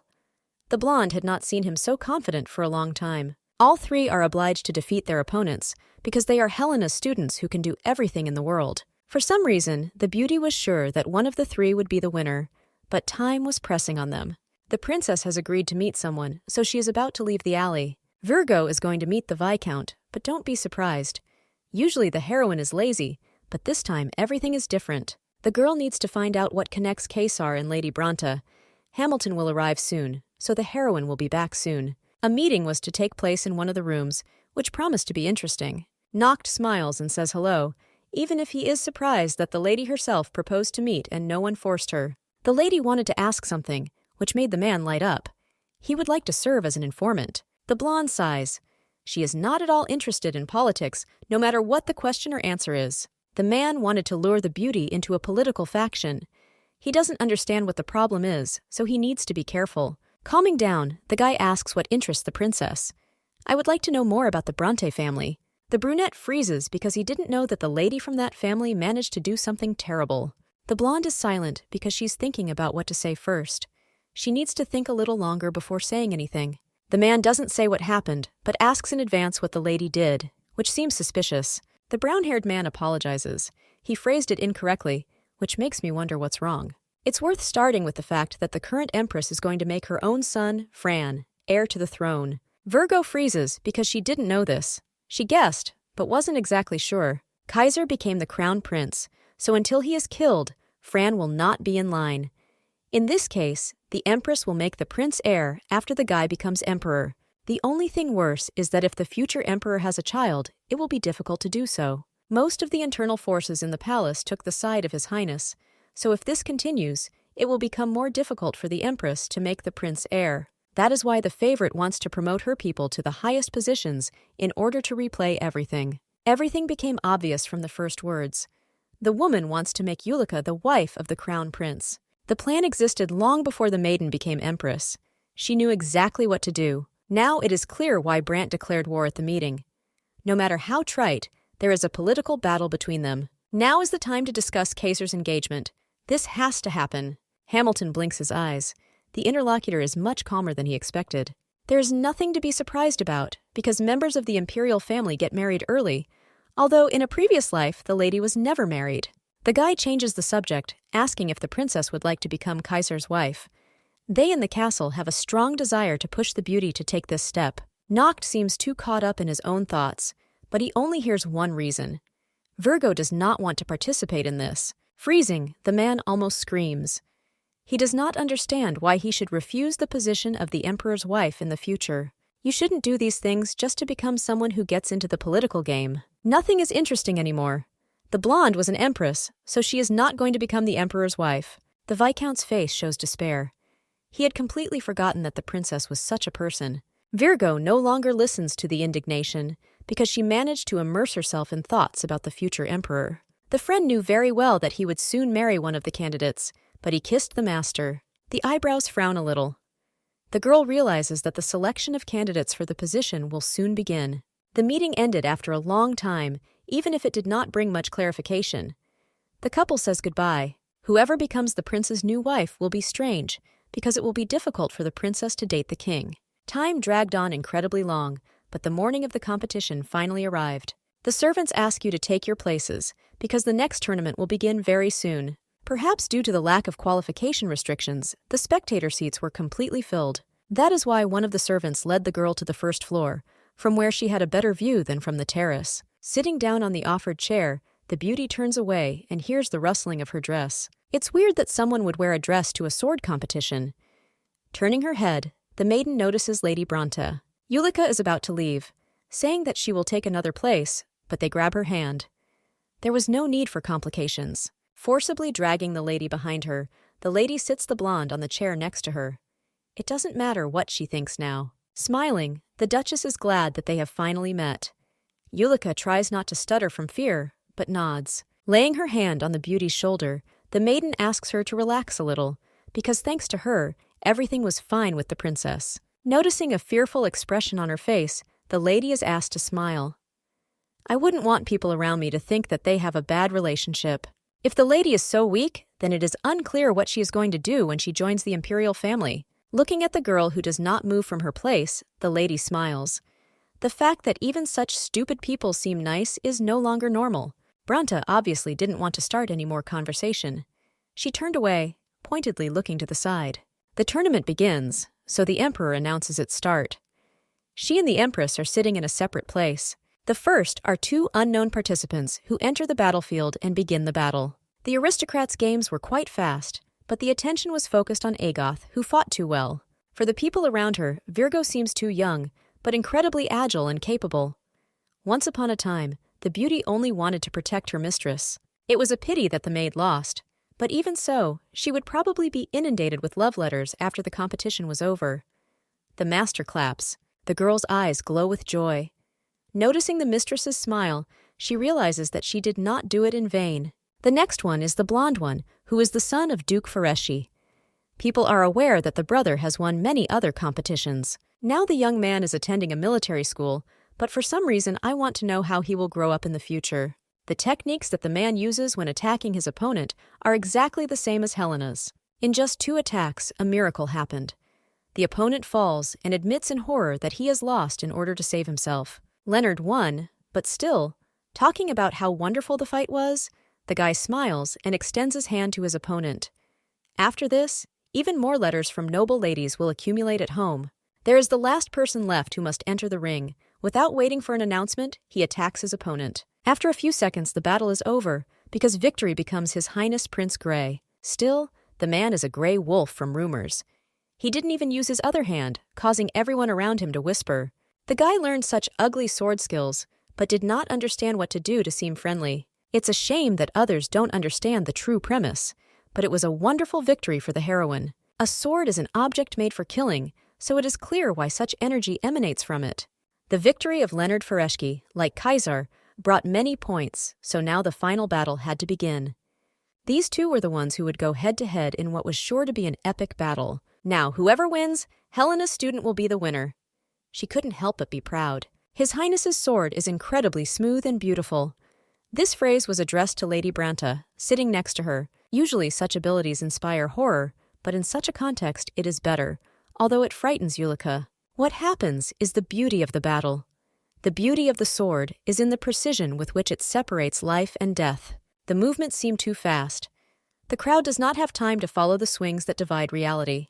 The blonde tries not to lose sight of anything unnecessary, so she only briefly turns around and nods at her friend. Weak people need to know what sword they are facing. The statement makes the nobles freeze in horror. The lady fought with Yulika with energies, but she did not understand anything that was said, only talking about how beautiful Kaiser was. Someone like her would not become the crown prince's wife, although Helena was still not so bored as to worry about the daughter of someone else's family. Distracted, the lady does not notice how Branta jumps from his place, shouting something about what is happening in the ring. The blonde steps back, falling under the sword, which lands on his shoulder. This means only one thing. The battle is over, so the victory is awarded to His Highness Kaiser Winter. He deserved it. This was the first time a prince had won such a tournament, having never attempted this before. Obviously, this was due to the fact that all past crown princes took part by force. They showed satisfactory matches and exited the tournament. Fureshi's student is completely different, so he worked diligently to earn the victory. A wreath is placed on the head. His Highness accepts the congratulations, but for some reason all the ladies around perked up, which makes Helena surprised. The prince is about to head into the crowd towards the stands, so he steps down from the ring. Bronte explains that there is a tradition in which the winner gives a victory wreath to the girl he likes. All this means that the maiden hit very hard. Kaiser finds himself in front of Yulika, who has gotten up from her seat. Obviously, the lady chose an uncomfortable place, so now she is obliged to be the center of attention instead of running away. The blonde addresses His Highness. She joyfully congratulates him on the victory, which she managed to earn on her own. The brunette smiles back. He is glad that he can pay for faith in him, no matter what. The Empress looks straight at the prince. Her businesslike smile makes you want to laugh because of her self-confidence. What is happening is the very politics that it is best not to enter into under any pretext, even if you want to do everything as quickly as possible. The young man raises his hands and carefully removes the wreath. The very special moment has come that is worth attention. Lady Branta's face lights up with scarlet color and joy, which can no longer be hidden under any pretext. Only a few seconds pass, but the thing ends up on the head of the main character, who blinks her eyes in surprise. The man enlightens all the honors that he managed to receive today to his beloved master, who was with him from the very beginning. People around them blink their eyes in surprise, and the Empress's face lights up with misunderstanding. The girl's face lights up redder than before, but now not because of embarrassment, but because of shame from what happened. Hopes for a quiet life ended exactly at the moment when Kaiser allowed himself to do this. Rumors spread around almost like lightning, no matter what, even if there was nothing like that. Everyone thought that Fureska might become the crown prince's wife, but at the end of such conversations, they always wondered what would happen to Lady Yulika. After everything that happened, the blonde made the guy apologize 1,000,000 times on his knees. Accepting the sword, the maiden quietly asks what she hates most. She should get the obvious answer. The boy looks up, which seems intimidated, indicating that the girl hates the disturbance of her silence. The blonde nods in agreement, but immediately after that asks him what he did. Looking away guiltily to the side, the brunette quietly says that he has created a situation that will bring a headache. Nodding again, the heroine almost burst into flames with anger, which seemed to have subsided a little. The man is trying to justify himself. It was Helena who ordered everyone to win, so it was not bad for the student who achieved victory to thank the teacher. The girl cannot deny the truth of the words, but she's incredibly angry, so you shouldn't laugh. Without even noticing it, the handsome man involved the blonde in a political battle that was incredibly tiring. Turning away, the lady does not listen to the fact that the young man did not mean it. Due to the current situation, the heroine and Lady Branta are obliged to compete for the wife's place. If a man wants to restrain the Empress, it is better for him to use other methods, rather than drag the beauty along with him. Kazar doesn't try to say anything anymore. He accepts his mistakes, so he sadly looks away. If Agoth or Leonard had won, they would certainly have given the wreath to their master just as Winter did. Turning to the student, the lady asks why he is saying this out of the blue. As students, the two showed their abilities to the teacher, which should have already been enough for this. Looking into the girl's eyes, the guy begins to cry. He is also a student of the master, so it is not clear what is wrong. I can't believe that the heroine dislikes the wreath so much and hates being associated with a boy. Obviously, the maiden despises every item given by Kaiser, so she behaves like this. The girl does not believe that her friend is crying. She tries to calm him down, because she really liked the attention, and the wreath too. Shouting about what is a lie and what is not, the guy asks if they are proud of him, to which they tell him that the lady did those trainings to feel joy and pride. Virgo no longer knows what to say. She hates when little children cry. It's very difficult to resist. In this case, the master is obliged to praise her student and fully reward him for the trophy received. Trying not to start screaming again, the lady just agrees. She can't miss this opportunity, so she's going to do what she needs to do. A smile appears on the brunette's face. That is why he strived to win, but now his feelings are not hurt as before. The blonde freezes. She did not hope that the situation would be resolved so quickly, literally before her eyes. Kneeling down, the guy kisses the girl's hand. Now you can calmly wait for praise and reward. Turning around, the man walks away into the distance, leaving the woman standing with her mouth open in surprise. The door opens and the prince comes out, who assures the servants that everything is fine and the screams were not real. Nobody died, so they can go about their business. The girl no longer knew what to do. She wanted to say something, but couldn't find the words. The shame now overtook even Helena, because in the end, she was involved in everything that happened. I didn't even want to believe it. As the sister said, from the middle of the conversation, everything went wrong. After the conversation, the young man left, but then unexpectedly returned. The guy said that Helena used to receive invitations that she didn't want to answer, but everything turned around because she no longer needed to do this. Bursting with laughter, the man ran away, saying that this matter should also be praised. Virgo mentioned this in passing 3 years ago, so it's strange that it stuck with her. The letters almost never came anymore. This is good, because the beauty was too lazy to write refusals, but at the same time, fear was present. If you think about it, it won't be possible to come out positive, because Helena received a letter that Leonard accepted. Looking at the piece of paper, the beauty understands that it is the wax seal of the imperial palace. It was sent by Caesar. Expectations changed because the letter was sent by the empress herself, who obviously very much wanted to meet on the chosen day. The woman herself showed herself to be a strange person, so the master did not want to go to the meeting in the palace. Everything that happened because of the prince and his wreath. The offer could not be refused, so the lady went to the empress. Walking along the corridor, the heroine draws attention to the painting. She would like to be filmed. The girl had to wait a relatively long time, but now the empress was ready to invite the duchess. The woman meets the maiden, smiling to hide her identity. She is glad that the invitation was accepted. Walking into the hall, the blonde sits down and curtsies. It is an honor for her to come to the palace on such an important matter. Lady Branta was nearby. They seemed to be seeing each other a little too much, which seemed a little suspicious. The two seemed to know each other too closely, but this is not the case. Virgo says that they only met a few times. There was no point in taking the meeting too seriously, but this was no ordinary tea party. The empress notices that the prince expressed his love to the master, but this seems like a joke. Here, everything was different than for others. This is not a joke, because at the competition, it was Helena who became the owner of the wreath, and not someone else. Addressing Lady Branta, the heroine says that she needed to make a little more effort, which evaporated. The blonde freezes. She can't find the right words because it seems too much for her. It became awkward, so Fresca explains everything. Together with His Highness, the maiden studied fencing, so the prince shared the joy with his comrade. In this case, Brant should have studied fencing rather than magic, which turned out to be a stab in the back. The girl turns to her interlocutor. She didn't know that the lady was studying magic, even if she thought it was stupid. Magic is a very complex subject that cannot be used by everyone. There are no people left in the world who know how to use it. The lady next to her drooped, but aroused even more interest in Helena, who realized that she could benefit from this. It's sunny outside, so the empress offers to go with her to the courtyard. She would like to show the two of them something. The smile seems false, but the blonde agrees to keep her highness company, even through force. What happened in the yard was something that could not have been predicted. The archer turned out to be the one who became a gift for the two young ladies. The girls sit down at the table. In the garden, there turned out to be a real shooting range, which the empress wanted to show off. Apparently, Lady Bronte was also in such a situation for the first time. The man is the best archer in the lands, so the girl called him for pleasure. Turning to the princess, the lady remembers that she skillfully wields a sword. In that case, the maiden must know something about bows and arrows. While the heroine was working as a mercenary, a friend taught her how to shoot, but she was unable to master the bow as well as the sword, so she gave up quite quickly. Yulika, as usual, burst into the conversation. The girl can rightly be called a tomboy, because a lady is obliged to use dancing and poetry, and not a sword and a bow. Of course, Helena did not agree with this statement, but she just nodded.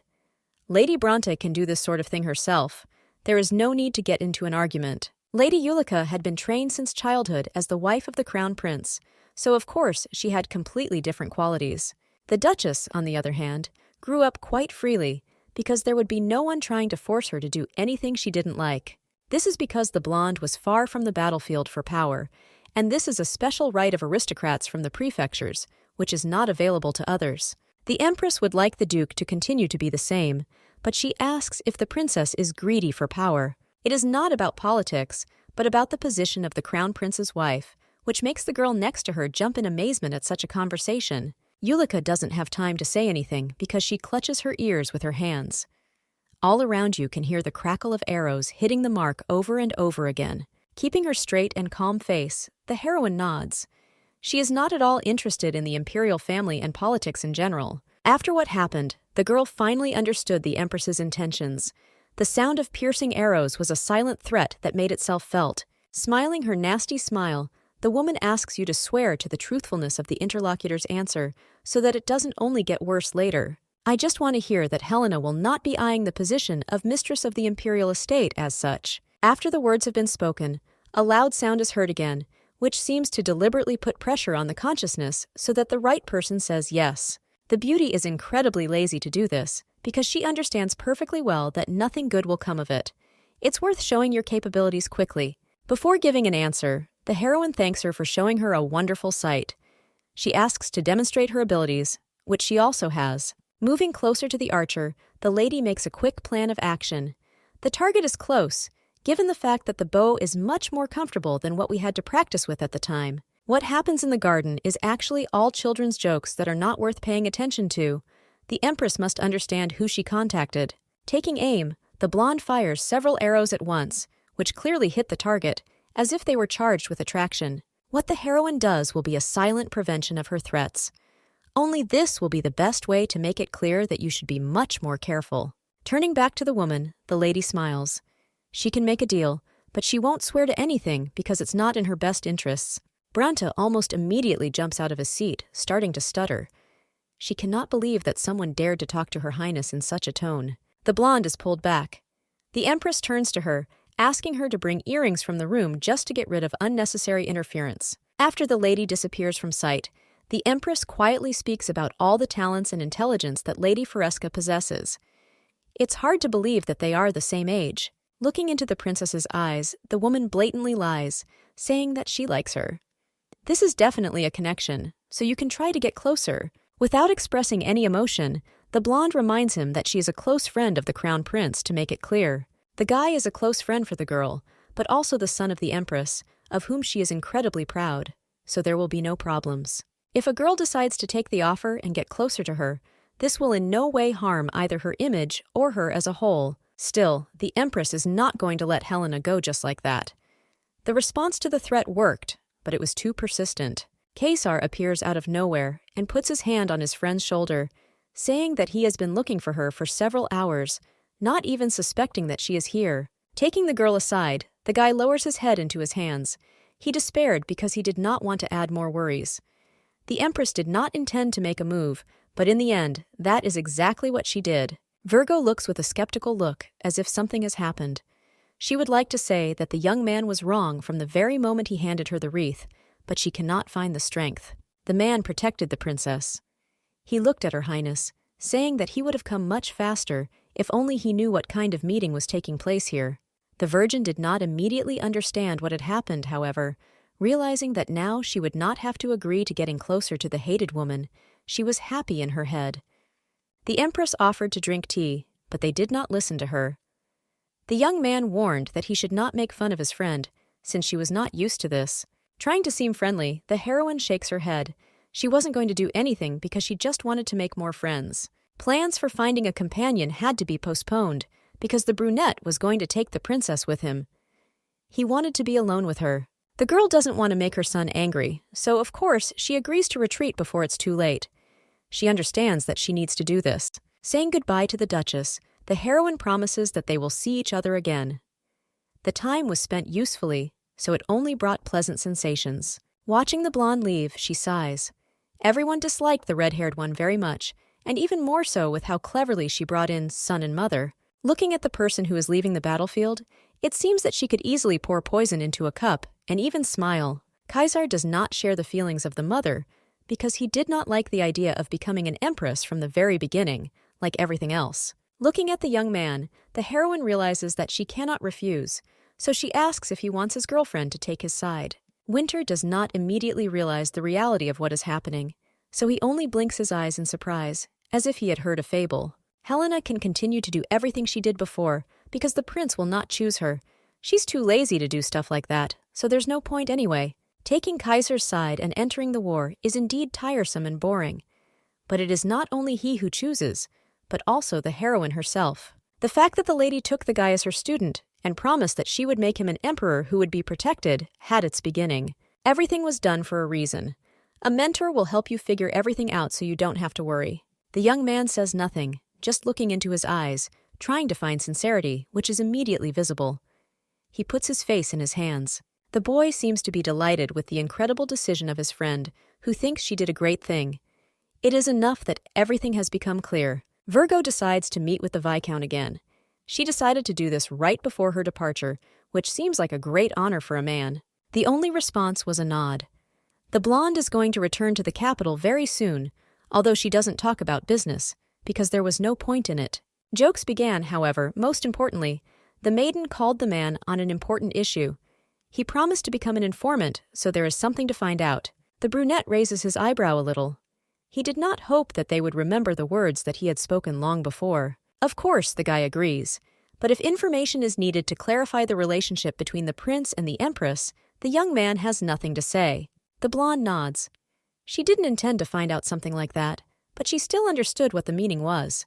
Looking into the eyes, as if with a murderous gaze, the beauty asks if she seems to the Viscount to be such a person, to which she receives a negative shake of her head. The man apologizes.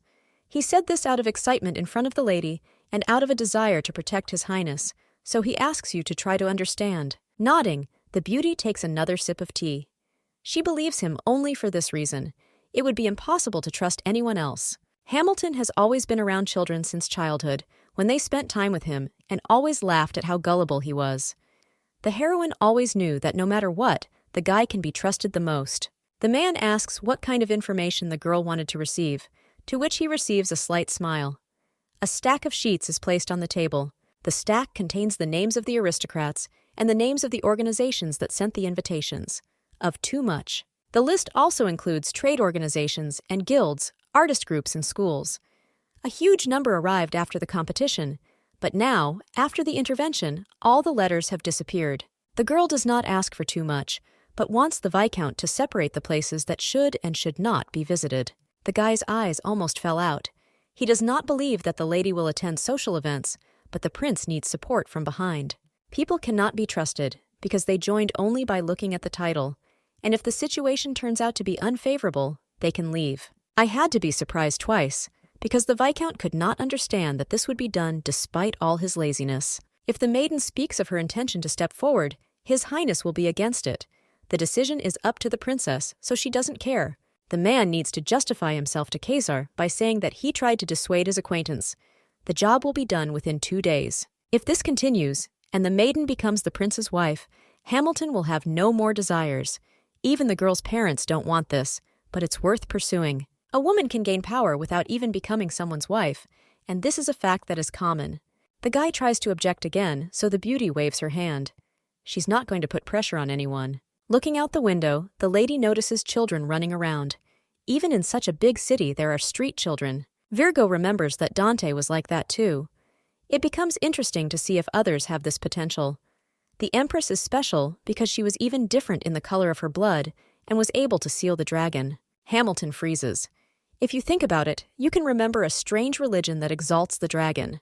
The blonde looks at the man in surprise. She had never heard of anything like this. Apparently, religion is gathering strength among the middle strata of the population.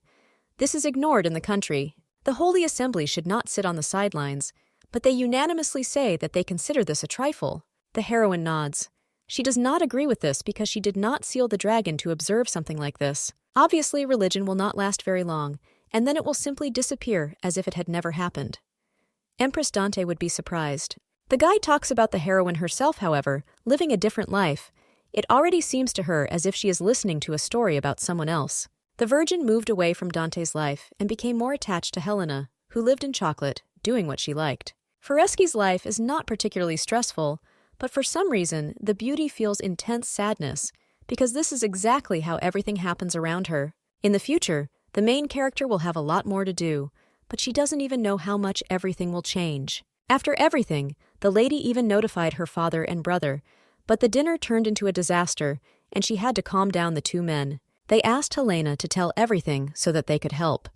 If my mother were in the hall, it would become even noisier. Exactly 2 days later, Hamilton handed over a list of aristocrats who needed to be convinced and lured to the right side. The lady almost immediately got to work.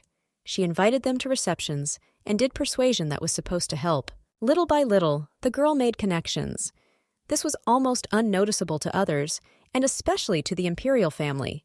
The summer of next year arrived, which came unnoticed. Agoth brought new invitations, which came from Lady Fresca. The heroine was quite tired, especially since she didn't have time to sleep, so she couldn't figure anything out. Finally, the most important letter that we have been waiting for has arrived. It was an invitation to Yulika's birthday, on which she would become an adult. I'll have to go because it's a great opportunity. There will be many families that support the empire there, so they can be considered. On the day of the reception, the carriage went on business. Virgo wanted to find an assistant, but did not hope that everything would turn out differently than she expected. The brother found another excuse, saying that he was busy at the academy, so the Viscount was sent with the lady. Although the girl said it in such a way that it seemed that she was not happy, this was not the case, because Hamilton was quite suitable as an escort. It would be more effective if Caesar came with Helena, but even her very presence will show that they are close. The hall is very noisy, so it seems that the whole empire has gathered here. Going down the stairs, the lady is about to plunge into the crowd. The mouth opens in surprise when the blonde looks around with interest. There are really an incredible number of people. The room was more luxurious than at the coronation. If you go too far, you can lose the favor of the emperor, but he also wants to get the power of Balor, so he made the empress his wife. Now it became clear why Yulika turned the glass over on her dress. She was the opposite of Helena. The lady is lost in her thoughts without noticing it, but the young man offers to go greet Lady Branta. Approaching from the back, the lady sits down and curtsies, congratulating Yulika on her birthday. Smiling, so as not to show hostility, the blonde nods and thanks for the congratulations and for coming to the event. This is especially addressed to the princess. It must have been difficult for her to drive along the village road, because the Duke lives in God knows where. The path went to a distant margraviate, so the roads are not so important, which means that the lady's house is even further away than the head of the heroine. The girl brought something as a gift. The answer is laughter and some joke about a pumpkin, which seems completely inappropriate. The little ones are trying to kill the lady's mood, but she does not give up, reminding her that pumpkins are collected in winter. The heroine shudders. She gradually begins to realize that very soon she will lose the battle of words with the lady who opposes her. The princess says that this is a fact, but it is obvious that Bronte does not know this, so she asks for forgiveness. Hamilton, who came to the rescue, asks to apologize, because it is impolite to emphasize someone's ignorance. In a verbal battle, the best option is to quickly run away, which is what the couple did, without even giving a chance to object. It's fun to watch Yulika rush from side to side. Hamilton helped in what he did, but he also believes that the lady does not have the best character. The lady's character was the reason why she managed to become friends with His Highness. This is also a well-known fact. The blonde decides to rest. The altercation hardly tired her, but it made her wonder what she was doing at such an event. Everyone communicates with Hamilton and does not approach the heroine, because communicating friendly with Helena in front of Yulika is not the best idea. Ignoring others turned out to be the best condition for reconnaissance. Thus, it immediately became clear who was loyal to the Empress and who was not. Virgo decides to take a short break. She didn't see Bronte, so she didn't intend to linger in the hall. One of the maids takes the lady to the ladies' room, saying that the Count is most likely in the smoking room, which is why he is not there. Nodding, the heroine thinks. She only hopes that she will still see the man, since he cannot sit in the room all day. Passing by one of the rooms, Helena cannot hold back and asks why the door is open. It's a kind of library. The servants ventilate the room so that all the books do not get spoiled, getting nothing out of it. All the books are of good quality, so it feels like someone deliberately opened the door in order to set a trap. The lady doesn't have time to go back out when Yulika's voice is heard from behind.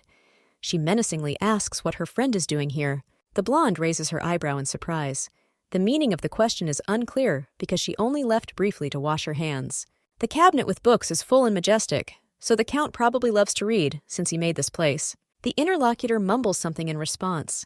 She can't find the right words and speaks too quietly to be understood. Turning away, The girl finally shouts out that this is her office, not her father's. He is not so busy with such things that he fills the room with books. Memories came by themselves. Virgo previously said that she was studying magic, which did not go unnoticed. It's quite difficult to say something like that out loud. The lady still cannot use spells.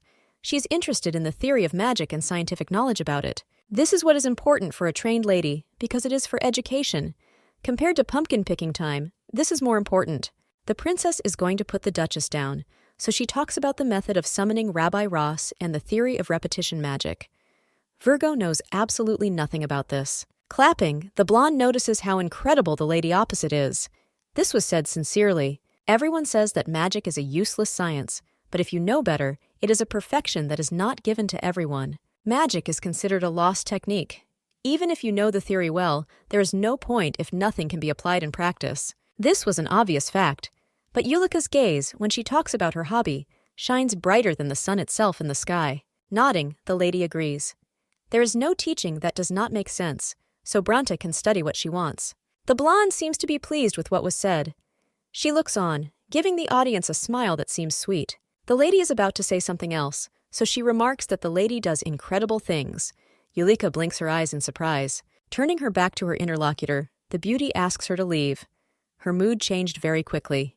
The princess must learn the silence and calmness of a well-bred lady, because no one would look into all the open doors. The girl admits her guilt, because she should not have behaved this way. They will definitely have mercy on her. Hurrying to take her leave, the beauty turns around and heads forward along the corridor next to the maid. What happened makes the heroine even blush a little.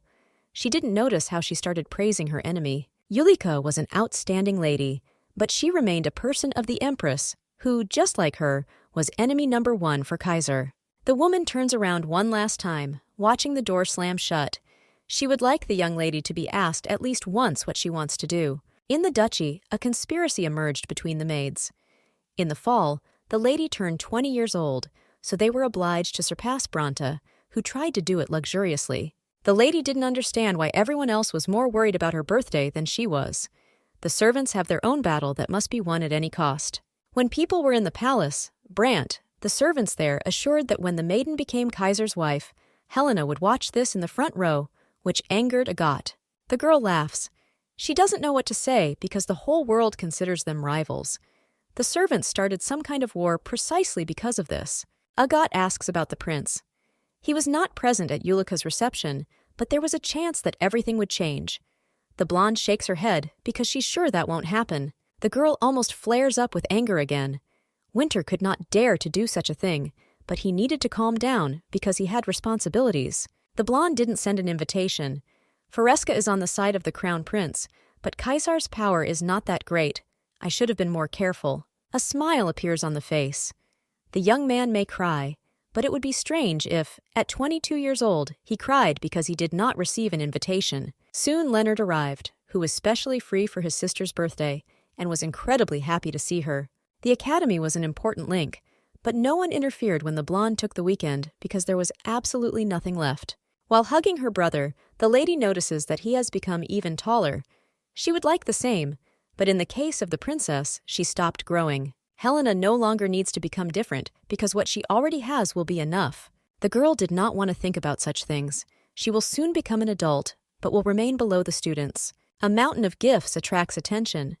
There were more of them than there were at my brother's birthday, but they were sent for a different reason. Helena must try to do everything, even if there are indeed too many gifts. People from all over the area sent clothes, jewelry, shoes, and everything was prepared in the best possible way, so the beauty intended to prepare well. There was only one day left before the appointment, but nothing had changed. The schedule still included training with Agat. Despite being very busy, the girl did not shirk from her studies, which greatly pleased her friend. Virgo is about to leave the room, but she is stopped. The maid asks for just an hour of time. Blinking her eyes in surprise, the lady clarifies when she needs it, to which she receives a nod, because she wants it now. Due to the reception, the heroine has absolutely no time, but Agat is asking for something for the first time, so it is impossible to refuse. Almost jumping for joy, the girl asks to go somewhere with her, to which she receives a nod. Turning to Bash, the lady asks what happened, but the answer is no. She asks to sit down so that her appearance will be taken care of, but the lady understands that the servants are up to something. After a while, the girl is wearing beautiful clothes that are not suitable for an ordinary day off, but look beautiful. The clothes are perfect for the lady just for an ordinary day. She always tries to be beautiful. Everything was fine, despite the fact that all the servants around behaved somewhat suspiciously, so much so that I wanted to ask what happened that everything had changed so dramatically. The maid bursts into tears, saying that she remembers the girl being little and acting like an old baby. Even if the beauty is an adult, this does not mean that Bash will stop caring about her. This is true, because the lady does not understand anything about everyday life. The conversation is interrupted by another maid who opens the door and reminds him that it is time to go out. The maiden had just time to get ready, so she followed straight after Agoth, whom she led to the servants' dormitory behind the palace. The door swings open, and almost all the servants from the castle are inside the room, congratulating the girl on her birthday. The blonde stands with her mouth open. They continue to congratulate her on what will happen tomorrow, which makes her touch. The beauty was too surprised, so she could not find the right words to speak out. No one had ever done anything like that to her. The man apologizes for the sudden surprise. They didn't want to scare the princess, even if they had never done anything like this before. The servants heard that the lady would soon leave for the capital, so they prepared a gift. He is a little modest, but still they tried their best. Accepting the box with the lock, the lady quietly asks if she can open the little thing now, to which she receives a unanimous yes. In your hands, you find a figurine with carved swords, which attract so much attention, focusing on yourself. Not finding the right words, the heroine asks where they found the money for this, to which she is reproached. The servants also earn more than enough. Perhaps a necklace would be a more worthwhile gift, but this seems more absurd. They know how to please a lady who is interested in such things. Swords are much more suitable for a lady only because of her originality, which is completely incompatible with anyone else. The servants would be glad if the gift did not get boring, but this cannot happen. It is worth noting that even so, it is much more valuable. The blonde would never try to exchange what she received for something else, because the thing would look great in the bedroom. The figurine cannot even be compared with the pile of gifts piled in the hall, because in 2 lives the heroine has never received such incredible gifts. In her past life, Dante could not take her soul anywhere, because she simply was not surrounded by good people. Wherever the heroine went, she never felt needed, remaining completely alone everywhere, only with her power. Now everything has changed, because it is in the Duke's house that there is a place where she is always welcome, no matter what. Clutching the gift to her chest, the woman once again thanks everyone who is with her and promises to come to the estate. The lady was going to leave much earlier, but she was detained. Now it was night, so after all the fun, it was time to sleep. Stopping near the door, the blonde once again examines the treasured thing that so quickly became her favorite. Without letting go of the gift, the girl enters the room, hoping that she can quickly fall asleep. But a familiar voice is heard right in front of her. No effort was made, because right in front of the lady, in the chair, sits Caesar, whom she missed so much. The girl goes a little deeper, asking in shock what happened, not finding the strength to believe what is happening. Caesar arrived 4 hours ago and even managed to greet Leonard. The girl was having a fun time, so the man decided to wait. The guy had to come late at night, even without an invitation. He understands why the maiden did this, so there is no point in explaining. Missing the birthday of the only master would be an even greater mistake than anything else. This could not be overlooked. Winter switched to a guessing game, asking what happened. The girl only said that it was the day before her birthday, which is not that important. Midnight came, and the guy wanted to congratulate Helena first. He managed to succeed even in a task that he had not even hoped to accomplish at all. Looking into the eyes of the beauty, the friend congratulates her on coming of age. He had to wait too long to get what he needed. Yesterday's day and night are no different, but for some reason, the heroine, holding hands with the prince, feels like an adult. The cherished morning has come, so going down the stairs to the hall, the lady thanks for all the congratulations. She is happy about this event. Many ladies try to remind about themselves and their existence, saying that they know how little the maiden was before. The beauty smiles. She is incredibly pleased to hear so many kind words addressed to her. A lot of important people came to greet you. Among them, the lady even noticed those who remained neutral in the war between Baller and Faresca.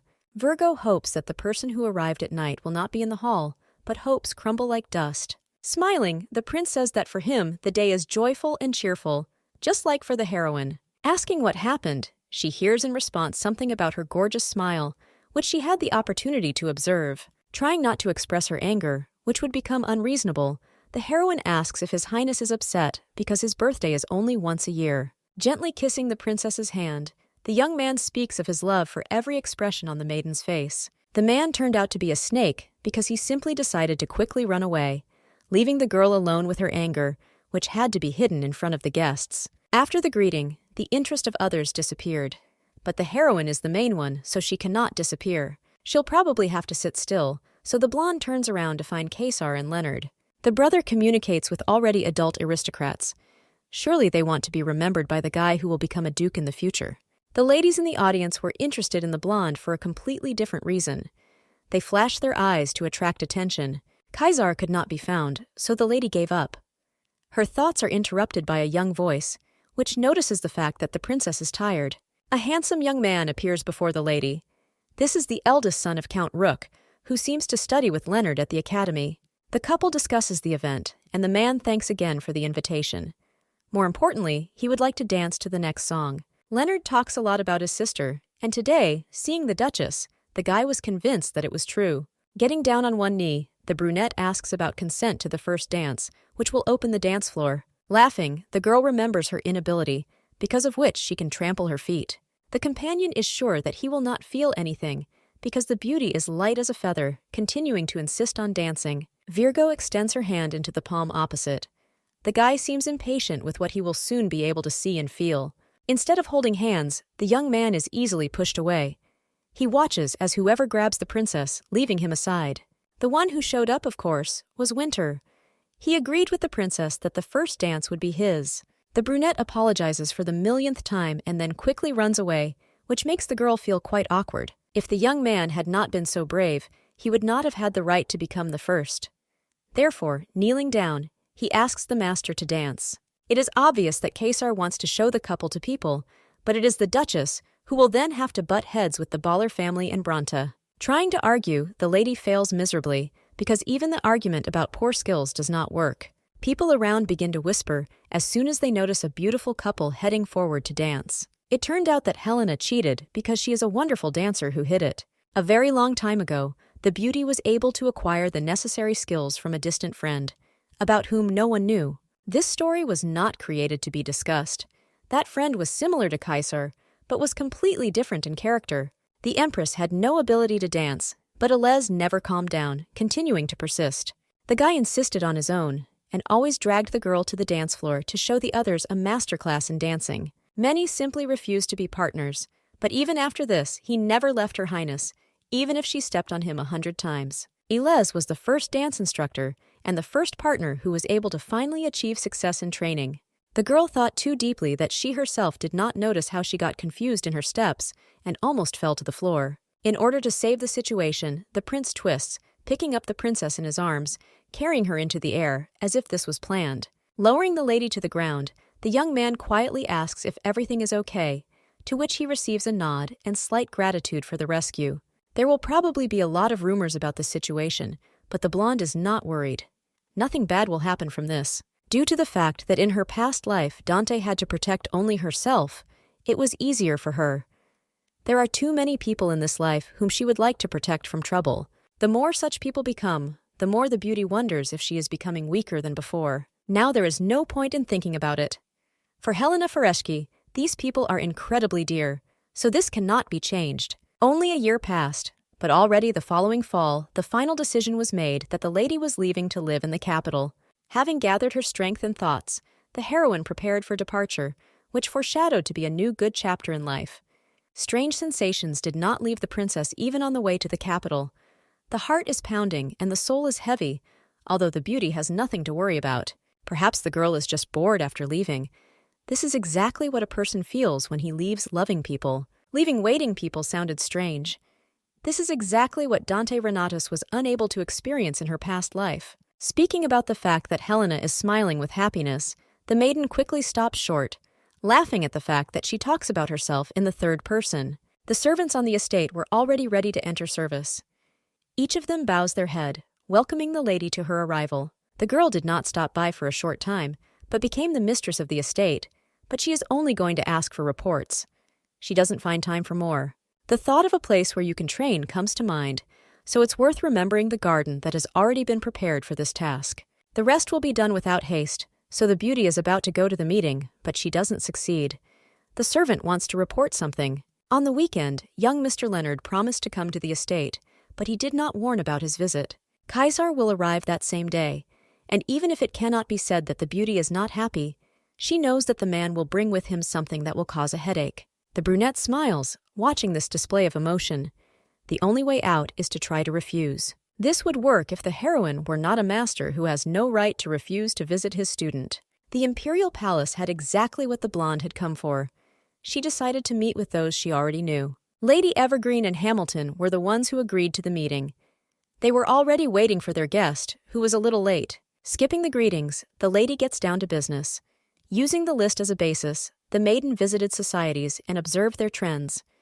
There are many aristocrats who can be won over to the side of the prince. Taking the sheets on which the list of names and houses was laid out, the servants begin a detailed study. Adjusting her glasses in surprise, Ravina is surprised that she managed to get quite confidential information. Shutting the mouth of even a servant is a difficult task, given that at meetings the ladies are followed by their servants, who know about everything. Agathe is still young, so it was easy to lull the vigilance of her interlocutor.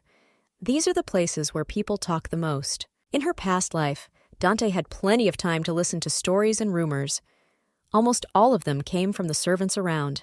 It was difficult to think of it to such an extent, so it can no longer be denied that when a lady needs something, she leaves her comfort zone. Not understanding what proposal we are talking about, the lady asks again. Clearly, the Viscount is offering something. Folding his hands in a pleading gesture, the brunette asks to become His Highness's official instructor in the art of swordsmanship. The blonde freezes. At this moment, it seems to her that she could have expected anything, of course, except for what she heard. It's more like a desire to tie the heroine to Kaisar so that she doesn't run away, and that's true. She does not want to become a wife, so she must stay close, at least in this status. This was not so bad for the heroine, but if Hamilton had suddenly seated the princess in this place, it could have aroused suspicion among the public. With everything that could happen, something like this would force the Viscount into a headwind that wouldn't help.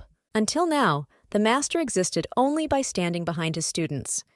Most will not be happy with a girl with unproven abilities. An idea about what needed to be done immediately came to mind. Rowena remembered Marquis Ben. As was known, the man left the political arena, just like Fresca, closing himself on his lands and maintaining neutrality. Most recently, the brunette attended a reception at the estate, but the girl decided to simply turn a blind eye to him, which turned out to be a mistake. Somehow, the maid learned that the Marquis's territories had recently been infested with monsters, so he asked Fresca for reinforcements. It is strange that the young man asked for reinforcements. Aristocrats are usually given aid and military support from the state, so it is obvious that everything is too bad. In this situation, the man should have first asked for help not from the Duke, but from someone with a similar title. Evergreen remembers one interesting detail. Previously, the Marquis requested help from the Bronte family, but of course he was refused. It is clear that the Empress's supporters were in a bad mood, and one could only guess what happened to them. The imperial palace still does not intend to send an army, and there are also budget problems, because the local soldiers are not used to fighting monsters. What the maiden heard could be a chance for salvation. If everything is done correctly, the Marquis will side with the Crown Prince. The servants had already even managed to come up with a plan. The princess would gather a monster cleanup group and perform with it on the territory of the Marquis. Thus, the Duchess will kill 2 birds with 1 stone. She will show her capabilities, and at the same time, lure the man to her side. Even if that was the case, the lady wanted to take a break from fighting monsters in this life. She's not sure if she can do it. Those who arrived have nothing to answer. Of course, believing in Helena's powers is what you need, but you need to come up with the right plan. Hamilton recalls what once happened to the mercenaries in one of the abandoned houses when they wanted to kill the prince. That day, Fresca showed her true capabilities, which made the guy believe what he saw almost instantly. The girl admits that the proposal sounds too boring, but if the Viscount proposed, it means that he views the girl as a knight. If you look at the situation from the other side, then this idea does not seem so hateful from the very beginning. Consent is not long in coming, but the heroine has one condition left, which the joyful Hamilton, of course, is ready to listen to. The girl herself is going to choose who will go with her. Of course, among them, there will also be 3 students who do not have the right to refuse this venture. A few days later, Kaisar returned to the palace. He doesn't know what to do to make the process with Helena gain momentum. Rovina, standing to the side, asks if the couple were holding hands, to which she receives a nod. As children, they even slept in the same bed. As for more serious physical contacts, things were better. The man let the girl touch his thighs. Virgo is surprised. The prince gave the duchess much more than expected, which could not but cause such a reaction. The guy is desperate because he doesn't know what else he needs to give, so that the lady sees him as a man and not a student. To do this, you need to go to a consultation. Of course, Winter agreed, so he granted an appointment to a famous charming person. Rovina has a distant relative in the knightly detachment, so she volunteered to introduce them, saying that the Black Knight Ash Garin is a real heartthrob. It was for this reason that His Highness summoned the knight. He started talking about how easy it was to do something like this. You just need to be beautiful, because a beautiful face is the best weapon for conquest at the first meeting. The guy sighs, because he and Helena have already met many times. The problem is that the relationship cannot develop into a relationship between a man and a woman. Grunting, Garin thinks about what can be said in the case that the prince proposed. Still, something special is found, so the man is asked about Cabe Doan.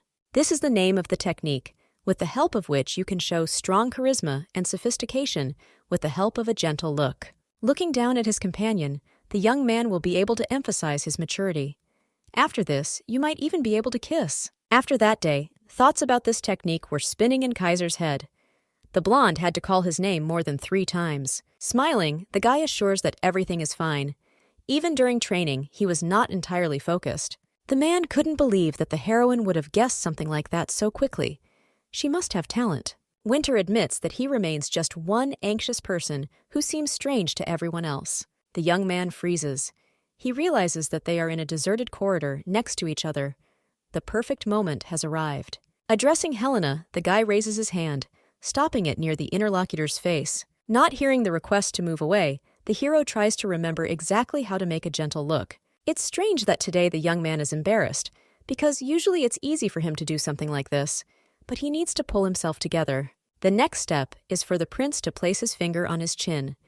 The lady remembers bad days from her past life, so she menacingly asks when she will be released. Kaysar did not immediately understand what the problem was.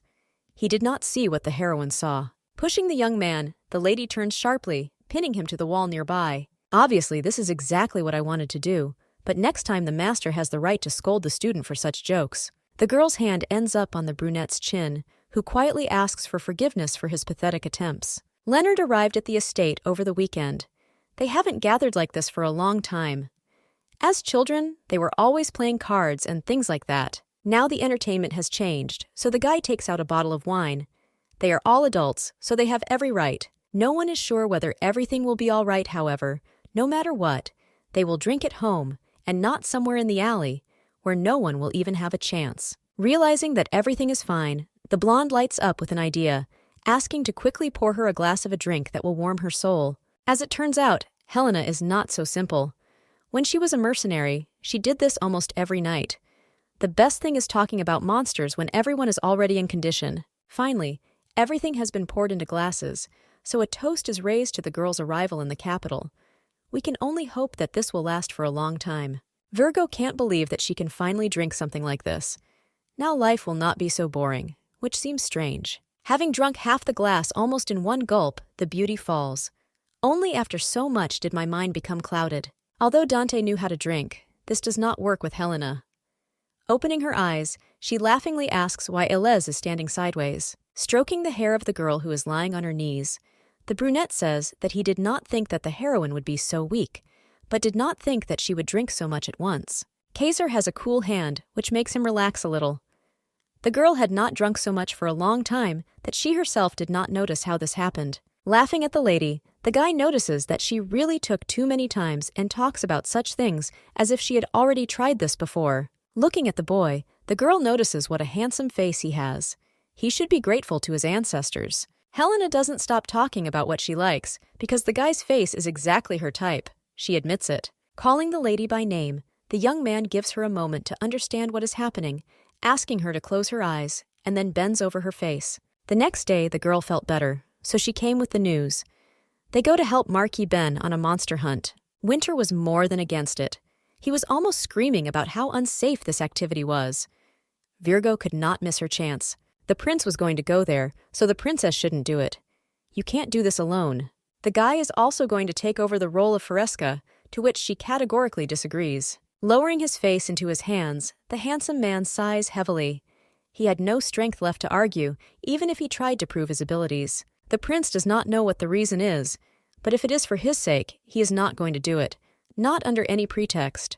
The man forgets that the princess promised to make him an emperor.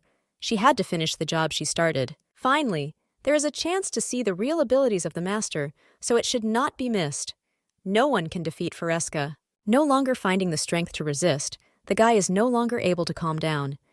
He does not want to participate in such a thing under any pretext. Giving up and agreeing, the hero still sets one condition.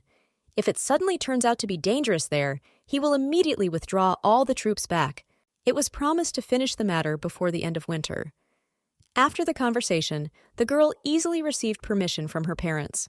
The couple did not interfere with their daughter's aspirations, together fulfilling their promise to support their daughter in all her endeavors. The next day, most of the work was ready. The squad was just waiting for the scout, who was supposed to bring more information. The first was the head of the Scarlet Knights, who requested permission to meet the girl. Dalton wants to send several knights as support. Inexperienced knights will not bring any benefit because they will have to be trained and sent back instead of fighting. Nothing can be done because the team is still needed. You need to make an appointment with people. Of course, Kaisar dragged himself to the meeting like a tail, who, according to him, could not leave his master completely alone. Without arguing, the brunette understands that Helena is determined, which shows that they will succeed. Virgo was really going to come in and win. She needed a lot more knights for her team, so she had no choice anyway. Kaisar would not have trusted the girl to come in a dress and lead the knights into battle. Clothing must be appropriate for the situation. For the guy, it's not so important what the master is wearing, because he would continue to blindly believe in Helena no matter what. Usually things are not resolved this way, because at this rate, one day the guy will be betrayed, making him regret his frivolity. There is nothing we can do about this, because the guy will be killed anyway. This answer does not suit the blonde. The lady does not believe that the boy grew up so reckless because of her, since she did not remember doing such a thing. A middle-aged man interrupts all the fun. He's glad they finally met, but asks if he should call her Master Leonard. Extending her hand, the lady shakes the hand of Nerp Dalton, who introduces himself as the head of the knightly detachment of the Red Knights. Carefully convening those who would be most suitable, the man prepared a place where it would be possible to carry out the selection that would happen. The guy suggests immediately going deeper into the hall, where you can look around, understanding what's what. Without letting go of Helena as quickly as she wanted to leave, the brunette grabs her hand, reminding her about disinfection. Virgo does not immediately understand what it is about, examining her hands. The prince is just worried whether they will listen to her. It is difficult to start following the orders of a lady who suddenly appears, who at first glance knows absolutely nothing about battles. Scarlet Knights focus on ability rather than knowledge. There is a long-standing mutual hostility between the White and Scarlet Knights. These two species continue to compete with each other, hoping that one day it will end. Turning to the blonde, Dalton advises to prepare a little before entering the battlefield, where they have almost already passed. Scarlet Knights grit their teeth at the sight of White Knights, so distrusting Fresca wouldn't even be rude, per se. What happens next will be seen later. Helena speaks at the estate, saying that she will be the one to lead the knights in an attack on the monsters of Bendalium. Some of those standing in the hall will go on a hike with her, but of course the selection will not be the easiest, as one might think at first glance. One of the knights in the crowd grins. He seems to have something against what he hears, so he's not going to just back down. Raising his hand to the sky while the others laugh, the guy asks if it will be their duty to protect the noble lady from being hit by the monsters. Unfortunately, there will be no such chance, because the lady does not accept protection from weaker people than herself. Twitching from anger, which came as if out of nowhere, the guy tries to calm down, even if he manages to do it very difficult. Due to the fact that the general of the purge turned out to be a girl, there was too much mistrust. In this case, the lady will give her place to anyone who wins her. The knight in training, Hawk Millen, comes out first. He's not going to be punished for hurting a lady, so he might as well try. By coming forward and putting her weapon forward, the lady assures that this will never happen, so worries can be brushed aside. A second later, the battle begins, which with every moment only gains speed and danger. This makes the beauty try even more. Not even 2 minutes pass before the young man is on one knee, defeated with a sword on his shoulder, which makes everyone around him understand his true strength. Turning to the rest of the knights in the group, the lady asks which of them wants to be next, knowing full well that she will defeat them all. Without calming down, the knights act one by one. The next person is an unknown person who did not say his name, but of course was among those struck. Then comes the second, third, and fourth. The list goes on almost endlessly until the knights run out. There are defeated people lying around, unable to rise from the ground. Virgo asks if there are anyone else interested, to which she receives the answer, no. The lady sighs. She didn't expect to find anyone capable because almost everyone lost in the first second, but that's not the end. In the end, at least a few people were still able to be selected as participants in the monster hunt. Deciding that there is only one way left to win the hearts and devotion of the knights, the lady says that there are no worthy people. 3 days later, there was an influx of knights in the office who apologized. They ask for a chance to learn. Everything went exactly as Helena expected. As far as she knows, the Scarlet Knights are very arrogant in their abilities. If the heroine tried to force the guys to obey with the help of status, then now none of them would bow. Forcing everyone who arrived to stand up, the lady nods but warns. Her workouts won't be some of the easiest. It's as if the knights are shouting that each of them is ready. This effect is really worth trying in the future. Virgo gets up from her seat. She adds that she is not generous, so those who disobey will be severely punished. From that very moment, training began, which took quite a lot of time. Knight Dalton has arrived to visit the Duchess. The guy arrived for a reason. A reconnaissance detachment returned from Bendalium, so he came to convey important news. What the man said only meant that it was finally time to speak. While in the carriage, the lady questions Kaiser. As it turned out, the young man had already been to Bendalium when he went for an inspection several years ago. There weren't that many monsters there. Leonard heard that not only in the city, but also in the border areas, a lot of monsters appear. The damage from monsters is enormous, but it cannot be small, because they always bring destruction with them. Previously, there were knights on the borders who restrained the animals, but since there were fewer of them, only one name remained from the army. If you think about it, there have been too many monsters recently, although many said that their numbers, on the contrary, are decreasing. For some reason, there was an opinion that the number of animals was decreasing due to dragons, but something changed. No one knows whether this information is true, but the times of their extinction and the reduction of monsters are approximately the same. The surprising thing is that magical power and dragons are somehow connected. Helena didn't expect to hear anything like this. It doesn't matter, because the most important thing is that the dragon does not appear again. For modern people, hunting such a creature is almost impossible. Grunting lightly, the master silences the interlocutor. A dead dragon cannot come to life for any reason. The place where the guards arrived seems quite gloomy. There are many trees around that hide secrets behind them. A man next to the princess asks if it is dangerous for her maid to go out and search. Virgo does not immediately understand who they are talking about. Everyone talks about Agot, which is not so simple. Very soon, the Duke will find out about everything. The conversation is interrupted by one of the knights. He found some large footprints. The tracks belong to a black dog. These monsters have been appearing in these surroundings for a long time. Dogs hardly appear at this time, but according to Kesar, you need to be as careful as possible. The tracks were left after dawn, so the man suggests returning. It doesn't make sense after they discovered the evidence. With such a lineup, it will be difficult to counter a large number of black dogs, given the large monster. The warnings were in vain. A dog appeared from the forest and attacked one of the knights, throwing him to the ground. What is about to happen is incredibly dangerous, causing your insides to clench in fear. Not even a second passes before Leonard deftly rushes at the monster, and then puts the sword back into its sheath. While the guy asks about the condition of his sister, the rest of the expedition look around in fear. The girl cannot believe that they met black wolves. They are not as active during the day. First, you need to go back to better study the area. This will be what they will do. Conversations take place at the negotiating table. The Virgin asks what the Marquis thinks about what is happening. The man received a report that recently, nocturnal monsters have become active during the day. The reason for this was difficult to find out, and in fact, the man was not even going to say anything. Draco's religion was tied up in all this, about which it had been known since ancient times, but not much. What is being talked about in the hall is a thriving ideology that revered dragons as something supernatural. The Marquis agrees. Last spring, their priest visited the place where they are located and made baseless statements. At first, no one paid any attention to this, but they went into the forest to perform the ritual. Those who arrived promised that they would revive the dragon, which made them afraid. It was after this that there were many more monsters. There was silence in the office. Such a story did not leave those in the room indifferent.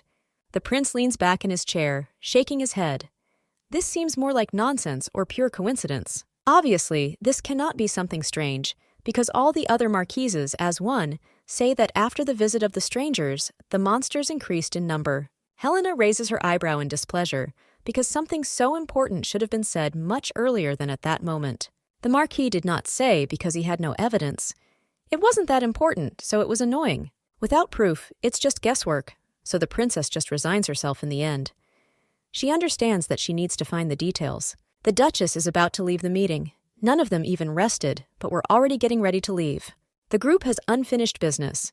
If they don't want to let their guard down and be attacked like before, then at least something needs to be done. First of all, the lady is going to check the knights, who had to adequately check all the weapons. Entering the estate, the maiden asks everyone with her to quickly get together in order to discuss something important. The story began with a black dog. The beast's weapons are teeth, so it's easier to deal with by attacking from the side. The Duchess forbids turning your back on them and not going out alone. Looking around her students, the beauty asks if everything is clear to them, to which she receives a positive answer. Virgo is an amazing master, so of course she wants to protect her students. She knows everything you need to fight monsters. Turning to her brother, the lady asks what worries him. He has been thinking for some time now. Smiling, the blonde tries to make everyone believe that everything is fine. He thinks about what they were told about earlier. The hypothesis is that the reason why there are fewer monsters is due to the extinction of the dragon. However, this could mean the same thing, but in reverse. Helena doesn't believe what she said. It is impossible to revive what is already dead, in the case of Crusac, who was killed by Dante. There is still something strange.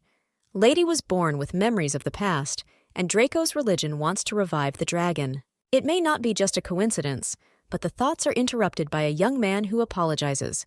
He didn't want Helena to worry. The man changes the subject. To begin with, the squad should focus on the attack, which will occur very soon. It was important to hunt monsters that did not give residents a quiet life. Everything else is not so important. Virgo warns that the group may encounter a large monster called Lucrecat. He is very agile and strong. In addition, the animal has good regeneration, so it constantly comes to life and does not die unless you deprive it of its head with one blow. Turning her gaze to Kaisar, the beauty orders him to start catching the animal. The lady is not going to be the one to do this because it will be difficult to cut off the head of such a large monster. This is not one of the main reasons, because it also lies in something else. The beauty is not going to reveal all her cards. It will be much better if all the credit goes to the crown prince, who needs it. Everyone agreed with what the master said, except Agoth, who quietly clicked her tongue in irritation. After everything that was said, the active phase of action began. The fight is almost starting. An hour later, an alert was received that black dogs had been found in the northern part of the forest. The scout also mentioned the fact that most of the traps had been destroyed, meaning that Lucracota was also with them. People around remind the master that night has fallen, which means that the viewing area will be very limited. It is noticeable from Kaisar that he is worried because he is trying to show it almost imperceptibly. The man doesn't mean to seem like a weakling, but he's worried about one detail that doesn't add up. For some reason, the dogs that usually come out at night appeared during the day, as if someone had lured them out. Virgo jokingly talks about walking, to which she receives a remark from Winter. He's too excited to take jokes. That dog that jumped out of nowhere was definitely targeting Foresca, which made everything even more suspicious. The guy asks the girl to be more careful. No one would want the master to get hurt. The conversation is abruptly interrupted because someone from the group announces the arrival of black dogs. Not going to hesitate for a second, the beauty suddenly draws her sword, ordering everyone to spread out around the perimeter to begin the fight. The knights lost all vigilance because they were not trained enough, so they scattered around. Gathering everyone together, the woman forms the necessary formation that will help defeat the monsters in the right order. The attack phase is not long in coming. Leonard is the first to rush into battle, attacking one of the wolves that appeared. Helena does not lag behind, because she understands that she needs to show her abilities an example to the frightened knights. The girl tries to dodge, but very soon she realizes that Kaisar was right. The dogs are trying to attack the blonde. There is no choice left, so you just have to fight more intensely to defeat everyone. Realizing that the strategy is not working as perfectly as we would like, the beauty orders everyone to disperse in different directions around the perimeter. The knights jump aside, noticing how several dogs are heading towards the Duchess as if nothing bothers them. The girl backs away.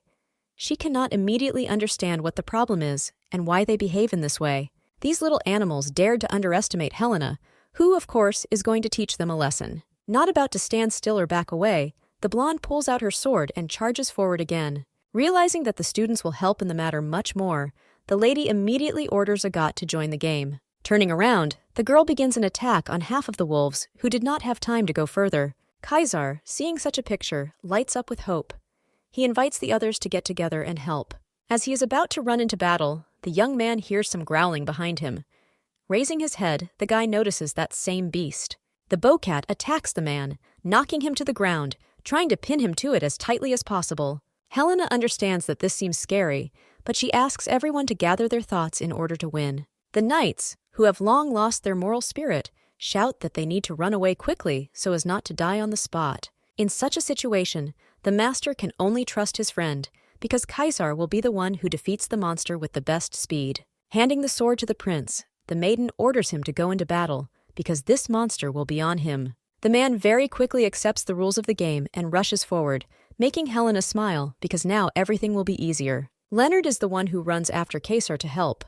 The mentor cannot stay away. Virgo wants to show off her strength, just like Leonard is trying to defeat as many monsters as possible in order to clear the territory. Agoth attacks Lucercat. She remembers what she was told, but tries to distract the animal by stabbing her in the back. The eyes close, making it clear that the animal is wounded. He will no longer be able to terrorize the inhabitants because the end has come. Realizing that the right moment has come, the lady calls Kaisar, but for some reason she hears a growl behind her. Virgo doesn't understand what happened. The monster was definitely in front of her, but somehow ended up behind her. Salvation is not long in coming. The student rushes into battle in order to quickly finish off the monster. The end came very soon, but the shock is still visible on the bright face. The lady doesn't know how to explain something like that. Agat runs up first. She hugs her friend, glad that she remained completely fine. Kaisar was right when he said that the monsters were targeting the princess, but finding a logical explanation was almost impossible. One of the knights praises the Duchess. He can't believe that the lady made herself a bait to boost the confidence of others. Bowing, the girl asks not to thank her because of such a trifle. She was going to do exactly that. The captain is called to look at something, so the princess is left alone with Agoth. The girl is about to ask the lord how she is feeling again, but she's just trying to ask the girl to move on. The blonde hints that the others are busy, so she asks to go help the captain of soldiers. The girl is left alone with the animal. She studies his body, trying to understand why, of all people, she is the target. Noticing something on the body, the lady sits down to examine the dragon mark and then touches it with her hand. The pattern was quite strange and resembled something familiar, but my memory did not allow me to remember what it was. As soon as the hand was near the engraving, something inside seemed to turn over, making the blonde feel terrible. The cough began to come out on its own due to the lungs, which began to work much worse, shrinking. Kaisar was the first to notice how the master was feeling. He did not immediately understand what was happening in that direction. A huge dragon or snake appeared from underground and grabbed Helena with its teeth, lifting her into the air. Everyone around him saw what was happening, so they immediately realized that they needed to try to win, even if they knew nothing about him. Leonard lunges at the snake, causing it to growl. He drops Helena, who flies straight into the prince's arms. Virgo opens her eyes, which almost don't want to work. They reflect the fear that was first noticed on her face. The girl tries to joke, which brings a smile to the prince's face. The master will incredibly deceive himself in this way. Not intending to linger, the lady pushes Winter away. They quickly need to deal with the monster that has appeared. The boy doesn't even have time to say anything, but he understands perfectly well that the beauty cannot move after what happened. Standing on the ground, the maiden staggers a little. Everything floats before your eyes, preventing you from looking around. The worm that appeared is the one who is the most dangerous. His saliva contains poison that weakens all 5 senses, and especially vision. Feelings really do not obey, but the beauty cannot retreat, because if she runs away, everything will only become much worse. Grabbing her sword, the lady asks about the location of the worm, causing Kaisar to only ask in surprise. The other students also did not immediately understand what was being said, so they could not help as soon as they asked. Carefully standing behind Helena, the guy says that she only needs to walk 12 steps to overtake the monster. Lowering himself closer to his ear, The young man tries to help the master and calm her down a little. The target is right in front of her. The man knows the girl best, so she can trust him. If nothing works out and he has to fall again, the beauty asks him to catch him. The girl hopes for a friend, who, of course, cannot let down the one who considers him the best. The master says what needs to be done, so of course they listen to him. Everyone steps aside to let the girl pass. Stepping forward a little, the lady orders you to follow her to help deal with the one who started this fight. The girl doesn't see anything, but she feels her students, who reliably cover her from behind, not letting her doubt it. It is for this reason that a virgin will never lose, because she has no right to do so. With just 2 blows, the beauty makes the monster make wild sounds that foreshadow its rapid fall. Due to the movements of such a large worm, the lady flies off to the side, like a piece of paper being carried by the wind. Kesar promised that everything will be under control, so the heroine does not even open her eyes. You need to trust someone who promises something. The guy notices Fareska, who is rushing to the ground, so he is going to rush forward as quickly as possible to catch the body. Jumping, the man ends up on the ground, however. Having managed to do what was planned, he presses the beauty closer to him. Gently stroking his girlfriend's hair, the young man quietly says that everything will be all right. He is confident that it will happen. Lately, the lady has been having dreams about her only friend Gray, who was always with Renatus. Usually they did not do anything interesting, but each time these were different locations that the couple visited on missions. The guy always took care of the Empress, realizing that she needed support, at least from him. The man was incredibly reminiscent of Kaisar, which seemed to make the dream situation much worse. Another dream again made the lady wake up in a cold sweat. She doesn't understand where they started or how to stop everything. Trying to sit up on the bed, the heroine realizes that she cannot do it as quickly as she would like. A voice is heard from behind, talking about the strangeness of not being able to feel the body. The girl doesn't understand who it is. The voice becomes closer, so it is not difficult to determine the identity of the speaker. The young man comes to adjust the blanket, which has slipped a little, asking not to be called Prince in the absence of the others. The girl could not be left alone because she suffered a fracture of 2 ribs and a scapula and shoulder. In addition to all this, she does not see, and this will continue for some time. Memories from when they all went into the forest come back to mind. This was not what I wanted to think about. The doctor said that my vision would soon be restored.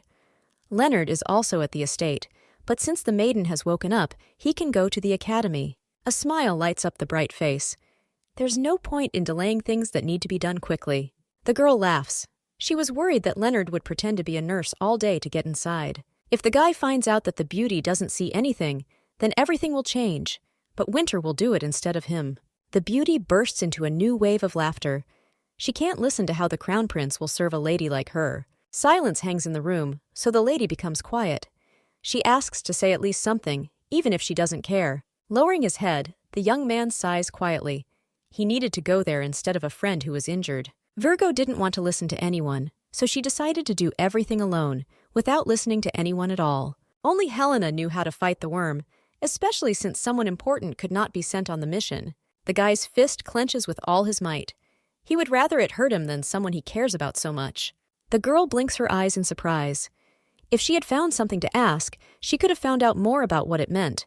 The young man is ready to do absolutely anything for his master, so there is no need for her to try to do everything alone. The blonde does not believe what was said. She has a strong personality, so she believes that it is right to take all problems upon herself. This is exactly how every task should go. The only question that remains is why Kaiser suddenly said this. Instead of a quick answer, the brunette just smiles lightly. He knows that his face is not visible. Stretching out his hand, the young man carefully takes the beauty's palm, admitting that he really likes Helena. The prince is ready to give his life for the one who stands in front of him, because he loves Fareska more than anyone in this world. The girl backs away a little. She still had no idea that everything was so serious. Gray genuinely likes Helena. He cannot give up his feelings, which are so strong. Left alone, the blonde fell into a panic. She urgently needed advice, because she had absolutely no experience in this area. The next day, the lady arrived at the hall for a meeting with an expert who was supposed to help with what had been tormenting her for the second day. The brunette had already finished making all the reports, so he was free, but only a letter remained for Count Fareski. Hamilton almost becomes hysterical because he doesn't know how to tell the Count that his daughter was hurt and won't come home. The man, as usual, remains overly dramatic. He's going to start right away with the will, even if there's no need to do so. What the conversation started about led him to an awkward dead end. That's not what the lady came for at all. The girl was talking about something important, but they both got confused. It's time to return to where it all began. The girl has become quite an adult, so she has the right to ask love advice from someone like Hamilton. Finding the right words is quite difficult. This is the first time the lady is talking about something like this, so it's worth thinking about. Immediately realizing that we are talking about Kaiser's love, the brunette laughs. He is surprised that the girl only found out now, which is too strange. There is no explanation for what the Viscount is so surprised at. The lady could not even imagine something like this before. The man asks to tell everything in detail, to which he receives a brief description of the morning on which it all happened. Of course, Helena didn't even think about this, so she didn't immediately find the right words that would somehow help. The Virgin is not sure of anything, but the prince's words struck her. If so, she may forget everything she was told.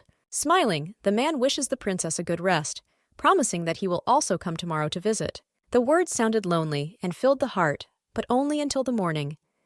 The young man said to forget about everything. Arriving at the estate, the guy acted as if nothing had happened, asking what kind of pie Helena wanted. Finally breaking out of her thoughts, the beauty points to the tart she chose to calm her nerves. It turns out that the couple has different tastes in desserts, but this phrase has no chance of offending the princess. The maiden did not break her fingers, so she could eat herself, but she was stopped by a young man who held out a spoon. Winter was quite the entertainer. After everything he said yesterday, he came in the morning to act as if nothing had happened. Looking at what is left on the plate, the prince wistfully notes that the dessert looks quite tasty. Without holding back, the interlocutor extends his hand, the finger of which he runs next to the girl's mouth. The taste of chocolate remained on his lips, which the young man pours off his finger, leaving the blonde in shock at what is happening. What Winter tried turned out to be very sweet, but it was clear from his face that he had nothing to regret. The prince said that you can forget about the declaration of love, but then he began to do something that haunted his consciousness. The beauty couldn't afford to rush about, so she still told everything to the Viscount, who promises to help. His Highness did not even ask for an answer.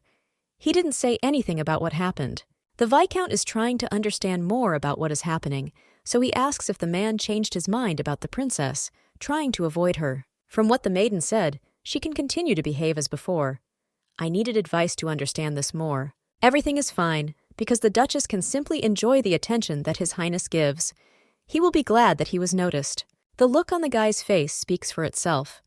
It is clear that everything was influenced by the fact that the young man has been working for the boy for more than 10 years. The words about the years reminded the beauty that she had already known Kaiser for at least 7 years. This is almost a round date. To have mutual feelings with a boy whose milk has not yet dried on his lips seems somewhat unreal. Master and apprentice is how the couple has treated each other for a long time, from the very beginning of the training that began.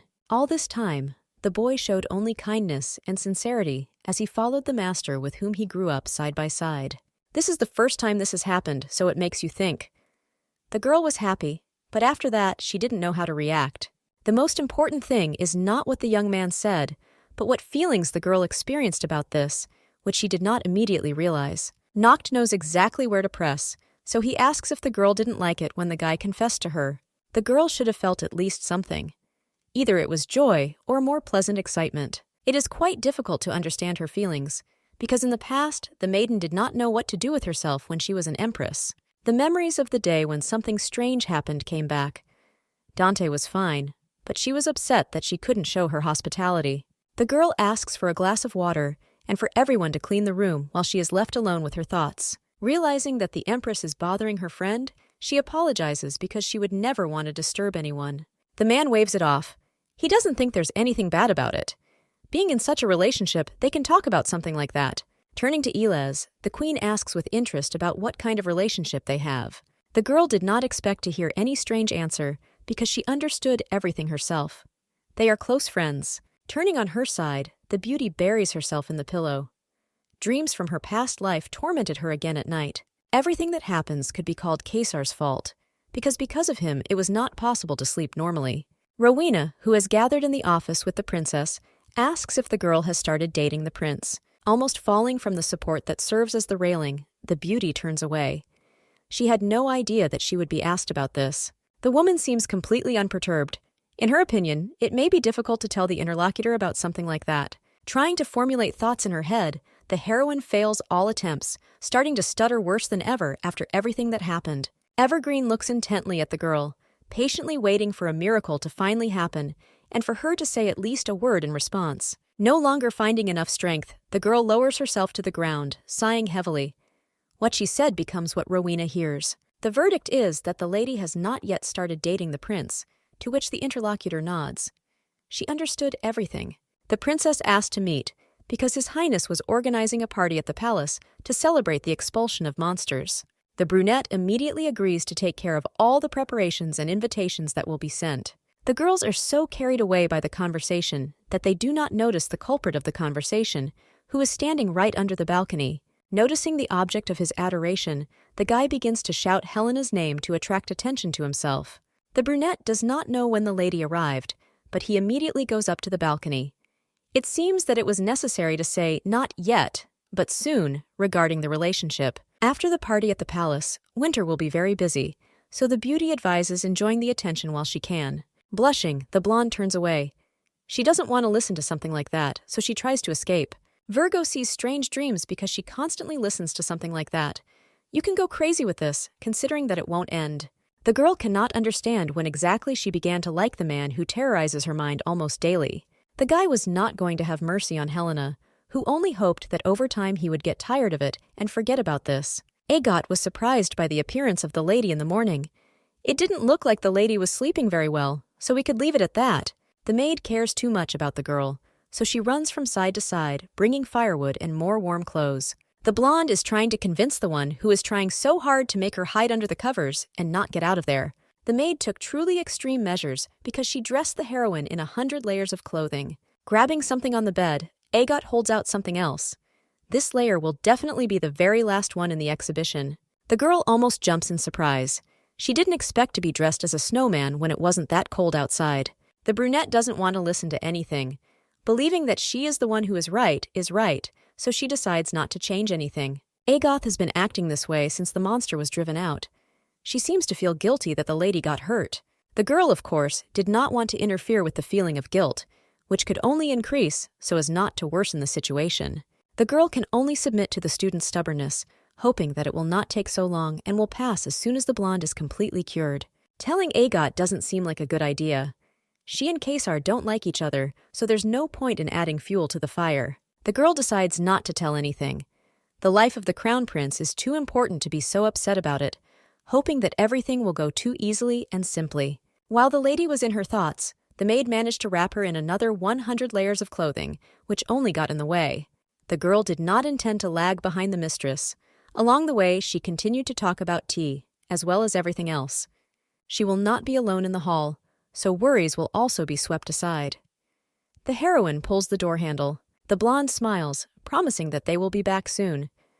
Marquis Ben urgently summoned the princess to his place, which definitely meant something. Noticing Helena's silhouette, the prince joyfully greets his beloved. She walked for too long, which made everyone bored. Only a few moments later, the guy noticed that the blonde was dressed in 100 layers of clothing, looking like a funny snowman. Apologizing for being late, Faresca notices a strange expression on the face of the Marquis, who is trying not to focus on his clothes. Ben gathered everyone to discuss the success of the task the group was completing. He heard that they were returning home the very next day.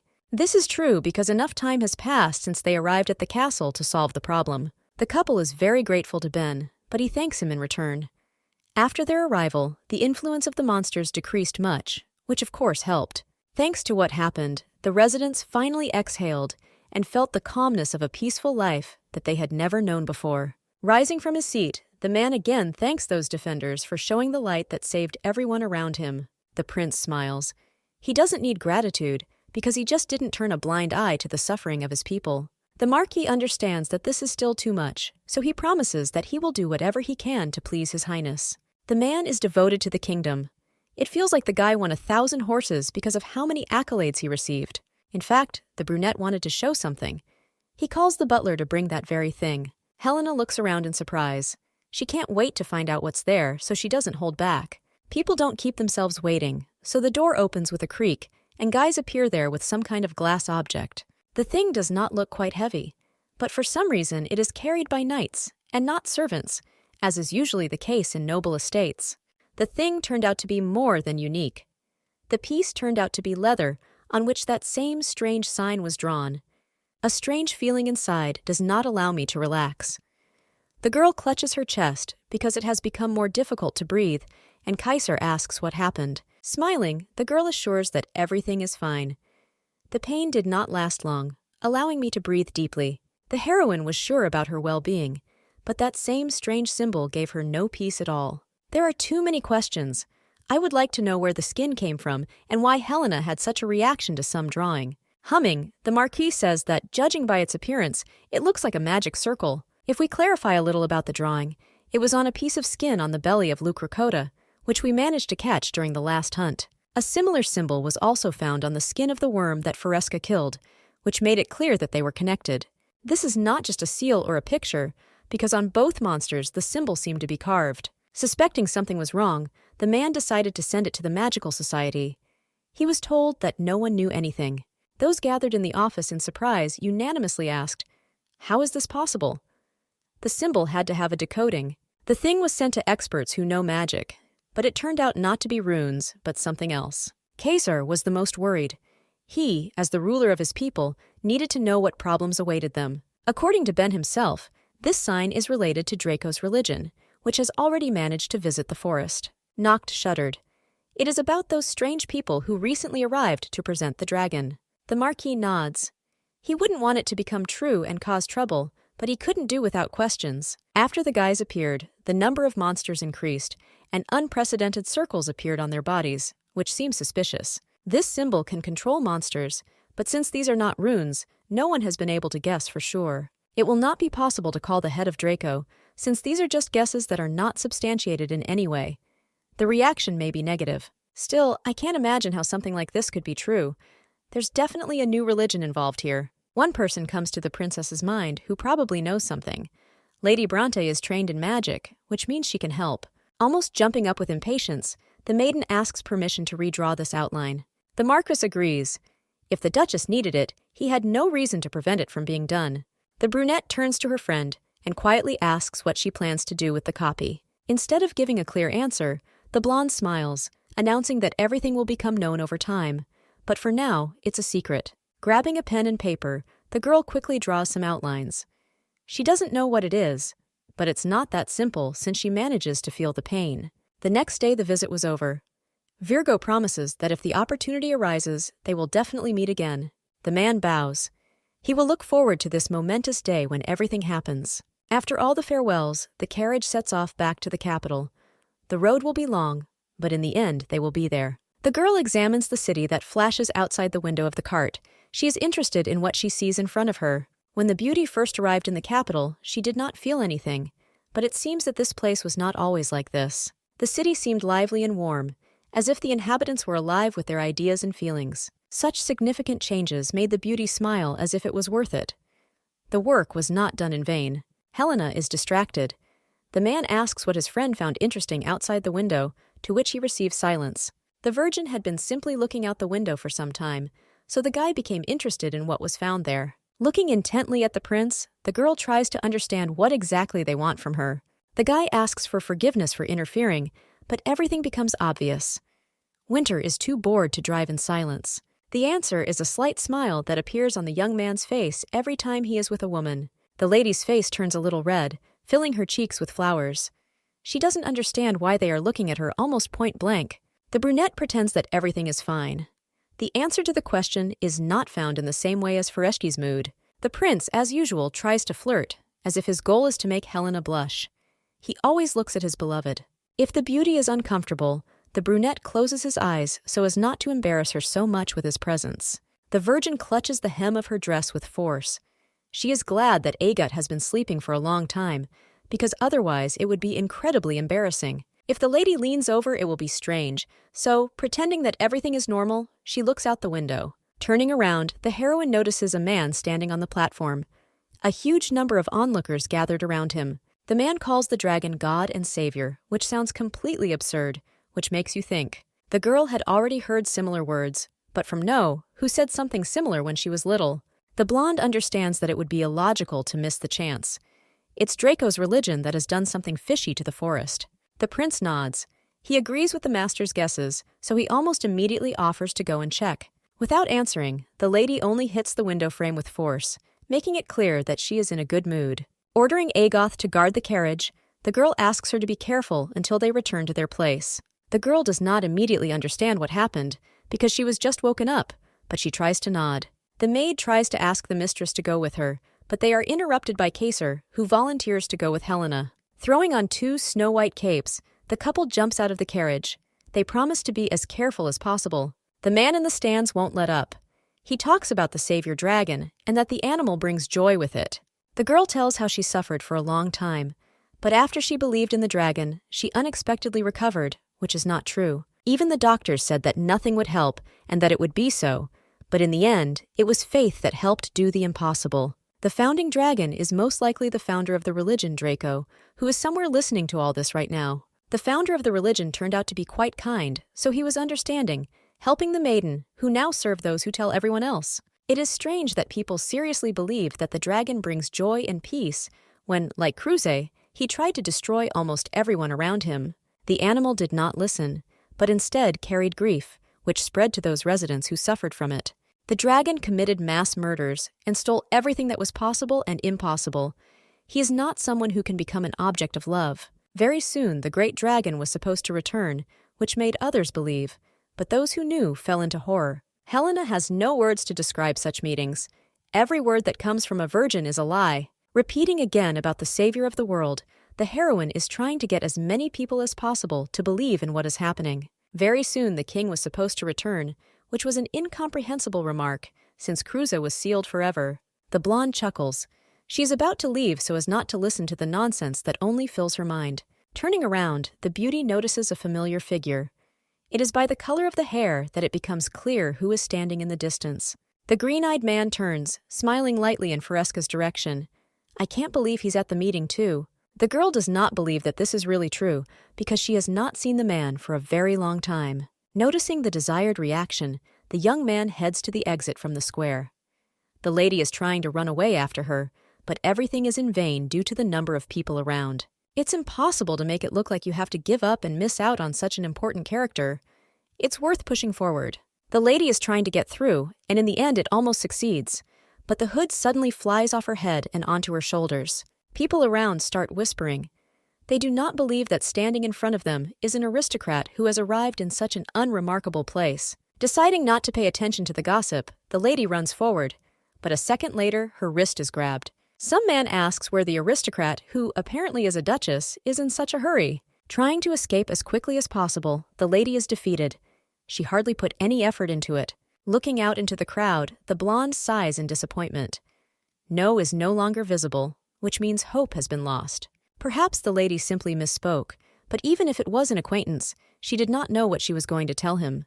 The brunette next to her does not let up, emphasizing that an aristocrat who grew up in love and care came to such dirty alleys. The prince volunteers to help, so he steps forward and kicks the man, grabbing Faresca by the shoulders. Apologizing for disturbing the meeting, the brunette asks if everything is okay, clarifying what he wants to know. Flashing his scarlet eyes, the brunette hints that they have nothing more to talk about. Turning around, the young man leads Helena with him deeper into the street. There is nothing more to do in the square since the meeting is over. Turning to his friend, the guy quietly asks about her well-being, hearing a positive hum in response. The girl scared the prince, who did not know who No was. Finding a way out, the beauty says that this is just an acquaintance. If you think like that, then what the maiden saw doesn't make any sense. A guy can't have the exact same face 10 years later. Now that it's all over, so as not to admit defeat, the beauty is sure that she was mistaken. With the return to the capital, a lot has changed. These changes were not all for the better, but not all for the worse. Leonard managed to graduate from the Knightly Detachment, and next spring was supposed to become the head of the Knightly Detachment of the Scarlet Knights. The girl entered the palace as a mentor to the Crown Prince, whom she had been considered for a long time. At some point, everything went wrong, because the head came as a teacher to the detachment of knights who were with her on the hunt. All this happened due to the fault of Hamilton, who spoke about the good side and asked with an incredibly pitiful face. The mentor remains in the castle for a long time. The girl had no choice anyway, so she accepted it. Actually, the lady just planned to slightly adjust the knights' stances and walk around with a smart look. But they thought that they would become her students forever. Trying to calm the others, the blonde moves back and rests against someone's body. The one who arrived turned out to be none other than the prince, who taunts the guys. They do not have the worthy ability to become disciples. By challenging someone to a duel, the hero invites someone to face him so that the Duchess will take them under her wing. The smile seems too sinister, but the guy's words don't seem sweeter than what he said. The guys stick together into one lump, which moves back, asking for forgiveness. At this rate, the young man will scare everyone away. The lady turns to her student, who immediately changes his face and voice, looking with a loving gaze. The girl asks to stop trying, asking if the prince has warmed up. The young man looks like a dog that rejoices at its owner. Smiling to look friendlier, the heroine suggests running 30 laps around the parade ground. Silence hangs around the lady. Neither the knights nor the prince himself have the strength to object in response. The run will end. This warm-up was easy only for one Kaisar, who looks at those who fell to the ground halfway through. You can't get tired, because the next thing you need to do is cut upwards. 100 times becomes a good number. The master spares no one, asking if they want to do this 200 times, and receives another denial with an angry shake of his head. Approaching Helena, the young man asks why she is called a master, even if there is no reason for this. A little earlier, the blonde should have refused this position. This should have happened even when they asked whether she could be called a master. There was no reason for this. The beauty did not want to seem like a tyrant who doesn't care about anyone. Almost jumping with anger, the prince menacingly says that the entire list ends with 3 students. Quite recently, Kaisar exuded a thirst for murder, but now he looks with a sad look in order to be reassured. Now the boy behaves like a bully, so no one will like him. The girl does not want to admit her sympathy. The guy likes the girl so much that he doesn't want to share her with anyone, which becomes almost obvious. Putting her sword forward, the maiden asks to agree to spar. If the student wins only once out of 5, then it will belong only to him. Such a deal seems quite feasible to fulfill, which makes the guy agree almost immediately. The fight begins because the lady is not going to keep anyone waiting. She rushes forward with a sword in her hands. Exposing his weapon in defiance, the brunette promises that he can do it much more gracefully, leaving victory behind him. There will be no opportunity to take back your words, so you should remain silent before doing anything. For some reason, the hero is too confident in his victory, continuing to shower the girl with compliments about her beauty. The blonde cannot help but accept this, but also continues to dodge so that everything works out. The girl is trying to do what was intended. Well, we didn't win, but the battle is just beginning. Throwing herself at the guy from above, the girl laughs. He will have to repeat what was said while lying on the floor. The attack is repelled very quickly. Sometimes Helena regrets that she trained the prince so skillfully. In any case, nothing can be changed because the student continues to make the heroine proud of herself. Kaisar's skills improve every time just because of how gifted and loyal he is. The girl is no longer sure of what she is doing, because perhaps the young man will really be able to defeat her at least once. The sword rushes forward towards the master's body to gently touch him, forcing him to kneel in defeat. Nothing works, as the blonde skillfully dodges, forcing the man to back away so as not to receive further blows. An unexpected trick becomes the end. The brunette puts his elbow forward to block himself, just like he used to do in the ring as a child. Virgo immediately stops to slow down the blow, but instead the enemy abruptly hugs her. Throwing his sword aside, the young man scoops Helena into his arms, smiling as she scolds him. The jokes about distractions from sparring went too far. The blonde couldn't stand it and started yelling at the student. What Kaisar did can be considered almost unforgivable because he did not think about the consequences. Finally letting go of the lady, the man jumps to the side, complaining that he was almost finished off. The young man says that he was almost killed, which incredibly hurts the heroine, who knows exactly what this means. The brunette doesn't want to run into the master's wrath once again, so he quietly asks Helena what happened. It was all over, so the heroine finally found peace and was able to relax in the bathroom. Virgo couldn't help but admit that she felt much better after the sparring, but thoughts still came into her head. Kaisar didn't think twice and dared to do terrible tricks. If this had not been a sparring match, he would have lost his arm long ago. A real fight should not be underestimated. As a rule, your opponents will not feel sorry for you, even if you do just that. Calling something like this a trick isn't the best thing, because it's more of a skill. If the guy becomes stronger, the lady will feel upset. She finds herself thinking only about Gray almost all day. It becomes difficult to deny the hidden sympathy that begins to creep out over time. The girl is preparing for the reception, but hearing that the prince is looking for her, she asks him to let him into her chambers. Entering the room, the young man seems depressed. He remembers the knights who were waiting for Helena to enter. Trying to calm the student, the lady asks not to scare her subordinates so much that they are afraid to do anything. The young man sighs. He agrees, but still does not want to share his beloved with anyone else. Kaiser is careful, even when he shows dissatisfaction, and thereby the princess likes him incredibly much. Freezing, the brunette begins to ask about the feelings that may exist between lovers or a student and a master. Obviously, the young man wanted to have what was said repeated to him again. This makes the girl laugh. Extending her hand to Kaiser, the maiden again says that she really likes him, no matter what. The blonde used to be bored, but that's not the case anymore because things have changed too much lately. Smiling back, the hero leans down and gently kisses the princess. He waited for this moment to repeat itself. The duke called his daughter to talk to her about something important. They need to make one important thing clear. Looking at her father, the lady asks what will be discussed, because she sincerely does not understand what will happen. Looking him straight in the eye, the young man asks if the Duchess is going to become crown princess. Viscount Noct is interested in this. If the lady decides to become the prince's wife, the family will change its direction too. One can understand the father, because it is impossible not to worry about this. Until now, the family has been far from politics. Becoming crown princess means becoming a political powerhouse. It is still difficult for Virgo to answer the questions posed by others. Not understanding what we are talking about, the blonde quietly asks why his daughter mentioned something incomprehensible. There is no point in talking about who the heroine will become, because Kaiser has not made and is not going to propose. Instead of discussing the future, it is better to think about a more important matter in the present. Arriving in the capital, the beauty went with Agate to the central bookstore, along with the library, to finally learn more. The lady, for some reason, suddenly wanted to go to the bookstore, but never answered why she needed it. The lady is looking for a specific book. It has to be about magic, and that's the only condition. The heroine has no magic at all, but this does not seem so important because everyone around is exactly the same. Without leaving the lady alone, the lady asks why she needs such a book. It turned out that it was intended for someone as a gift.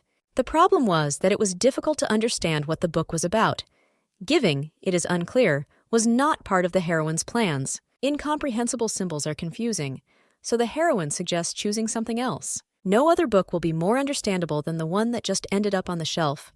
The point is to ask someone more knowledgeable. Noticing the fair-haired maiden, the lady comes up from behind to ask about magic, but it turns out to be Lady Ulrica. The meeting place turned out to be unexpected, but it became clear from Branta's face that she did not share the joyful views of the heroine standing next to her. She and the princess haven't seen each other for a long time, which forces both of them to put on a fake smile on their faces that shows everything.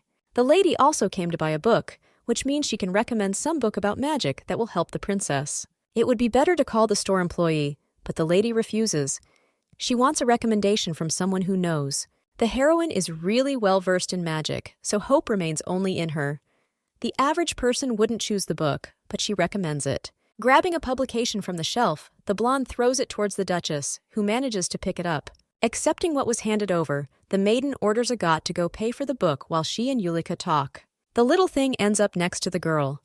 You can almost immediately give it to the hostess, because in fact the beauty was looking for a gift. Trying to back away, the blonde asks in surprise what kind of courtship this is from a princess of the same gender as her. If the lady takes care, perhaps her kindness will be accepted. Looking into the lady's frightened eyes, the blonde asks if she can go on a date with her. The lady was going to treat Branta, so she brought her to the restaurant. She wanted to enjoy pleasant company, so she brought the girl with her. They are a little in a bad mood to sit and drink tea calmly. This is what outrages the interlocutor, who does not quite understand the meaning. Nothing is impossible. That's why it's so easy to let someone go. The heroine is not going to, because she needs answers. The lady is about to ask something, but the princess asks her to relax her face. People around are watching, so I wouldn't want to hit the dirt. Bringing him to a crowded place was not the plan. The girl was not going to be left alone with her, because the heroine is much more dangerous than she seems at first glance. The girl's face lights up scarlet. In a hurry to quickly forget about everything that is happening, the girl asks to tell her what they want from her. Not intending to delay any longer, so as not to frighten the girl even more, the princess hastily reaches into her pocket for her drawing, which she redid. The blonde wants to take advantage of the knowledge of magic of the invited lady, who could probably help her with this. Placing the sheet of paper on the table, the heroine hands it to Branta, who, not quite understanding, asks what it is. Fresca knows nothing about this circle, except for the fact that it looks magical. This is how she decided to ask for help. Thinking, the blonde notices that the outlines of such a sign indicate that these are definitely not runes, which complicates the situation as a whole. Obviously, the thing has absolutely nothing to do with magic, or the Duchess decided to play ahead so that she would be pitied. The word almost becomes the only thing the lady sitting opposite says. She looks more thoughtful than usual. The rune language was created by people for the purpose of using magic. In other words, magic existed on its own, making it clear that it could be another language. The lady cannot say for sure because the records, of course, have not survived. The documents were also destroyed, so the blonde simply knew about it as a fact. Sighing, the Duchess nods. She realized that finding out about the sign would be much more difficult and would take much longer than expected. Stretching out her hand to the piece of paper, the heroine is about to take it away. Hopes were too high, but no one knows anything, so they can't help. Instead of handing over the paper right away, Bronte asks if she can borrow it, at least for a while. Virgo wants to find out more about what is actually being written. However, setting a condition, the interlocutor then asks her to tell her everything in order to provide clarification. After the words have been spoken, silence falls in the room. It seems that even the people around fell silent a little to listen to the conversation. To diffuse the situation, the lady offers to try the cake. She pokes a piece on her fork to show it closer. Poking a piece into her mouth, the girl bursts into a smile, almost starting to glow because of the emotion she experiences from the taste. Sighing heavily, as if she would have to do a favor, the blonde promises that she will try, but only because the Duchess advises it. Breaking off the cake, the lady puts it in her mouth, and then, just like her friend, lights up with joy. At such moments, Helena seems to get along quite well. It's hard to believe, but you still have to listen. Bronte finally understood the point of the meaningless meeting. They wanted to disgrace and insult her. Ulrica says that the place of crown princess still belongs to her. Perhaps she is not fine and is being used only as a tool. Smiling, the blonde tries to calm the lady down. She shouldn't sacrifice herself for her family just because she's a girl. Anger is expressed in clenched fists. The Virgin cannot believe that they want to sympathize with her, because in the eyes of others, she is far from being the prince's wife. If the lady does not become crown princess, she will have to be left with nothing. This is the reason why Helena feels so sorry for her interlocutor. Even if the princess has absolutely everything, this does not give any right to feel sorry for Bronte, who certainly did not ask for it. The way Helena behaves is disgusting. She doesn't respect other people, making them worry about themselves. Getting up from her seat, Ulrica hurries to say goodbye. She wouldn't want such unpleasant encounters to happen again. A few seconds later, the heroine was no longer in the hall, as if she had never come. Fresca realized that she had made a mistake. Even after a long time, the lady still remembered Ulrica's words. She sympathized with her because she was the one next to the prince and not another lady. For some reason, the heroine thought that the girl would not receive Kaiser's love in any case, but now she was not so sure. With such superficial arrogance, which was not even immediately noticeable, the lady hurt someone without even hoping for it. Standing in front of the mirror, the Duchess sometimes wondered why she had become such an evil person, especially in the eyes of others. Sadness covers the body because every person wants to be as perfect as possible. The princess is called, asking what happened to her. Trying to smile to hide the pain, the beauty shows a fake mask. Rowena reminds you of a party where you need to look better than anyone else. This holiday is in honor of the expulsion of monsters. At this event, the princess will be the main character, so Bronte should be better. Everything is fine, because the girl did not want to compete so fiercely, but of course, no one left her a choice, because it had already been decided. As you know, the Empress hired the best designers and dance teachers and sent them to Bronte. This meant war. It is not worth going to such extremes, however, only in the opinion of the blonde. It's just a party that will end sooner or later. This is not just a party, because Evergreen has already decided to start a war in which attack and response were no less important. Sentiments are put aside. Clapping her hands, the lady asks not to worry. Although all the designers were hired by Baller, after some searching, they managed to hire a promising person. The girl turns towards the door. She doesn't understand what to expect, like the next step from Rowena, who is obviously fired up with the idea. It's even better that it happened this way, because in the end, the designer we managed to get turned out even better than the others. Famous people adhere to mannerisms and strict rules, but this time, everything has completely changed. When it comes to the crown princess, you don't need to follow trends, but set them in order for something to happen. Virgo shudders. Bronte must have a debt she hasn't paid off if Rowena has such a strong thirst for victory. Coughing, the brunette apologizes for reacting like that. She, of course, has no problems with Yulika or her family. If it comes to that, then the conversation will turn to the Empress.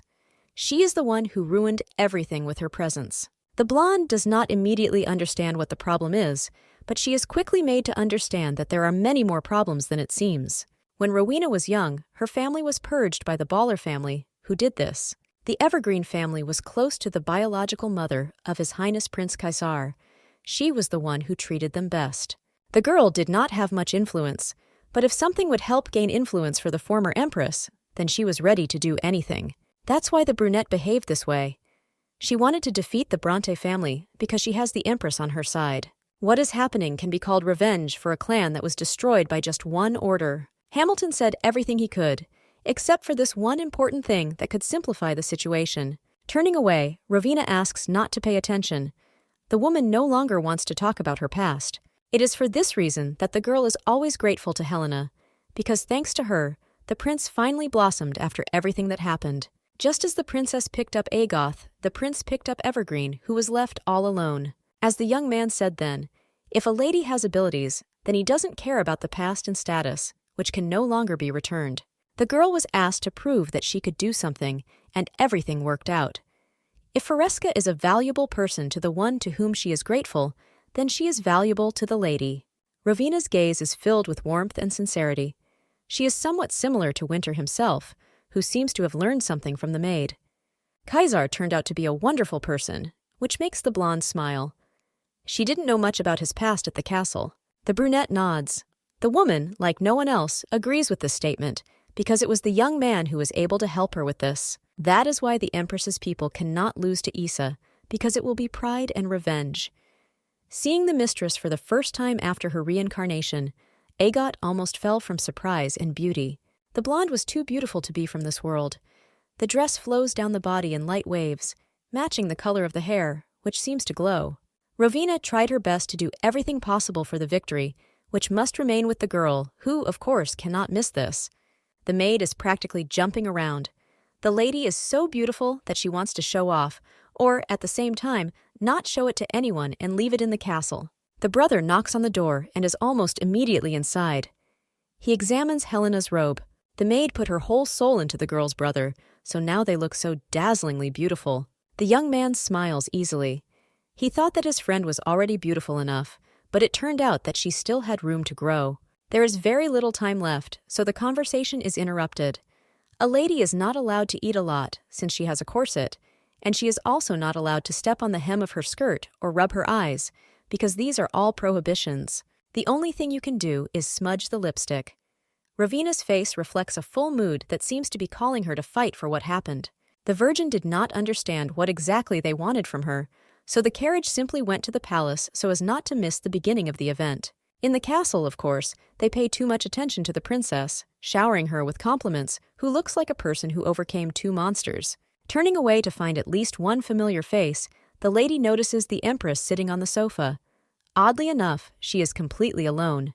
The woman tries to smile when, as if everything inside her was probably clenched, so she must have realized that her strength had weakened. The Empress's power decreased, however. For some reason, Yuliki did not arrive. It's strange that the subject is nowhere to be seen. Bronte is nowhere to be seen, so the girls around her start whispering. She always followed Baller, but for some reason now she changed her mind. The girl knew that this sometimes happens to society, but she was not sure whether it was true or not. It's very difficult to tolerate something like this, so the blonde is not going to do this anymore. Just because she's not here doesn't mean anything. In the distance, a lady appeared, hiding behind her fan, asking if she could join the cheerful discussion that began not so long ago. The ladies around immediately cover their mouths, trying to restrain themselves and show that they would not want Lady Bronte to think about their ignorance. Almost all the ladies disappeared, turning to walk away and out of sight. They didn't want to suffer the wrath of the blonde who heard the gossip. Looking straight at Helena, the girl asks why she's spreading gossip. What happens is just right for a princess who doesn't think. Misunderstandings have become what the conversation is about. Fresca, on the contrary, wanted to stop those who were throwing mud at the lady, but in the end, nothing really worked out for her. The lady goes against the grain. She doesn't believe what the princess has to say, which makes her feel absolutely terrible. In the past, it was Yulika who poured juice on the girl's dress, but there is no point in reminding about this, so as not to spoil the impressions of others. Before the misunderstanding grows, it needs to be resolved. She really wanted to stop the ladies, so she asks you to believe what she said. Without having time to apologize for last time, the lady realizes that something is wrong here. It seems that Yulika also noticed the catch hidden in the outfits. The dress of the princess standing opposite is very similar to the one Helena is wearing. If you think about it like that, it's like the couple has a set. What happened quickly ends, because Forescu is called by a familiar voice, the owner of which is the prince. Now it is clear what was said earlier. The girls' dresses match Kaisar's outfit, because Ravina and the Empress's designers worked hard on this. The man does not pay attention to how the lady freezes in surprise, asking how her evening is going today. Starting to say that this evening is only for Forescu, the guy bends down to kiss her hand. This is not worth grief, but only admiration. Looking around, the blonde notices how everyone around began to whisper. It becomes clear why they are in shock. It's a pity that people don't know the truth, because the man is actually very kind. Don't worry, because the blonde isn't going anywhere. The brunette smiles. He's not going to worry because he's well aware that everything will be okay. Someone's voice is heard from behind, apologizing for being a little late. This even gets Helena's attention. The one who has arrived is none other than Count Brandt. Yulika stands next to him, a little drooping, because she's obviously uncomfortable. The man wants to say something, but the prince asks him to do it as quickly as possible and get out of here. He is a bit busy with other guests. The count asks if everything ended well, but not for gratitude, but only to understand whether everything is okay or not. There are not even words about what is happening. Helena doesn't understand why Branta tries to patronize her, even if she later says it's worthless. It seemed that the young man was stuck with Count Branta, but there was still no way out. Her thoughts are interrupted by a guy who, as it turns out, wants to tell her something too. The daughter of a man who had money trained and practiced playing the piano all night in order to congratulate the beauty on her wonderful achievement. Yulika's skills are not the best, but she would like this modest gift to be accepted from her. The game, which will be addressed specifically to Helena, cannot but interest the girl who is happy about this. Turning to the girl, the man asks why she is still standing, if His Highness is already in the hall just like the Duchess. Turning to the prince, the man invites him to walk with him, completely forgetting about the lady who remained behind them. A few minutes later, the maiden was left completely alone. They forgot about her, as if this song was not addressed to her. The man said that Branta would play specifically for her, but nothing changed. No matter how you look at it, the blonde was left alone. Perhaps it was for the best. The blonde is going to go get checked because she is already tired of greeting people. The girl doesn't know what to do, but while no one has realized that she is missing, she needs to use it, so she heads to the garden. The light falls on the stage, on which the piano has already been placed, just like the girl who sits behind it. As expected, receiving bridal lessons from a young age is on another level, but Kaisara is not interested in that. The ladies around laugh easily. Some people catch monsters, while others just play the piano as if nothing had happened to amuse the audience. Lady Branta is confused. There is too much noise around, which puts pressure on her ears, giving her absolutely no peace in relation to it. The girl is pitied, even if she does not want to admit it.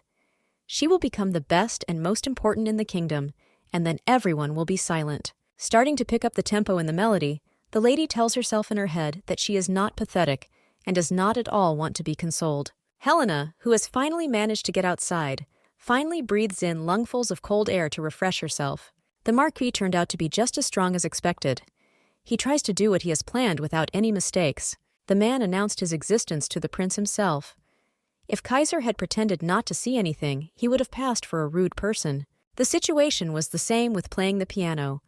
If the lady had refused, then a lot would have become more complicated. The girl understands that this had to be done, but nothing can be done about a bad mood, even if this is the case. Bad thoughts begin to creep into your head. The prince is probably listening to a beautiful game or sitting happily side by side with the princess. Remembering the dress and suit, the lady realizes that these two are too suitable for each other, which makes her think about everything. Yulika may become crown princess, which will only worsen the situation. It will be a joy for her, but definitely not for Forescu. All those sides that Kaiser showed to the princess will be seen by Branta, who did not see it and does not deserve it. I can't believe that the smiling guy's face will also be seen by a woman who is not going to give in to it. The bright smile, easy laughter, and warm hugs were meant only for Helena. But now it seems to her that everything is going downhill. All those things will be done not only to her, but also to someone else. My thoughts are interrupted by a voice calling out to the girl. It turned out to be a man who searched the princess. He asks why she is on the street all alone while listening to the song. Smiling, the beauty understands that there is nothing to be done about it. So spreading her arms to the sides, she just asks for a hug. As the student approaches, he hugs his master, promising that he will never refuse what he is asked to do. Kaiser absolutely destroys the girl, because when she is with him, her heart does not want to obey, starting to dance. If it comes down to it, Winter had already begun to crumble a long time ago, even from the moment he realized that he liked Helena, with whom he grew up. They will collapse together until it all stops on a certain note that will put an end to the relationship. The girl didn't know that sympathy could be exactly like this when you want to take everything from a person. Love is when a person becomes stupid, without realizing it, only together with his beloved. There is nothing left to hope for except that Caesar will forever remain next to the heroine. The couple heads forward down the corridor. For some reason, His Majesty decided to call Helena to his chambers. Nobody knows the real reason because you have to be on guard. Since the princess has decided to interfere in political affairs, she must be on her guard. The situation is different from Renatus's past life. Then there was nothing to lose, but now everything has changed very dramatically. Now the lady needs to protect not only herself, so that if something goes wrong, the whole family will get what they deserve. My thoughts are interrupted by an almost scream that comes right next to my ear. The man who had been calling Helena had been calling for several minutes now. Looking into the heroine's eyes, the brunette assures her that she has nothing to worry about, because, if anything happens, he can protect her. If the lady makes a mistake, His Majesty will express his dislike. The heroine's family may get hurt, so she will try to be careful. If this is so true, the guy promises that he will turn everything around and run away with the girl wherever she wants. The lady understands that this will never happen, and if anything happens, it will fall on her shoulders. But she still tries to smile. Opening the door to the room in which the king and queen are sitting, the lady greets them, noticing that the woman is serious. Walking forward, the blonde curtsies and greets His Highness, introducing her first and last name. The man doesn't seem like someone who would want to attack a girl for no reason, so he invites her to sit opposite him. Of course, the reason is Bendalium, because the conversation begins with the fact that the king heard about what happened there quite recently. The girl's contribution is great because she resolved a situation that the royal family could not resolve, although she was simply doing her job. As expected, the talk about the lady was true. She seems much stronger than even most men. Smiling, the Empress agrees. She still tries to remain friendly no matter what. The princess's talents are so great that it's a little worrying. This doesn't sound like something you'd want to listen to. Of course, the girl cannot sit still. The woman's goal was to tell the emperor that she was a stumbling block. It is not clear what the empress is worried about. Quite a lot of people are praising the princess, and it's natural to worry that it's not going well. The girl laughs. She's just voicing her feelings, but Kaiser seems to be clouded by how much he cares about the princess. This is the ability to discern talent that no one notices and attract it to the imperial palace. The woman looks intently at her son. He says this as if she is fighting with the princess, even if it is not at all what it seems at first glance. Addressing His Majesty, the lady asks if it is possible to give the princess the title and estate she deserves. The lady's subjugation skills are excellent, so Balor suggests sending her to the feudal lords as this would be the best solution. The woman is going to exile the girl into the very wilderness, but she is trying to resist since she has just become an adult. Such a burden seems too great. Virgo knows how to be shy, because from an early age she trains the crown prince, and now also knights. The lady is deeply devoted to His Highness, so this can be played in favor of the Empress. Looking at the heroine with a direct gaze, the woman asks her if he will reject the offer, thereby spoiling the mood of everyone around. The woman seems very worried to be trying so hard to get rid of the Duchess. A brunette intervenes in the conversation. The queen cannot say such a thing, because power over the feudal lords belongs to his father. If you suddenly do something wrong, many talkers will start spreading rumors that will not be welcome. What is said affects the powers and position of the king. Silence freezes in the hall. The two young men glare at each other, as if they are about to finish everything. The guy is trying to protect the princess. She is his master, so she must be by his side. The father supports his son. Talking about feudal lords is inappropriate, so the empress becomes quiet, agreeing that she has gone too far. Now the blonde understood what the world of politics was. It is clear and measured, and also takes with it a lot of other details. The girl was no longer sure that she could survive there. She is doing something that is not typical for her, and now it has become hard labor. The male knight smiles. It's always like this at first, but over time you usually manage to get used to it and relax. The girl doesn't want to get used to it, but the guy remembers that the crown prince might be upset. Refusal may mean that the lady does not want to get used to the relationship. They are talking about two different things, so you need to be much more careful. The blonde is trying to correct her train of thought. The knight was worried about the couple because as soon as they meet, they engage in sparring matches that continue on a daily basis. In fact, this is a little different from a normal relationship, but still not much worse than anything else. Virgo agrees with what is being said. From the outside, it really seems that they are just doing this, but this is not true. The problem is that the heroine does not know what it is to be in a relationship because she has no experience. She needed an expert, which was Ravina. The girl called a friend to give advice about dating and to make sure it was professional. A rough plan was already in place because after spending time chatting in a cafe, they go to the opera. Then the couple will go for a night walk around the neighborhood, and then everything will end with a joint dinner. This doesn't seem like a bad idea, considering that all the details as such have already been added there. Rowena nods. She liked it, but if the princess doesn't know anything at all, it's suspicious how she made such a plan. In fact, it was all the fault of the students who, having learned that the master had not been on dates, decided to help. It seems that the Duchess does not want to talk about something like this, but the maiden notices that some important detail was missed. The only thing that the princess did not notice is that she must choose an outfit to wear on a date in order to impress her lover. The girl realized it, but the maid promises to figure everything out. After some time, the blonde is already showing off in a beautiful outfit that suits her very gently. Agat examines the lady admiringly. The outfit fits perfectly, but is completely different from the girl's style.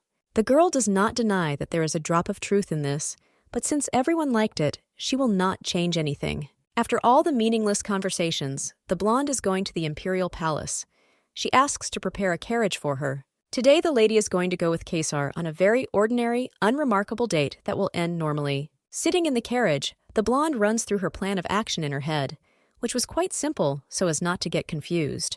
Virgo thought that she wouldn't spoil anything, but of course, she was almost one step away from it, without noticing it. Caesar will be absolutely delighted, so Helena enters the estate, talking about how they are going for a walk. The girl got ready for such a date completely spontaneously, and because there was a new opera that she wanted to see. Noticing the strange expression on her face, the girl falls silent. The heroine does not know whether the prince likes the opera or whether she was mistaken. When asking if a friend likes performances, the girl hears a positive answer, which makes a stone fall off her shoulders. The performance is only in the evening, so the beauty suggests going to a cafe. There they can just chat. Leaning over to kiss the blonde's hand, the young man looks at her with a loving gaze. He had been waiting for this moment for a very long time. When the carriage arrived at the place, the lady did not hesitate, so as soon as she was on the street, she took out the umbrella that she had brought with her. The girl asks if the umbrella is cute when she hears Caesar asking why she needs it. They both laugh. A strange reaction haunts the beauty. She is trying to figure out what to do next and how exactly to do it. The lady remembers being told that modest ladies under an umbrella are considered very beautiful. Helena isn't very sweet or gentle, but she thought the umbrella would fix that. The man has nothing against it, but notices that it's quite cloudy outside, so there's nothing to hide from.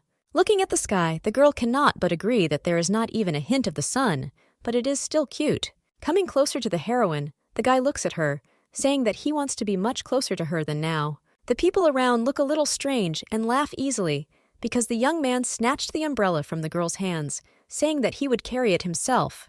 Arriving at the place, the maiden looks around. The cafe looks cozy, but for some reason it is completely empty. They are in complete silence. Helena looks strange, so the handsome man asks what happened. He can't believe the lady doesn't like the place. The girl tries her best to smile. She's just surprised that this happened because it's a famous place where there are no people. The brunette does not pay such attention. In his humble opinion, this is even better, because they can be alone. If the guy feels good, then the girl feels good too. But the silence is almost killing. The heroine is trying to figure out what she should talk about on the first date. The conversation, of course, doesn't go well. Helena asks about the young man's family because he doesn't look like his father at all, which means he takes after his mother. The young man does not know who it is from. He also has little in common with his mother, which is why many say that he looks like the first Emperor Grey. Obviously, the conversation is about Ilez. For some reason, the blonde also thought about this, because the prince was too reminiscent of her old friend. The man agrees, but says that he does not like the ruler as a person, because there is something repulsive about him. For Ilez, the empire was more important than the people themselves with whom he spoke or lived. The prince is different from him. If the young man had to choose between the empire and the man he loved, he would choose Fresca without hesitation. Noticing the surprise on his face, the guy begins to laugh. No matter what, he always finds the girl a sweet creature. Reaching out his hand, the man grabs the lady. They are completely alone, so all sorts of thoughts come into their heads, which the princess almost immediately suppresses. It's strange that Ilez was only concerned about the empire. He was supposed to love his wife, but this did not happen because the couple communicated only on work matters. Grey was a fairly straightforward person, so it becomes clear what happened between him and his wife. There is no time left to think, because the servant places in front of the Duchess a cake that looks like a work of art. The girl couldn't stop, so she ate everything just because of the wonderful taste. Perhaps Kaiser doesn't like everything, but the girl can't ask that. He says something about the location of the opera house. Thoughts are interrupted by a cry asking for help. Reacting instantly, the brunette pulls Helena closer to him. Something strange is happening in the alley, because a young girl is surrounded by two guys. Virgo is trying to fill her own price, and if she walks through dark alleys in this form, it means she is looking for a man. Crying and further cries are heard that the girl should not be touched. The blonde, approaching from the side, understands that things are bad. Because of what was said, one of the men thought it was directed at him, so he wanted to attack, but they tried to push him away. No longer holding back, the heroine realizes that the very moment has come, so she steps forward to try to resist those who attack. The guys are more aggressive than it seemed at first glance. They don't know what's going on, but even if the lady considers herself omnipotent, it would be better for her to move away. The menacing appearance is not the most frightening thing, because the princess is going to show what and how to teach these people manners. There is no point in running away, because the girl will pursue those who are here to the last in order to take proper revenge. Men are sure that no one will do anything to them, so they rush into battle with their fists at the ready. The girl easily dodges, making the enemy take pity and fly away after several hits. Next comes another attacker, who, even seeing the consequences, tries to do at least something to protect his comrade. The guy flies forward and smiles because he thinks that he succeeded, but, on the contrary, he opened from below, so the heroine strikes in the groin. The pleasant sight makes the girl rejoice at how everything turned out. She didn't expect to be able to relax like this. While the lady was looking at the people who were quickly running away, she was interrupted by the girl whom she had saved and who quietly approached from behind. Hanging her head, she wipes her eyes from tears and asks how she can thank her savior. In fact, she was very scared of what could happen. Leaving the girl alone to calm down, the blonde assures that everything will be fine. Anyone would help in her place. It also helped the girl because she relieved stress. She had to worry too much lately. The Empress constantly got on my nerves, just like Branta and her daughter. There were too many students, so there was absolutely no time left for rest. There was a date that made me want to go crazy because of all the difficulties, but it all went away. The lady suggests they leave before the two on the ground have time to come to their senses. Turning around, the guys promise that they will meet again. Many people have already said similar things, and then simply disappeared from the beauty's life forever. Thanks again, the girl is about to leave, since she was detained a little because of everything that happened. The girl was helped a little by what happened, especially since she saved an innocent person, which was a good deed. This is wonderful, but because of this, the couple was late for the theater. The blonde was so carried away that she completely forgot about the opera. There was no time for panic, but this also bore fruit, acting on what had happened. Grabbing Kaiser's hand, the master drags him along in order to make it in time. But even if they ran, nothing happened. Smiling lightly, the young man asks if everything will be okay. The doors were supposed to open during intermission, but he wasn't sure. There was no point anyway, because the couple missed the start of the show. Virgo had heard that this play was for couples, which is why she wanted to go so badly. Not understanding what they are talking about, the guy asks who told Helena this. She's not going to talk, mentioning just one girl. Don't be upset.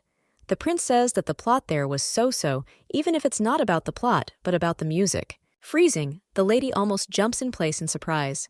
She can't believe that the man has already seen the opera, but for some reason he didn't mention this detail. The young man smiles. He knows how badly Foresca wanted to go there, so he didn't want to spoil anything. A date for a master is tantamount to a war that needs to be won, so the heroine sent Kaiser with her to view the landscapes, even if the evening is not night. Looking around, the blonde notices the fact that it is very beautiful here, which she likes incredibly, and it is no longer possible to hide it.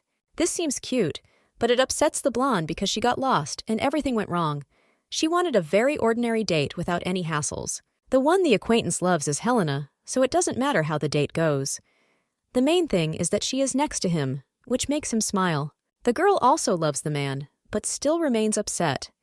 This was the first time this had happened to her in both of her lives, so she didn't want it to end in failure. Nobody knows what is right and what is wrong. There is no need to worry, because these are small things. A guy is happy when his beloved just smiles at him, and it doesn't matter what they are doing. If a lady ever asks to destroy the whole world, then the young man will do it for her without question, because he appreciates her words and mood. You can't say something like that so carelessly. A girl would never ask for something like that, because a cake is enough for her. She is the prince's lover, but her needs are modest. Perhaps this is even too modest, but changing the topic, the lady asks what she should do to please Winter with something. The only thing the hero asks for is a kiss. The reaction turns out to be strange. Perhaps the man was in a hurry, so he sank almost immediately. Kissing in front of other people is not part of the princess's custom, but she understands that since her lover wants it, it is impossible to refuse, so she asks her to close her eyes. Approaching the joyful puppy, the young man asks if the girl will really do something like that for him, rejoicing at how everything is going. The guy still listens, so he closes his eyes, feeling a cool hand that is on his cheek. The kiss becomes special. It's hot outside. The lady and Agat head to the new hall to get some rest. In such weather, you don't even want to train, even if you don't have time for it. The girl was called today. The commander is thinking about completely the wrong things, trying to seem strange. Walking into the main hall, the lady notices the Empress and Lady Branta, who are rejoicing at the meeting. It was something like a trap that we managed to fall into. The girl greets those who stand in front of her, even if her thoughts are elsewhere. She wants to know how it all ended, because Yulika might have learned something interesting about the pattern. Looking at the blonde, the heroine realizes that something is wrong with her, but she hears something about fencing lessons from the queen, who is usually not interested in such things. Today, the princess has a personal matter that has already been learned about. She wants to see the deputy commander who called her. The maiden thought that the lady would come to the bride. The proposal sounds strange and incomprehensible, given that the princess did not hope for anything. As you know, the prince proposed to the lady, or this is just speculation. The empress is again trying to bring others into conflict. The woman did not want to offend anyone, just meaning that the lady was aiming for the place of Winter's wife. Virgo says nothing. The queen is a terrible person to talk about something like this right in front of Yulika, who so badly wanted to become the prince's wife. No one proposed, which makes the empress smile. She was waiting for this answer, to be told about this, and finds this strange. The lady is rushing things, but when the prince proposes, the girl herself will decide to accept him or refuse. She is even considering this option too. The lady did not understand everything correctly, so they will do it for her. Love is not important, because in this castle, only politics, which finds its place, is important. The lady considers this a political issue. Then it is better to ask about it not from her, but from the duke, and also the girl's father. The girl is smart, so she uses what is beneficial to her. She understands why such a question was asked, but she must apologize, so she cannot understand the depth of thoughts due to her youth. Turning around to leave, the woman promises that they will resolve this issue a little later, but now it's time to leave. She wants to have a good time. Sitting down in a curtsy, the blonde does the same. In her heart of hearts, she hopes that in the end she will no longer meet the queen who wears her out. Agat, who was present during the entire conversation, begins to ask questions. She, just like the mistress, does not like this kind of treatment. There was no one in the hall, but after a few seconds the door opened and a knight ran in, who reported that the commander had been put under house arrest. This only meant that the queen began to act. Gathering in the living room, people again discussed the strategy of their actions. The 3 knightly guilds were just finishing their meeting, when suddenly the secret documents of the White Knights fell out from under Renault's clothes. The man tried to convince the others that it was a mistake, but Horio ruined everything. There wasn't even anything important there, except the training schedule. Horio, on the contrary, always tried to annoy the Scarlet Knights more, so he tried to do this one more time. The door opens. Kaysar enters there and asks for forgiveness for being late. Hamilton told him everything, so he hurried here almost immediately. Things are not going well. Renaud was arrested, but it is not known to the public yet, which makes everything better. Bending over, the young man nervously says that it's all his fault. He always takes responsibility for everyone else's actions. This is not true, and nothing irreparable happened. This presents a problem, but not one that cannot be forgotten. The situation is already heating up. The aristocrats are not yet a threat, but they will not move to take advantage of the moment as soon as the queen orders them to do so. After this, the maiden may lose her brother. But what is important now is that Horio could have colluded with Balor, who simply promised him something. No matter how you look at it, it will be difficult for Leonard to get out of such a situation. Although these were unimportant documents, they were also important. The Empress pressed Horio. A reputation can be damaged in many ways, and if the accusations turn out to be false, Horio will be in trouble. They planned it after all. What is more important now is what exactly the Empress's plan is. For some reason, she caused such a commotion, which means she has her own goal. The Duke tries to remember what has caused Balor a lot of damage lately. She didn't tell anyone, but it becomes clear. What happened has already happened, but it's no secret to anyone to know that it all consisted of that same punitive operation. The Empress did not like what was happening, because a new candidate for the prince's wife had appeared. She has already tuned in to Yulika. The woman did not like the man who resolved the demonic incident, and received the approval of the Emperor and the public. The woman is trying to intimidate the Duchess, so she will try to blackmail the blonde. She will order you to submit in exchange for your brother's life. The girl will do anything for Leonard, but the father seems to be quite serious. You cannot agree to the conditions that a person sets, whatever they may be. Not understanding what the man is getting at, the girl asks what the problem is. If the heroine gives in even once, she will continue to blackmail in the future, knowing exactly how to apply pressure. The situation is complicated, so it cannot be denied, but at the same time it is not impossible, because the young man is confident that it will be possible to prove his son's innocence. One of the servants planted documents in the guy's things, but again this was done on someone's orders. If the culprit is found, everything can be fixed as quickly as possible. Everything will be fine, no matter what. Leonard will be the one who can handle everything because he knows that on the side of the truth is all his family and friends who will help. The meeting ended too late, so everyone should have gone to rest. Inviting everyone to go through their rooms, the Duke gets up from his seat. Going out into the corridor, Helena catches up with her father to talk about their family again, but this time with a narrower group. The man asks the girl not to worry and tells her to be careful until everything is over. He can't let the situation get worse. These words were empty, because, knowing his daughter, the young man was sure that she would not listen, and of course would get into trouble. You need to do everything you can, but since the princess has already decided to be close to her lover, she must be prepared for such consequences of her actions. Helena has not forgotten the words that were spoken by her father, so she will never allow anyone to humiliate herself or her family. The Duke has strong and brave children, but that is why he asks what exactly the beauty is up to. Virgo is going to repay in kind.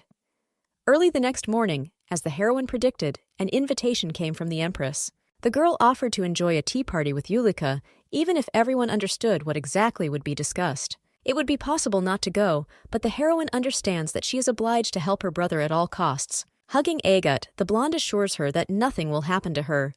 You need to be as careful as possible, and then everything will definitely work out without any mistakes. No one can harm the Foresca family with impunity, so this time the lady is going to teach the queen some manners. The lady arrived at the castle with only the thought that she needed to protect all those whom she loved and cared about so much. The Empress turns a little, but does not stand up, greeting Helena.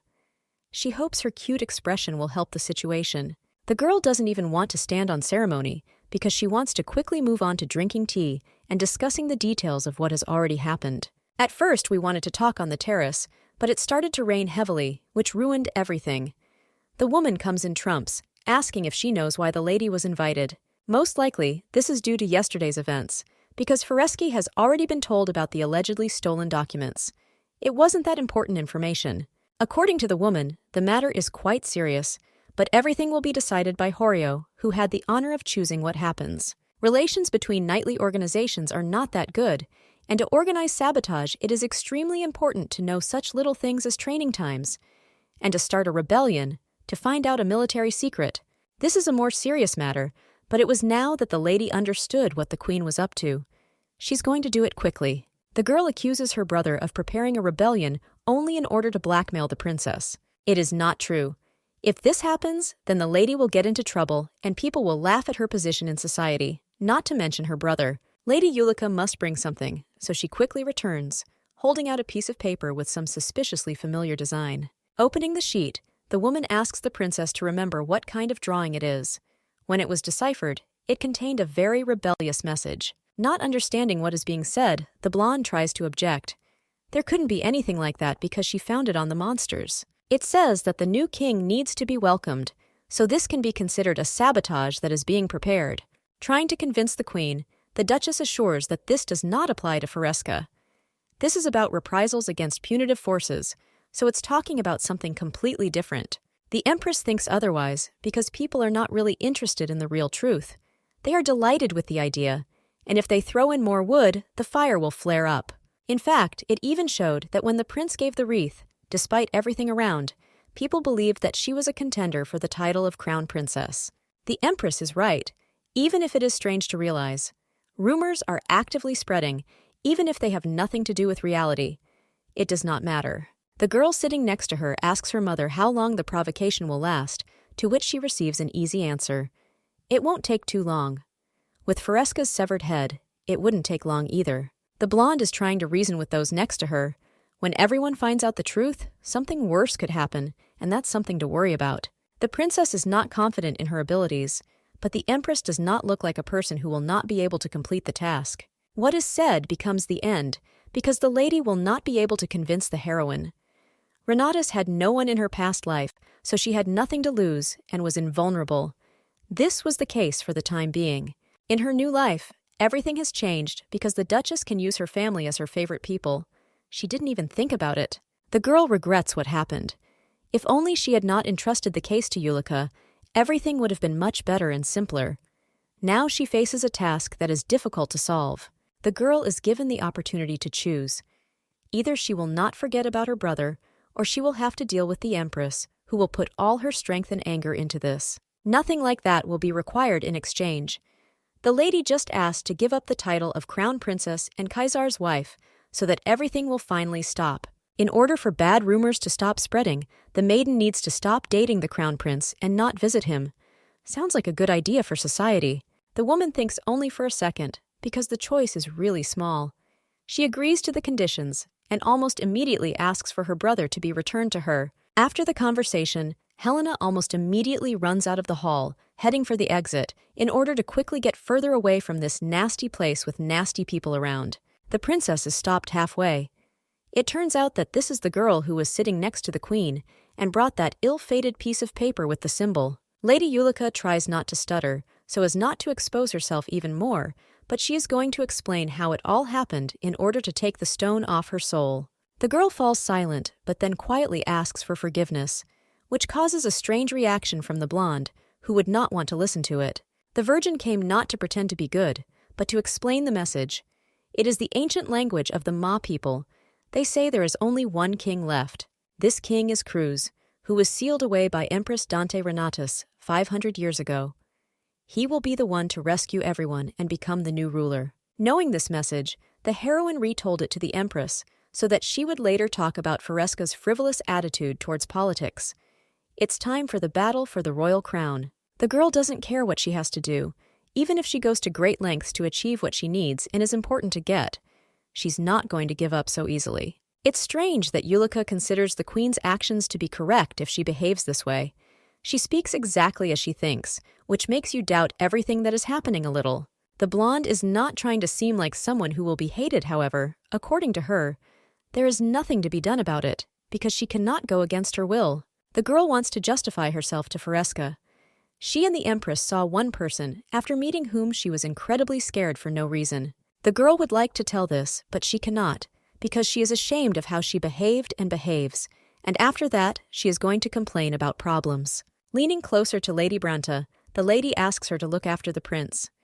She won't be able to do it, but she hopes everything will be okay. This won't last long, just until the princess returns, but this will also take some time, but it's worth the wait. It's cool outside, so Agat tries to take the mistress into his room. The girl wanted to get some fresh air, but very soon a gentleman with whom they had not seen for a long time would arrive. Asking what the master is going to do next, the girl clarifies whether she wants to go to the palace. The entrance there is closed to her, so all that remains is to try to teach the new ones. The girl no longer knows what she should do in life to return everything to normal. His Highness was left completely alone, which cannot but sadden her, which is logical. Even Kaisar heard the conversation, so, of course, he could now find himself in a different position, but this did not mean that everything was over for him. Thoughts are distracted from the right moment, because, hearing the notification that the gentleman has finally arrived, the beauty quickly descends the steps and runs to hug the guy. Leonard smiles as if the last few days didn't even exist. He is glad that he can see his sister, and this is enough for him, even if she has turned very pale. The young man's face also does not look completely healthy. He understands that this is all from the arrest, but not everything is over yet. The guards who were with him earlier will arrive tomorrow. What happened turned out to be a slight misunderstanding that needed to be corrected quickly, which is why the men were probably called so urgently to find out everything, and thanks to the payment, he had a lot of time. Horio investigated, so of course it ended better than expected. A piece of paper appeared in the young man's hands, which he held out. The girl looks in surprise at what caught her eye. She heard that the piece had disappeared, so she did not immediately understand where it came back from. The boss and Hawk did a good job, so now the brother is standing right in front of Helena, who consoles herself with the thought that this is all for the sake of their family. It was very easy, but in the end, there is even a long version of the story that I managed to hear. Fresca, of course, agrees to listen to what they tell her. Helena was not very pleased with the exact information. As it turned out, Horio and the Empress actually united in order to confront the Duchess, who was interfering with them. The Horio family are entrepreneurs. As you know, they have their own business. They are in the ship trade and have large ships. The Duke does not understand what made the Empress unite with them and her family, because they already have money and fame in abundance. Such alliances are not concluded just like that, so it makes it clear that the family has some kind of vulnerability, because the Empress takes advantage of it. An investigation needs to be carried out. With the help of people who are involved in this, or rather, with the help of employees and clients, they will be able to find out what is happening there. Perhaps the employees really know some information, but no one knows this yet. They may not want to tell the truth to someone on the outside. The most important thing is that employees know for sure.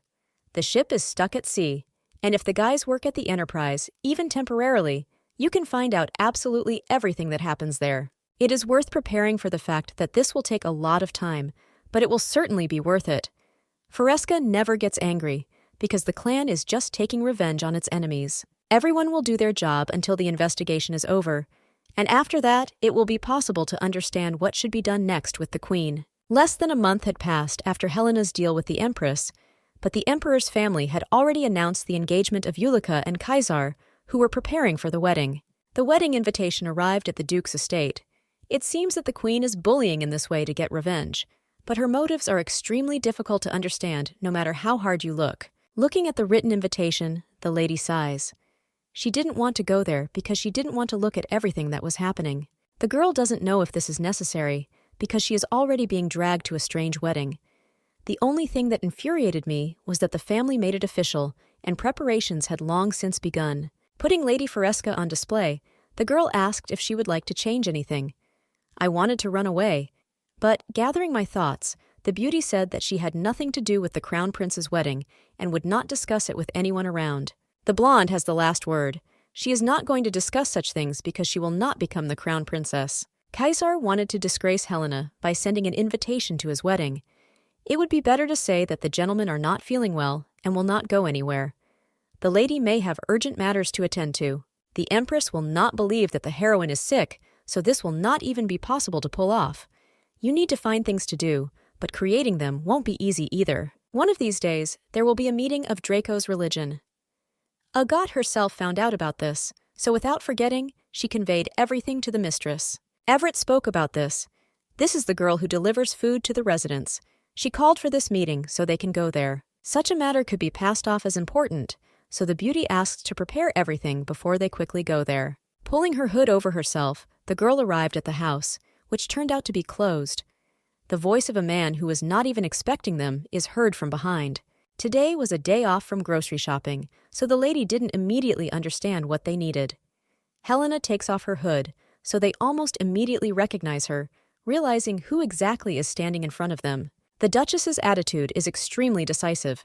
She wants to know more about Draco's meeting, and it is advisable that this be said now, and not a little later. You shouldn't talk about something like this on the street, so the brunette invites the couple into her house, placing cups of tea on the table. Everett is a member of the cult, but as it turns out, she is scared there, so the lady rarely appears at meetings. This was not the first time she had seen something like this. As we know, the cult leader uses the powers of the dragon and calls it magic. It's somewhat similar to teleportation or levitation, which makes you feel like something is wrong. I can't believe that there are still such magicians left, but what's most interesting is that many people say that a man sacrifices people to put on a show. Agoth becomes the first to regain the power of speech. She insists on telling her more about what they are saying. In truth, Everett delivers food not only to Foresque, and among the villages where the heroine goes, there was one where many people disappeared. At one time, only one person returned who managed to escape, and all he said was that the brunette was trying to eat him, still stuttering to keep himself on track. The man was so scared that he repeated these words over and over again. He couldn't stop because he was trying to realize that he was safe, where no one would touch him. The woman only heard this news. As far as is known, she knew nothing more, because after that the disappearances of people continued as usual without returns. The cult leader is remarkable, but the lady only saw him from afar. He is younger than he looks, and also has long golden hair, which certainly attracts attention. The description is very similar to an old acquaintance of the Duchess. She's not sure if it's really no or not, but that's something she'll find out very soon. You need to find out when the next meeting will be, and the interlocutor helpfully provides this information. It'll be on the alley in Pot Square next weekend. The girl helped a lot, so when the time came, the lady went to the square. The meeting was starting, so people from different houses began to appear around and gather in a crowd. Agat followed with the Duchess, so she also took the cloak. They are going to move closer to take seats and see everything from not the last row. There are more and more people every minute, but what is strange is the number of followers this cult has, which was not that popular. The girl walks quickly forward, but someone accidentally touches her behind the back. She asks not to do this and hears an apology. The voice is suspiciously familiar, as if the heroine had heard it more than once. The dragon is respected, even if he has done nothing for these people. A man appears on the platform, literally floating, emitting golden energy. Looking at the crowd that had gathered, the young man sincerely thanks each and everyone who decided to come to the meeting on this hot day. This is how people show their devotion, because when the dragon comes, they will receive the greatest mercy. The man's voice is young, so according to Everett, he is no more than 30 years old.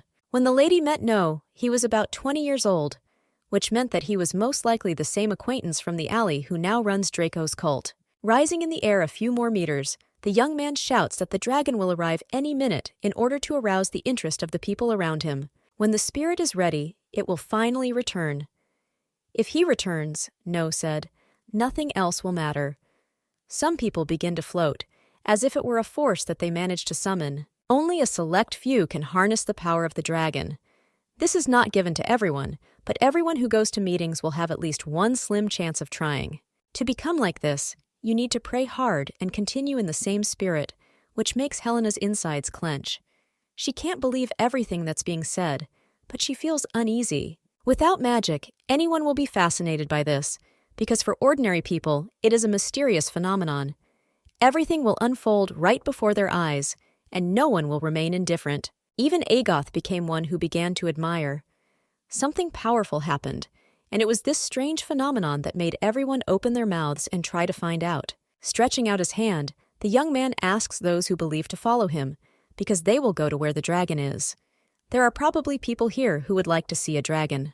The girl stands with her mouth open. This is either a hoax or something involved. It is impossible to see someone who has long disappeared from the planet, even with the help of some kind of magic. A skirmish begins all around. People raise their hands in the air, begging to be taken with them to see the one who will soon save them. They couldn't believe it. Helena is pushed to the side, making her almost fall to the ground due to the excitement, which does not stop, only gaining new waves. Again, noticing someone who is behind her, the lady asks not to touch her with your hands. She does not want to be involved, because she arrived only to become a scout. Asking to leave, the lady hears the apology again, and then sees the man's face. It turned out to be Viscount Noct, who, like the Duchess, was very surprised that he met someone familiar. People around heard the statuses that were said in a fit of surprise, so they began to whisper that nobles had attended the meeting. The couple quickly realized that it was the end for them. Trying to justify himself, the young man says that Viscount is his name, but Foresca, standing next to him, steps on his foot to keep him quiet. They came to disrupt the meeting, which people around do not like. No one knows how they got here, but everyone rushes forward to try to grab at least one. Grabbing onto Hamilton, the beauty runs as quickly as possible away from here so as not to get into trouble. Noe, standing on the stage, orders to find them and bring them back. Today there were some nice guests at the meeting, so they can show something interesting. In the air appears, according to another, part of a dragon with hair like Dante Renatus, which has long since died. Freezing, the maiden tries to digest this, but Agath grabs her hand and pulls her forward. The path will be longer if you go through the alleys, but this time Hamilton comes into play. His mansion is nearby, where they all go together to be safe.